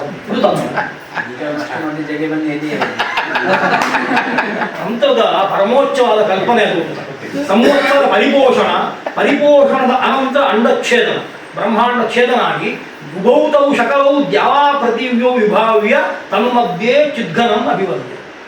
ಅದರ ಮಧ್ಯದಲ್ಲಿ ಚಿದ್ಘನಂ ನಮಸ್ಕಾರ ಮಾಡಿ, ಚಿತ್ತು ಅದರ ಹೀಗೆ ಚಿತ್ತಿಗೆ, ಚಿದ್ಘನವಾದ ಚೈತನ್ಯಕ್ಕೆ ಹೊರಗಿರುವಂತಹ ಒಂದು ಅಂಡ ಅದು ಹಿರಣ್ಮಯವಾದದ್ದು ಅಂತ ಎಣಿಸಿಕೊಂಡು ಅದನ್ನು 1 ವರ್ಷಗಳ ಕಾಲ ಪರಿಪೋಷಣ ಮಾಡಿ ಆಮೇಲೆ ಫಡಂತ ಪ್ರಣವದಿಂದ ಓಂ ಫಡ್ ಅಂತ ಛೇದನ ಮಾಡಬೇಕು. ಛೇದನ ಆದ ಕೂಡ ಅದು 2 ಆಯಿತು. ಅದನ್ನೇ ಹರಿವಂಶ ಹೇಳ್ತದೆ. ಅದು 2 ಶಕಲ ಆಯಿತು. ಮೇಲಿದ್ದ ಆಕಾಶ ಆಯಿತು, ಕೆಳಗಿದ್ದು ಭೂಮಿ ಆಯಿತು. ಅದರ ಮಧ್ಯದಲ್ಲಿ ಸ್ವಯಂಭೂ ಇದ್ದಾನೆ, ಬ್ರಹ್ಮ ಇದ್ದಾನೆ. ಇದನ್ನು ಹರಿವಂಶ ಹೇಳ್ತದೆ. ಹೀಗೆ ಚೈತನ್ಯವನ್ನು ಸೃಷ್ಟಿ ಮಾಡಿ ಆ ಚೈತನ್ಯವನ್ನು ಪಾಂಚಭೌತಿಕವಾದ ಚೈತನ್ಯವಾಗಿ ಪರಿವರ್ತಿಸಬೇಕು. ಎಷ್ಟು ಕಷ್ಟ ನೋಡಿ. ನಮಗೆ ಅನುಗ್ರಹ ಮಾಡುವ ದೇವರು ನಾವು ಕೊಟ್ಟ ಬಟ್ಟೆ ಹಾಕೊಳ್ಬೇಕು, ನಾವು ಕೊಟ್ಟ ಗಂಧವನ್ನು ಧಾರಣೆ ಮಾಡಬೇಕು, ನಾವು ಕೊಟ್ಟ ಹೂವಿನ ಮಾಲೆ ಹಾಕೊಳ್ಬೇಕು. ಇದು ನಮಗೆ ಅನುಗ್ರಹ ಮಾಡೋದೇವೆ. ಪ್ರಸಾದ ದೇವರು ಕೊಡಬೇಕು ಅಂತಂದ್ರೆ ಗಂಧವನ್ನು, ಹೂವನ್ನು ಕೊಡ್ಬೇಕು. ನಮಗೆ ಅಪಾಂಚ ಭೌತಿಕವಾದ ಕೊಟ್ಟರೆ ಕೈ ಬೀಳುವುದೇ ಇಲ್ಲ. ಅದಕ್ಕೆ ಗುರುತ್ವಾಕರ್ಷಣವಿಲ್ಲ. ಅದು ಕೆಳಗೆ ಬೀಳಬೇಕು ಅಂತಂದ್ರೆ ಪಾಂಚಭೌತಿಕವಾದ ಬೀಳಬೇಕು. ಹೂ ಪಾಂಚಭೌತಿಕವಾದನ್ನು ನಮಗೆ ಕೊಡಬೇಕು ಅಂತಂದ್ರೆ ಅವನು ಪಾಂಚಭೌತಿಕನಾಗಬೇಕು. ನಮ್ಮನ್ನು ಉದ್ಧಾರ ಮಾಡಬೇಕಾದ್ರೆ ಅವನು ಗುಂಡಿಗಿಡಬೇಕಲ್ವ. ಅದಕ್ಕೋಸ್ಕರ ಏನು ಮಾಡಿದ್ರು ಅಂತ ಕೇಳಿದ್ರೆ, ಈ ಚೈತನ್ಯವನ್ನು ಪಂಚಭೂತಗಳನ್ನು ಅದಕ್ಕೆ ಸೇರಿಸುವುದರ ಮೂಲಕ ಭೂತ ಸೃಷ್ಟಿ ಅಂತ ಮಾಡಿ ಅದಕ್ಕೆ ಆಕಾಶವನ್ನು, ಅದಕ್ಕೆ ವಾಯುವನ್ನು, ಆಮೇಲೆ ತೇಜಸ್ಸನ್ನು, ಆಮೇಲೆ ನೀರನ್ನು, ಆಮೇಲೆ ಪೃಥ್ವಿಯನ್ನು ಸೃಷ್ಟಿ ಮಾಡಿ ಪಾಂಚಭೌತಿಕವಾದ ಒಂದು ಲಿಂಗ ಶರೀರವನ್ನು ತಯಾರಿಸಿ ಅದರ ಒಳಗೆ ಚೈತನ್ಯವನ್ನು ಹಾಕಿ ಅದನ್ನು ಇಟ್ಟು ಆಮೇಲೆ ಅದನ್ನು ಪುನಃ ಎಳೆದು ವಿಸ್ತಾರ ಮಾಡಿ 24 ತತ್ವಗಳನ್ನಾಗಿ ಮಾಡಿ ಅದನ್ನು ದೊಡ್ಡದು ಮಾಡಿ ಅದನ್ನು ಈ ಬಿಂಬದ ಒಳಗೆ ತೋರಿಸಿದ್ರು. ಹೃದಯದೊಳಗುಂಟು ಒಳಗೆ ಸೃಷ್ಟಿಯಾದ ಇಷ್ಟು. ಆಮೇಲೆ ಅದನ್ನು ಒಂದು ವಿಶ್ವಾಸದಿಂದ ಕೈಯಲ್ಲಿ ಜಲಗಂಧ ವಿಶ್ವಾಕ್ಷತೆ ಒಟ್ಟಿಗೆ ಅದನ್ನು ಹಾಕಿ ಅದನ್ನು ಬಿಂಬದೊಳಗೆ ತೂರಿಸಿ ಅದನ್ನು ಮತ್ತೆ ಅಲ್ಲೆಲ್ಲ ವಿಸ್ತಾರ ಮಾಡಿ ಅದಕ್ಕೆ ಲಿಪಿನ್ಯಾಸ, ತತ್ವನ್ಯಾಸ, ಅಕ್ಷರನ್ಯಾಸಗಳನ್ನೆಲ್ಲ ಮಾಡಿ ಆಯುಧ ಭೂಷಣಗಳನ್ನು ನ್ಯಾಸ ಮಾಡಿದ ಮೇಲೆ ಅದಕ್ಕೊಂದು ಆಕಾರವನ್ನು ಕೊಟ್ಟ ಮೇಲೆ ಇದು ನಮ್ಮ ದೇವರು, ಇದು ಪಾಂಚಭೌತಿಕ. ಹಾಗಾಗಿ ಇದು ನಮಗೆ ನಮ್ಮ ಮಾತನ್ನು ಇದು ಕೇಳ್ತದೆ, ನಮ್ಮ ಅರ್ಘ್ಯ ಮಾಧ್ಯಾದಿಗಳನ್ನು ಸ್ವೀಕಾರ ಮಾಡ್ತದೆ, ನಮಗೆ ಅದೇ ಪ್ರಸಾದವನ್ನು ಅನುಗ್ರಹ ಮಾಡ್ತದೆ. ಆ ದೃಷ್ಟಿಯಿಂದ ಅಪಾಂಚಭೌತಿಕವಾದ ದೇವರನ್ನು ಪಂಚಭೂತಾತ್ಮಕವಾದ ಒಂದು ಶರೀರದ ಒಳಗೆ ಬಂಧಿಸಿ ಅರ್ಚನೆ ಮಾಡುವ ವಿಧಾನ ಉಂಟಲ್ಲ, ಇದು ತಂತ್ರ ಕೊಟ್ಟದ್ದು. ಇದನ್ನೇ ಪುರಾಣ ಹೇಳುವಂಥದ್ದು ಅಷ್ಟೇ. ತಂತ್ರದ ಪರಿಭಾಷೆ ಬೇರೆ, ಪುರಾಣದ ಪರಿಭಾಷೆ ಬೇರೆ. ಜಿಷ್ಟು ಒಂದೇ, ಮಾತನಾಡುವ ಒಂದೇ, ನಿಜವಾಗಿ ಮಾತನಾಡುವ ಒಂದೇ. ಆ ದೃಷ್ಟಿಯಿಂದ ನಾವು ಮಾತನಾಡಿಸ್ಲಿಕ್ಕೆ ಗೊತ್ತಬೇಕಷ್ಟೇ. ನಮಗೆ ಮಾತಾಡ್ಲಿಕ್ಕೆ ಗೊತ್ತಿದ್ರೆ ಅದು ಮಾತಾಡ್ತದೆ. ಆ ದೃಷ್ಟಿಯಿಂದ ನಾವು ಅಭಿನಯ ಮಾಡಿದ್ರೆ ಅದು ಅಭಿನಯ ಮಾಡ್ತದೆ ಅಂತ ಅರ್ಥ. ನಾವು ಕೊಟ್ಟಾಗಿ ಮಾಡಿದ್ರೆ ಅದು ಕೊಟ್ಟಾಗಿ ಮಾಡ್ತದೆ, ನಾವು ಕೊಟ್ಟರೆ ಅದು ಕೊಡ್ತದೆ ಅಷ್ಟೇ. ಆ ದೃಷ್ಟಿಯಿಂದ ತದಂಡಂ ಅಭವದ್ವೈಧಂ ದಿವಂ ಭುವಂ ಅಥಾಪಿವ. ಒಂದು ಆಕಾಶ ಆಯಿತು, ಮತ್ತೊಂದು ಭೂಮಿ ಆಯಿತು. ತಯೋ ಶಕಲಯೋರ್ ಮಧ್ಯೆ ಆಕಾಶಂ ಅಸೃಜತ್ ಪ್ರಭು. ಅದರ ಒಳಗೆ ಭಗವಂತನಾದ ಚತುರ್ಮುಖ ಬ್ರಹ್ಮ ಇದ್ದಾನೆ. ಭಗವಂತನ ಅನುಗ್ರಹದಿಂದ ಆತನೂ ಸೃಷ್ಟಿಗಳನ್ನು ಮಾಡಿಕೊಂಡು ಹೋಗ್ತಾನೆ. ಭಗವಂತ ಅನುಗ್ರಹ ಮಾಡ್ತಾನೆ, ಅವ ಸೃಷ್ಟಿ ಮಾಡ್ತಾನೆ. ಹೀಗೆ ಮತ್ತೆ ಮುಂದೆ ಅದರ ಒಳಗೆ ಆಕಾಶವನ್ನು ಸೃಷ್ಟಿ ಮಾಡಿದ. ಅದ್ಭುತ ಉಂಟು. ಆಕಾಶ ಹೊರಗೂ ಉಂಟು, ಒಳಗೂ ಉಂಟು. ಈಗ ಸೃಷ್ಟವಾದಂತಹ ಆಕಾಶ ಹೇಗೆ ಅಂತಂದ್ರೆ, ಅದು ಹಿಂದೆ ಇರಲಿಲ್ಲ. ಒಳಗೆ ಹಿರಣ್ಯ ಗರ್ಭ ಇದ್ದ, ಅವರ ಹೊರಬದಿಯ ಭಾಗದಲ್ಲಿ ಹಿರಣ್ಯ ಗರ್ಭ ಇತ್ತು. ಹಿರಣ್ಯ ಗರ್ಭ ಅಂತಂದ್ರೆ ಬ್ರಹ್ಮ. ಅವರನ್ನು ಆವರಿಸಿಕೊಂಡು ಚಿನ್ನದ ಗರ್ಭವೇ ಇತ್ತು, ಹಿರಣ್ಯ ಗರ್ಭ ಇತ್ತು. ಮಧ್ಯದಲ್ಲಿ ಒಳಗೆ ಅವ ಇರುವುದರಿಂದ ಬೇರೆ ಆಕಾಶವೇ ಇರಲಿಲ್ಲ, ಅವನೇ ತುಂಬಿಕೊಂಡಿದ್ದಾನೆ ಅದರೊಳಗೆ. ಇದು ಒಡೆದ ಮೇಲೆ ಅದು ಮೇಲೆ ಹೋಯ್ತಲ್ಲ, ಇದು ಕೆಳಗೆ ಬಂತಲ್ಲ. ಹಿರಣ್ಯ ಗರ್ಭ ಮಧ್ಯದಲ್ಲಿದ್ದಾನೆ ಅನ್ನೋ ಕೂಡಲೇ ಅದರ ಆಚೆ ಈಚೆ ಒಂದಷ್ಟು ಅವಕಾಶ ಸೃಷ್ಟಿ ಆಯ್ತಲ್ಲ, ಅದಕ್ಕೆ ಭೂತಾಕಾಶ ಅಂತ ಹೆಸರು. ಅದಕ್ಕಿಂತ ಹಿಂದೆ ಇದ್ದದ್ದು ಹಿರಣ್ಯ ಗರ್ಭ ಇದ್ದದ್ದು ಎಲ್ಲಿ ಅಂತ ಕೇಳಿದ್ರೆ ಅವ್ಯಾಕೃತ ಆಕಾಶ. ಅವ್ಯಾಕೃತ ಅಂತ ಕರೆಯುವುದು ಯಾಕೆ ಅಂತಂದ್ರೆ ಶಬ್ದದಿಂದ ಅದನ್ನು ಹೇಳಲಿಕ್ಕೆ ಆಗುವುದಿಲ್ಲ. ನಮ್ಮ ಅಸಾಮರ್ಥ್ಯವನ್ನು ಒಪ್ಪಿಕೊಳ್ಳುವುದು ಅಷ್ಟೇ, ನಮಗೆ ಅದನ್ನು ಹೇಳಲಿಕ್ಕೆ ಆಗುವುದಿಲ್ಲ. ಇದು ಈ ಆಕಾಶ ಸೃಷ್ಟಿಯಾಗುವುದಕ್ಕಿಂತ ಮೊದಲು ಆಕಾಶ ಎಲ್ಲಿತ್ತು ಅಂತ ಕೇಳಿದ್ರೆ, ಆ ಆಕಾಶ ಯಾವುದು ಅಂತ ಕೇಳಿದ್ರೆ ಅದನ್ನು ಹೇಳಲಿಕ್ಕೆ ಆಗುವುದಿಲ್ಲ. ಅಂದ್ರೆ ನಮ್ಗೆ ಗೊತ್ತಿಲ್ಲ ಅದಷ್ಟೇ. ಅದಕ್ಕೆ ಅವ್ಯಾಕೃತ ಅಂತ ಹೇಳಿದ್ದು. ಹೇಳಲಿಕ್ಕೆ ಆಗದೇ ಇದ್ದ ಆಕಾಶ ಅದು. ಇದು ಹೇಳಲಿಕ್ಕೆ ಆಗುವ ಆಕಾಶ, ಇದು ಭೂತ, ಅದು ಅವ್ಯಾಕೃತ. ಹೀಗೆ ಎರಡು ಆಕಾಶಗಳು. ಹಾಗಾಗಿ ಅವ್ಯಾಕೃತ ಆಕಾಶದ ಒಳಗೆ ಭಗವಂತನೂ ಇದ್ದಾನೆ, ಹಿರಣ್ಯ ಗರ್ಭನೂ ಇದ್ದಾನೆ, ಗರ್ಭವೂ ಉಂಟು. ಅದರ ಒಳಗೆ ಭೂತ ಆಕಾಶ ಸೃಷ್ಟಿಯಾಯಿತು. ಭೂತಾಕಾಶ ಸೃಷ್ಟಿಯಾದ ಮೇಲೆ ಮತ್ತೆ ಅದರಿಂದ ವಾಯುವಿನ ಸೃಷ್ಟಿಯಾಗುತ್ತದೆ. ಆಕಾಶ ಸೃಜತ್ವವು ಅಪ್ಸು ಪರಿಪ್ಲವಾಂ ಪೃಥ್ವಿ ದಿಶಶ್ಚ ದಶದಾದಧೆ. ಆಮೇಲೆ ಆ ವಾಯುವಿಂದ ಅಗ್ನಿ, ಅಗ್ನಿಯಿಂದ ನೀರಿನಿಂದ ಮತ್ತೆ ಪೃಥ್ವಿ ಸೃಷ್ಟಿಯಾಯಿತು. ಸೃಷ್ಟಿಯಾದ ಮೇಲೆ ಎಲ್ಲ ವಸ್ತುಗಳು ಸೃಷ್ಟಿಯಾಗುತ್ತಾ ಹೋಯಿತು ಅಂತ ಹೇಳಿ ಕಾಲ ಸೃಷ್ಟಿಯಾಯಿತು, ಮನಸ್ಸು ಸೃಷ್ಟಿಯಾಯಿತು, ವಾಕ್ ಸೃಷ್ಟಿಯಾಯಿತು, ಕಾಮ ಸೃಷ್ಟಿಯಾಯಿತು, ಕ್ರೋಧ ಸೃಷ್ಟಿಯಾಯಿತು, ರತಿ ಇಚ್ಛೆ ಸೃಷ್ಟಿಯಾಯಿತು. ಆಮೇಲೆ ಹೀಗೆ ಎಲ್ಲವೂ ಕೂಡ ಸೃಷ್ಟಿಯಾಗಿ ಇದನ್ನು ಎಲ್ಲವನ್ನು ಒಳಗೊಂಡ ಪ್ರಜಾಪತಿಗಳನ್ನು ಸೃಷ್ಟಿ ಮಾಡಿದ. ಹೀಗೆ ಸೃಷ್ಟಿಯ ವಿಸ್ತಾರವನ್ನು ಹರಿವಂಶ ಹೇಳ್ತಾ ಹೋಗ್ತದೆ. ಈ ಪ್ರಜಾಪತಿಗಳು ಯಾರು? ಮರೀಚಿಂ, ಅತ್ರಿಂ, ಅಂಗಿರಸಂ, ಪುಲಸ್ತ್ಯಂ, ಪುಲಹಂ ಕ್ರತುಂ, ವಸಿಷ್ಠಂ ಚ ಮಹಾತೇಜಾಃ ಸಹ ಅಸೃಜತ್ ಸಪ್ತ ಮಾನವಾಂ. ಹೀಗೆ 7 ಜನ ಪ್ರಜಾಪತಿಗಳನ್ನು ಸೃಷ್ಟಿ ಮಾಡಿದ. ಸೃಷ್ಟಿಯ ವಿಸ್ತಾರ ಆದಮೇಲೆ ಅವು ಮತ್ತೆಲ್ಲ ಸೃಷ್ಟಿ ಮಾಡಿದ್ರು. ಹೀಗೆ ಒಂದು ಬಿಂದುವಿನಿಂದ ಜಗತ್ತು ಸೃಷ್ಟಿಯಾಗ್ತಾ ಬಂತು ಅಂತ ನಾವು ದೇವಸ್ಥಾನದಲ್ಲಿ ಈ ಸೃಷ್ಟಿಯನ್ನು ಮಾಡ್ತೇವೆ. ಈ ಸೃಷ್ಟಿ ಮಾಡೋದು ಹೇಗೆ ಅಂತಂದ್ರೆ, ದೇವಸ್ಥಾನ ಅದು ವಿಶಿಷ್ಟವಾದಂಥ ಒಂದು ಆಕೃತಿ. ಇದಕ್ಕೆ ಸಂಬಂಧಪಟ್ಟದ್ದು ಅಲ್ಲದಿದ್ದು ಸಂಬಂಧಪಟ್ಟ ಹಾಗೆ ಹೇಳ್ತೇನೆ, ಯಾಕೆಂದ್ರೆ ಅದನ್ನು ಹೇಳದೇ ಇರ್ಲಿಕ್ಕೆ ನಂಗೆ ಆಗುದಿಲ್ಲ. ಅದಕ್ಕೋಸ್ಕರ ಹೇಗೆ ಸೃಷ್ಟಿ ಆಯಿತು ಅಂತ ಕೇಳಿದ್ರೆ, ನೀವು ದೇವಸ್ಥಾನವನ್ನು ನೋಡಿದರೆ ದೇವಸ್ಥಾನದ ಶಿಖರದ ಮೇಲೆ ಯಾಕೆ ಮಾಡಬಾರ್ದು ಅಂತ ಎಲ್ಲರ ಪ್ರಶ್ನೆ. ಬರಬರ್ತಿ ಏಕಂ ಪರಗ ಶಿಖರದ ಮೇಲೆ ಯಾಕೆ ಮಾಡಬಾರ್ದು ನಾನು ಹೇಳ್ತೇನೆ. ಆಮೇಲೆ ನೀವು ಮಾಡಬೇಕಾ ಮಾಡಬಾರ್ದು ಅಂತ ಹೇಳಿ ಅಷ್ಟೇ ನಾನು ಹೇಳುದು. ತಂತ್ರದ ವಿಷಯ ಹೌದು, ಪುರಾಣದ ವಿಷಯ ಹೌದು. ದೇವಸ್ಥಾನವನ್ನು ನಾವು ಹೇಗೆ ಕಲ್ಪಿಸಿಕೊಂಡದ್ದು ಅಂತ ಕೇಳಿದ್ರೆ, ಸೃಷ್ಟಿ ಹೇಗಾಯಿತೋ ದೇವಸ್ಥಾನದ ಸೃಷ್ಟಿ ಹಾಗಾಯಿತು. ಆದರೆ ನಾವು ಮನುಷ್ಯರಾದ್ರಿಂದ ಮೇಲಿಂದ ಕಟ್ಟಲಿಕ್ಕೆ ಬರುವುದಿಲ್ಲ, ನಾವು ಕೆಳಗಿಂದ ಕಟ್ಟ ಬರ್ತೇವೆ ಅಷ್ಟೇ. ನಾವು ದೇವತೆಗಳಾದರೆ ದೇವರಾದರೆ ಮೇಲಿಂದ ಕಟ್ತಾ ಬರ್ತಾ ಇದ್ದೇವೆ. ಸೂರ್ಯನಿಗೆ ಶಿಖರ ಇಟ್ಟು ಆಮೇಲೆ ಮಾಡಿ ಆಮೇಲೆ ಕೆಳಗಿನ ಗೋಡೆ ಮಾಡಿ ಆಮೇಲೆ ಕೆಳಗಿನ ಪಂಚಾಂಗ ಮಾಡ್ತಾ ಇದ್ದೇವೆ. ಅದು ಆಗುವುದಿಲ್ಲ. ಅದಕ್ಕೋಸ್ಕರ ನಾವು ಕೆಳಗಿಂದ ಕಟ್ತಾ ಬರ್ತೇವೆ. ಕೆಳಗಿಂದ ಕಟ್ತಾ ಬರುವಾಗ ಮೊದಲಿಗಿರುವಂಥದ್ದು ಮಣ್ಣು, ಪೃಥ್ವಿ ಎನ್ನುವ ಭೂತಗಳ ಸೃಷ್ಟಿ ನೋಡಿದ್ರು ಹಾಗೆ, ಪಂಚಭೂತಗಳ ಸೃಷ್ಟಿ ನೋಡಿದ್ರು ಹಾಗೆ. ಪೃಥ್ವಿ ಮೊದಲು, ಆಮೇಲೆ ಅಪ್ಪು ನೀರು, ಆಮೇಲೆ ತೇಜಸ್ಸು, ಆಮೇಲೆ ಗಾಳಿ, ಆಮೇಲೆ ಆಕಾಶ. ಇದನ್ನು ಸೃಷ್ಟಿಯ ವ್ಯವಸ್ಥೆ, ಇಲ್ಲಿ ಹೇಳಿದ ಸೃಷ್ಟಿಯ ವ್ಯವಸ್ಥೆಯನ್ನು ನೋಡಿದರೆ ಸೃಷ್ಟಿ ಆದದ್ದು ಅಲ್ಲಿಂದ. ಮೊದಲಿಗೆ ಆಕಾಶ, ಆಕಾಶದಿಂದ ವಾಯು, ವಾಯುವಿನಿಂದ ಅಗ್ನಿ, ಅಗ್ನಿಯಿಂದ ನೀರು, ನೀರಿನಿಂದ ಪೃಥ್ವಿ. ಇಷ್ಟು ಸೃಷ್ಟಿ ಆದ್ಮೇಲೆ ಮತ್ತದು ವಿಸ್ತಾರ ಆಯ್ತು, ಎಲ್ಲವೂ ಆಯ್ತು. ಮತ್ತೆ ಇಷ್ಟ ಆದ್ಮೇಲೆ ಮತ್ತೆ ದೇವಸ್ಥಾನ, ತಂತ್ರಿಗಳು, ಪೂಜೆಯವರು, ಕಮಿಟಿಯವರು ಹೀಗೆಲ್ಲ ಬಂದದ್ದು ವ್ಯವಸ್ಥೆ. ಇದನ್ನು ಹಾಗೆ ಲೆಕ್ಕ ಹಾಕುವ. ಪ್ರಾಸಾದ ಎನ್ನುವಂಥದ್ದು ಇಷ್ಟು ಸೃಷ್ಟಿಯಾಗುತ್ತೆ. ಹೀಗೆ ಸೃಷ್ಟಿಯಾಯಿತು ಅಂತಂದರೆ ಆಕಾಶ ಯಾವುದು ದೇವಸ್ಥಾನದಲ್ಲಿ? ಆಕಾಶ ಶಿಖರ. ಯಾಕೆ ಆಕಾಶ ಶಿಖರ ಅಂತ ಹೇಳಿದ್ರೆ ಆಕಾಶಕ್ಕೆ ಅತ್ಯಂತ ಹತ್ತಿರವಾಗಿರುವಂಥದ್ದು ಅಷ್ಟೇ ಅಲ್ಲ, ಅವ್ಯಕ್ತವಾದ ಆಕಾಶದಿಂದ ವ್ಯಕ್ತವಾಗಿ ಕಾಣುವ ಸ್ವರೂಪದಲ್ಲಿರುವಂಥದ್ದು ಅದೇ. ಹಾಗಾಗಿ ಶಿಖರದ ತುದಿಯಲ್ಲಿರುವುದು ಪಾಯಿಂಟ್, ಬಿಂದುವಿನಿಂದ ಮತ್ತೆ ಹೀಗೆ ಬರ್ತದೆ ಆಕಾಶ. ಅದಕ್ಕಿಂತ ಆಚೆ ಗೊತ್ತಿಲ್ಲ, ಅದು ಆಕಾಶ. ಆಕಾಶದಿಂದಲೇ ಕಾಣ್ತಾ ಬಂದು ಮೇಲಿಂದ ಕೆಳಗೆ ನೋಡ್ತಾ ಬನ್ನಿ, ಆಕಾಶ ಮೊದಲು ಕಾಣ್ತದೆ, ಆಕಾಶದಿಂದ ಶಿಖರ ಕಾಣ್ತದೆ, ಅದು ಶಿಖರ ಆಯ್ತು. ಆಮೇಲೆ ಮಾಡಬಂತು, ಒಂದು ಮೇಲಿನ ಉಪ್ಪರಿಗೆ ಉಂಟು, ಅದಕ್ಕೆ ಗಾಳಿ ಮಾಡ ಅಂತ ಕರೀತಾರೆ. ಅದರಲ್ಲಿ ಯಾವ ದೇವರು ಇಲ್ಲ, ಅದಕ್ಕೆ ಬಾಗಿಲು ಉಂಟು, ಮತ್ತೆ ಒಳಗಿಂದ ಒಂದು ಅವಕಾಶ ಉಂಟು. ಅದಕ್ಕೆ ಪೂಜೆ ಇಲ್ಲ, ಅದರಲ್ಲಿ ವಿಗ್ರಹ ಇಲ್ಲ, ಯಾವುದೂ ಇಲ್ಲ. ನಮ್ಮಲ್ಲಿ ಸಾಮಾನ್ಯ ಎಲ್ಲ ದೇವಸ್ಥಾನಗಳು ಹಾಗೆ. ಜೈನರಲ್ಲಿ ಮತ್ತೆ ಮೇಲೊಂದು ಪೂಜೆ ಉಂಟು. ಗಾಳಿ ಇರುವುದು ಅದರಲ್ಲಿ ಕರೆಯುವುದು, ಗಾಳಿ ಮಾತ್ರ ಇರುವುದು. ಅದಕ್ಕೆ ಪಾರಿವಾಳ ಬಿಡುತ್ತದೆ, ಗಾಳಿ ಇರ್ತದೆ ಅಷ್ಟೇ. ಆಕಾಶ ಅದು ವಾಯು ಅಂತ ಹೆಸರು. ವಾಯು ತತ್ವ ಇರುವಂಥದ್ದು ಅಲ್ಲಿ. ಕೆಳಗೆ ಬಂತು, ಕೆಳಗಿನ ನೆಲೆಯಲ್ಲಿ ನೆಲಕ್ಕೂ ಅಲ್ಲ ಗಾಳಿಗೂ ಅಲ್ಲ, ಮಧ್ಯದಲ್ಲಿ ಒಂದು ಸರಪಳಿ ಹಾಕಿ ದೀಪಗಳನ್ನು ನೇತಾಡಿಸ್ತೇವೆ, ಅದು ಅಗ್ನಿ. ವಾಯು ಅಗ್ನಿ. ಅಗ್ನಿ ಆದ ಮೇಲೆ ನೀರು ಹೋಗುವಂತಹ ಪೀಠದಲ್ಲಿ ನೀರು ಹೋಗುವ ಮಾರ್ಗ ಉಂಟು, ಜಲಮಾರ್ಗ. ತಳಂಕಲ್ನಲ್ಲಿ ನೀರು ಹಾಕುತ್ತೇವೆ, ಅದೆಲ್ಲ ನೀರು, ಅದು ಜಲ.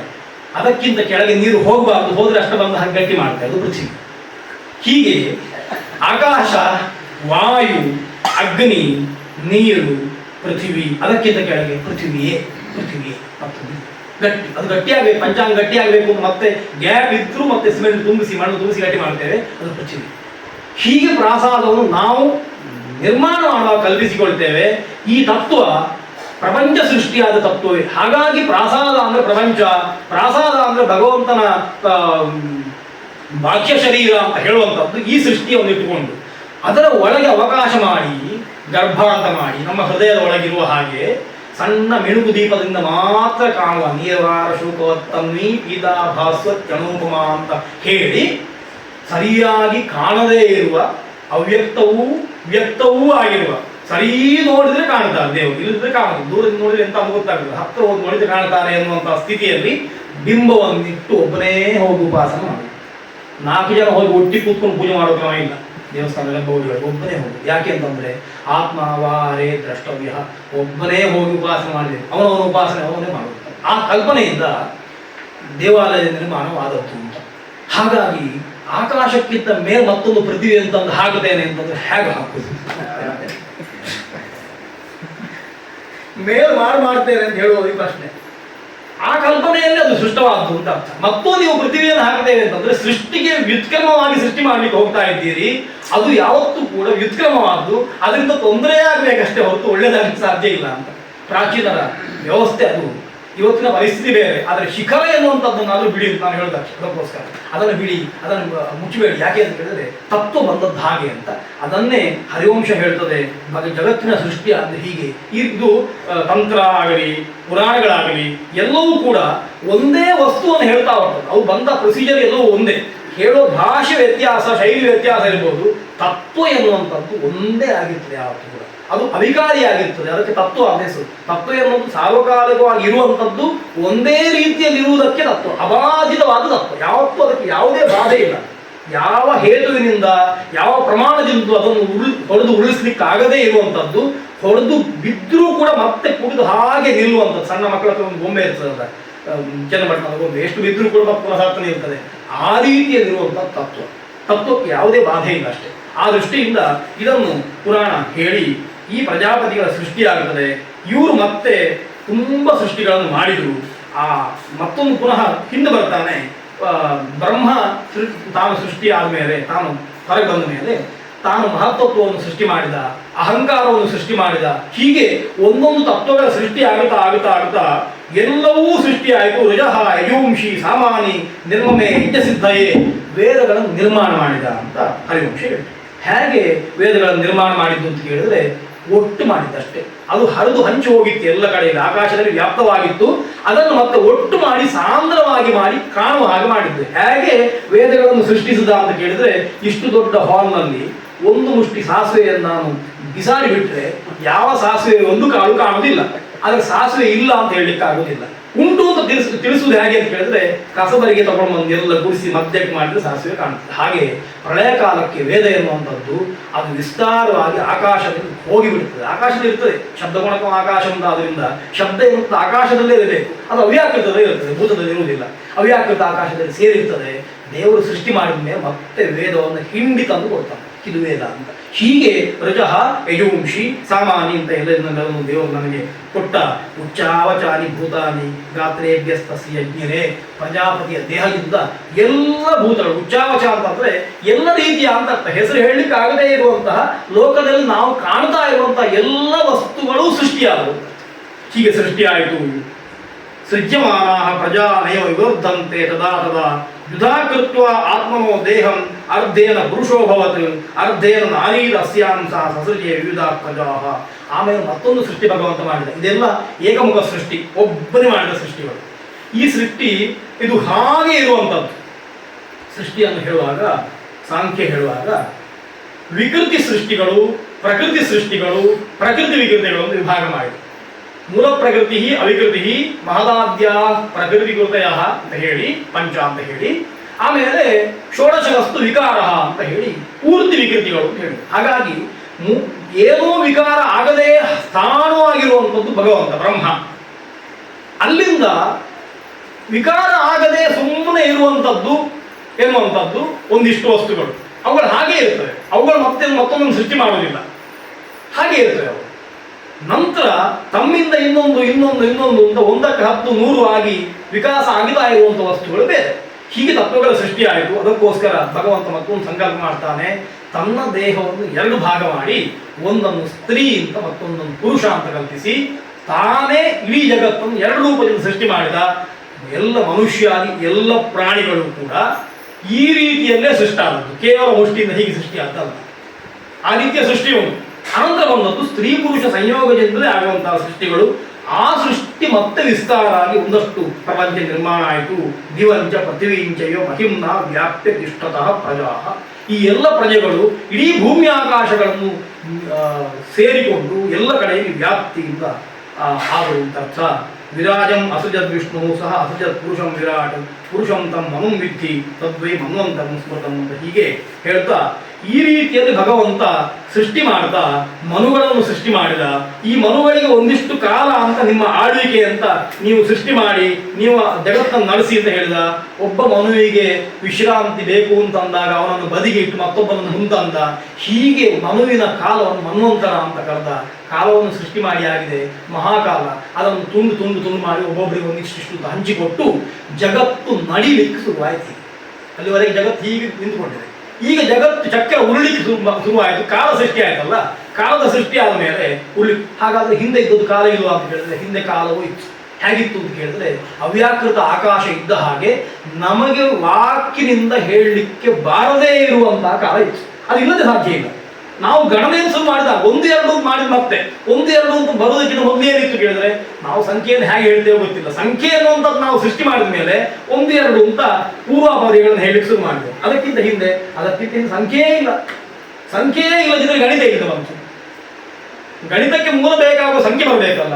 ಈ ಸಂಖ್ಯೆ ಬಂದದ್ದು ಹೇಗೆ ಅಂತಂದ್ರೆ, ಕೈಯಲ್ಲಿ 5 ಬೆರಳು ಬಂದ ಮೇಲೆ, ಕೈಯಲ್ಲಿ 5 ಬೆರಳು ಇಲ್ಲ ಅಂತ ತಿಳಿಸ್ಕೊಡಿ, ನೀವು ಹೇಗೆ ಲೆಕ್ಕ ಮಾಡ್ತೀರಿ? ಈ 5 ಬೆರಳು ಬಂದ ಮೇಲೆ 1 2 3 ಅಂತ 5 ಬಂತು. ಇದನ್ನು 2 ಮಾಡಿದ್ರೆ 10 ಅಂತ ಆಯ್ತು. ಈ ಸಂಖ್ಯೆಗಳು ಬಂದದ್ದೇ ಇಲ್ಲಿಂದ ಅಂತ.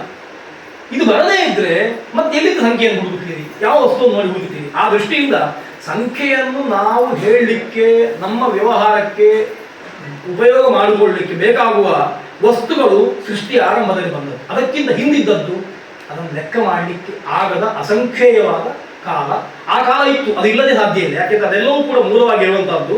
ಜಗತ್ತಿನಲ್ಲಿ ಇಲ್ಲದೆ ಇದ್ದದ್ದು ಸೃಷ್ಟಿಯಾಗುವುದಿಲ್ಲ, ಎಲ್ಲವೂ ಇದ್ದದ್ದೇ ವ್ಯಕ್ತ ಆಗುವುದು ಅಂತ ಅರ್ಥ.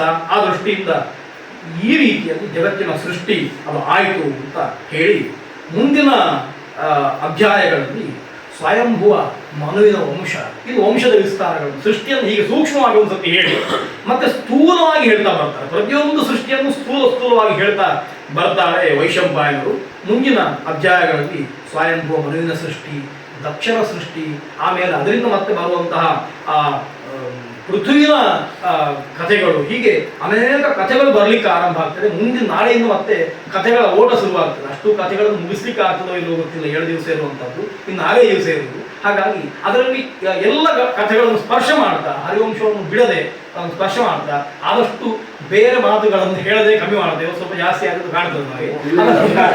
ಅದನ್ನು ಕಮ್ಮಿ ಮಾಡಿ ಹರಿವಂಶನಿಷ್ಠವಾಗಿಯೇ ಮಾತಾಡಲಿಕ್ಕೆ ಪ್ರಯತ್ನ ಮಾಡಿ ಮುಂದಿನ 6 ದಿವಸಗಳಲ್ಲಿ ಹರಿವಂಶವನ್ನು ಆದಷ್ಟು ಭಗವಂತನಿಗೆ ಅರ್ಪಣೆ ಮಾಡುವ, ದೇವರು ಅದರಿಂದ ಸುಪ್ರೀತನಾಗಲಿ, ವಂಶ ಉದ್ಧಾರ ಆಗುವ ಹಾಗೆ, ವಂಶದಲ್ಲಿ ಎಲ್ಲರೂ ಕೂಡ ಭಗವದ್ಭಕ್ತಿ ಪರಾಯಣರು, ಭಗವತ್ ಸೇವಾ ತತ್ಪರರು ಬರುವ ಹಾಗೆ ದೇವರ ಅನುಗ್ರಹ ಮಾಡಲಿ ಅಂತ ಪ್ರಾರ್ಥನೆ ಮಾಡ್ತಾ ಆ ವಂಶ ವಿವರ್ಧನಾದಂತಹ ಭಗವಂತನನ್ನು ಸ್ತೋತ್ರ ಮಾಡಿ ಇವತ್ತು ಕೇಳಿದಂತಹ ಎಲ್ಲ ಸದ್ವಿಚಾರಗಳನ್ನು, ಒಳ್ಳೆಯ ವಿಚಾರ ಅಂತ ದೇವರಿಗೆ ಅರ್ಪಣೆ ಮಾಡುವ. ಶ್ರೀಕೃಷ್ಣಾರ್ಪಣಮಸ್ತು. ಕಾಯೇನ ವಾಚಾ ಮನಸಾ ಇಂದ್ರಿಯೇರ್ವಾ ಬುದ್ಧ್ಯಾ ಆತ್ಮನಾವ ಅನುಸಸ್ವಭಾವಂ ಕರೋಮಿ ಯದ್ಯತ್ ಸಕಲಂ ಪರಸ್ಮೈ ನಾರಾಯಣಾಯ ಸಮರ್ಪಯಾಮಿ. ಶ್ರೀಕೃಷ್ಣಾರ್ಪಣಮಸ್ತು.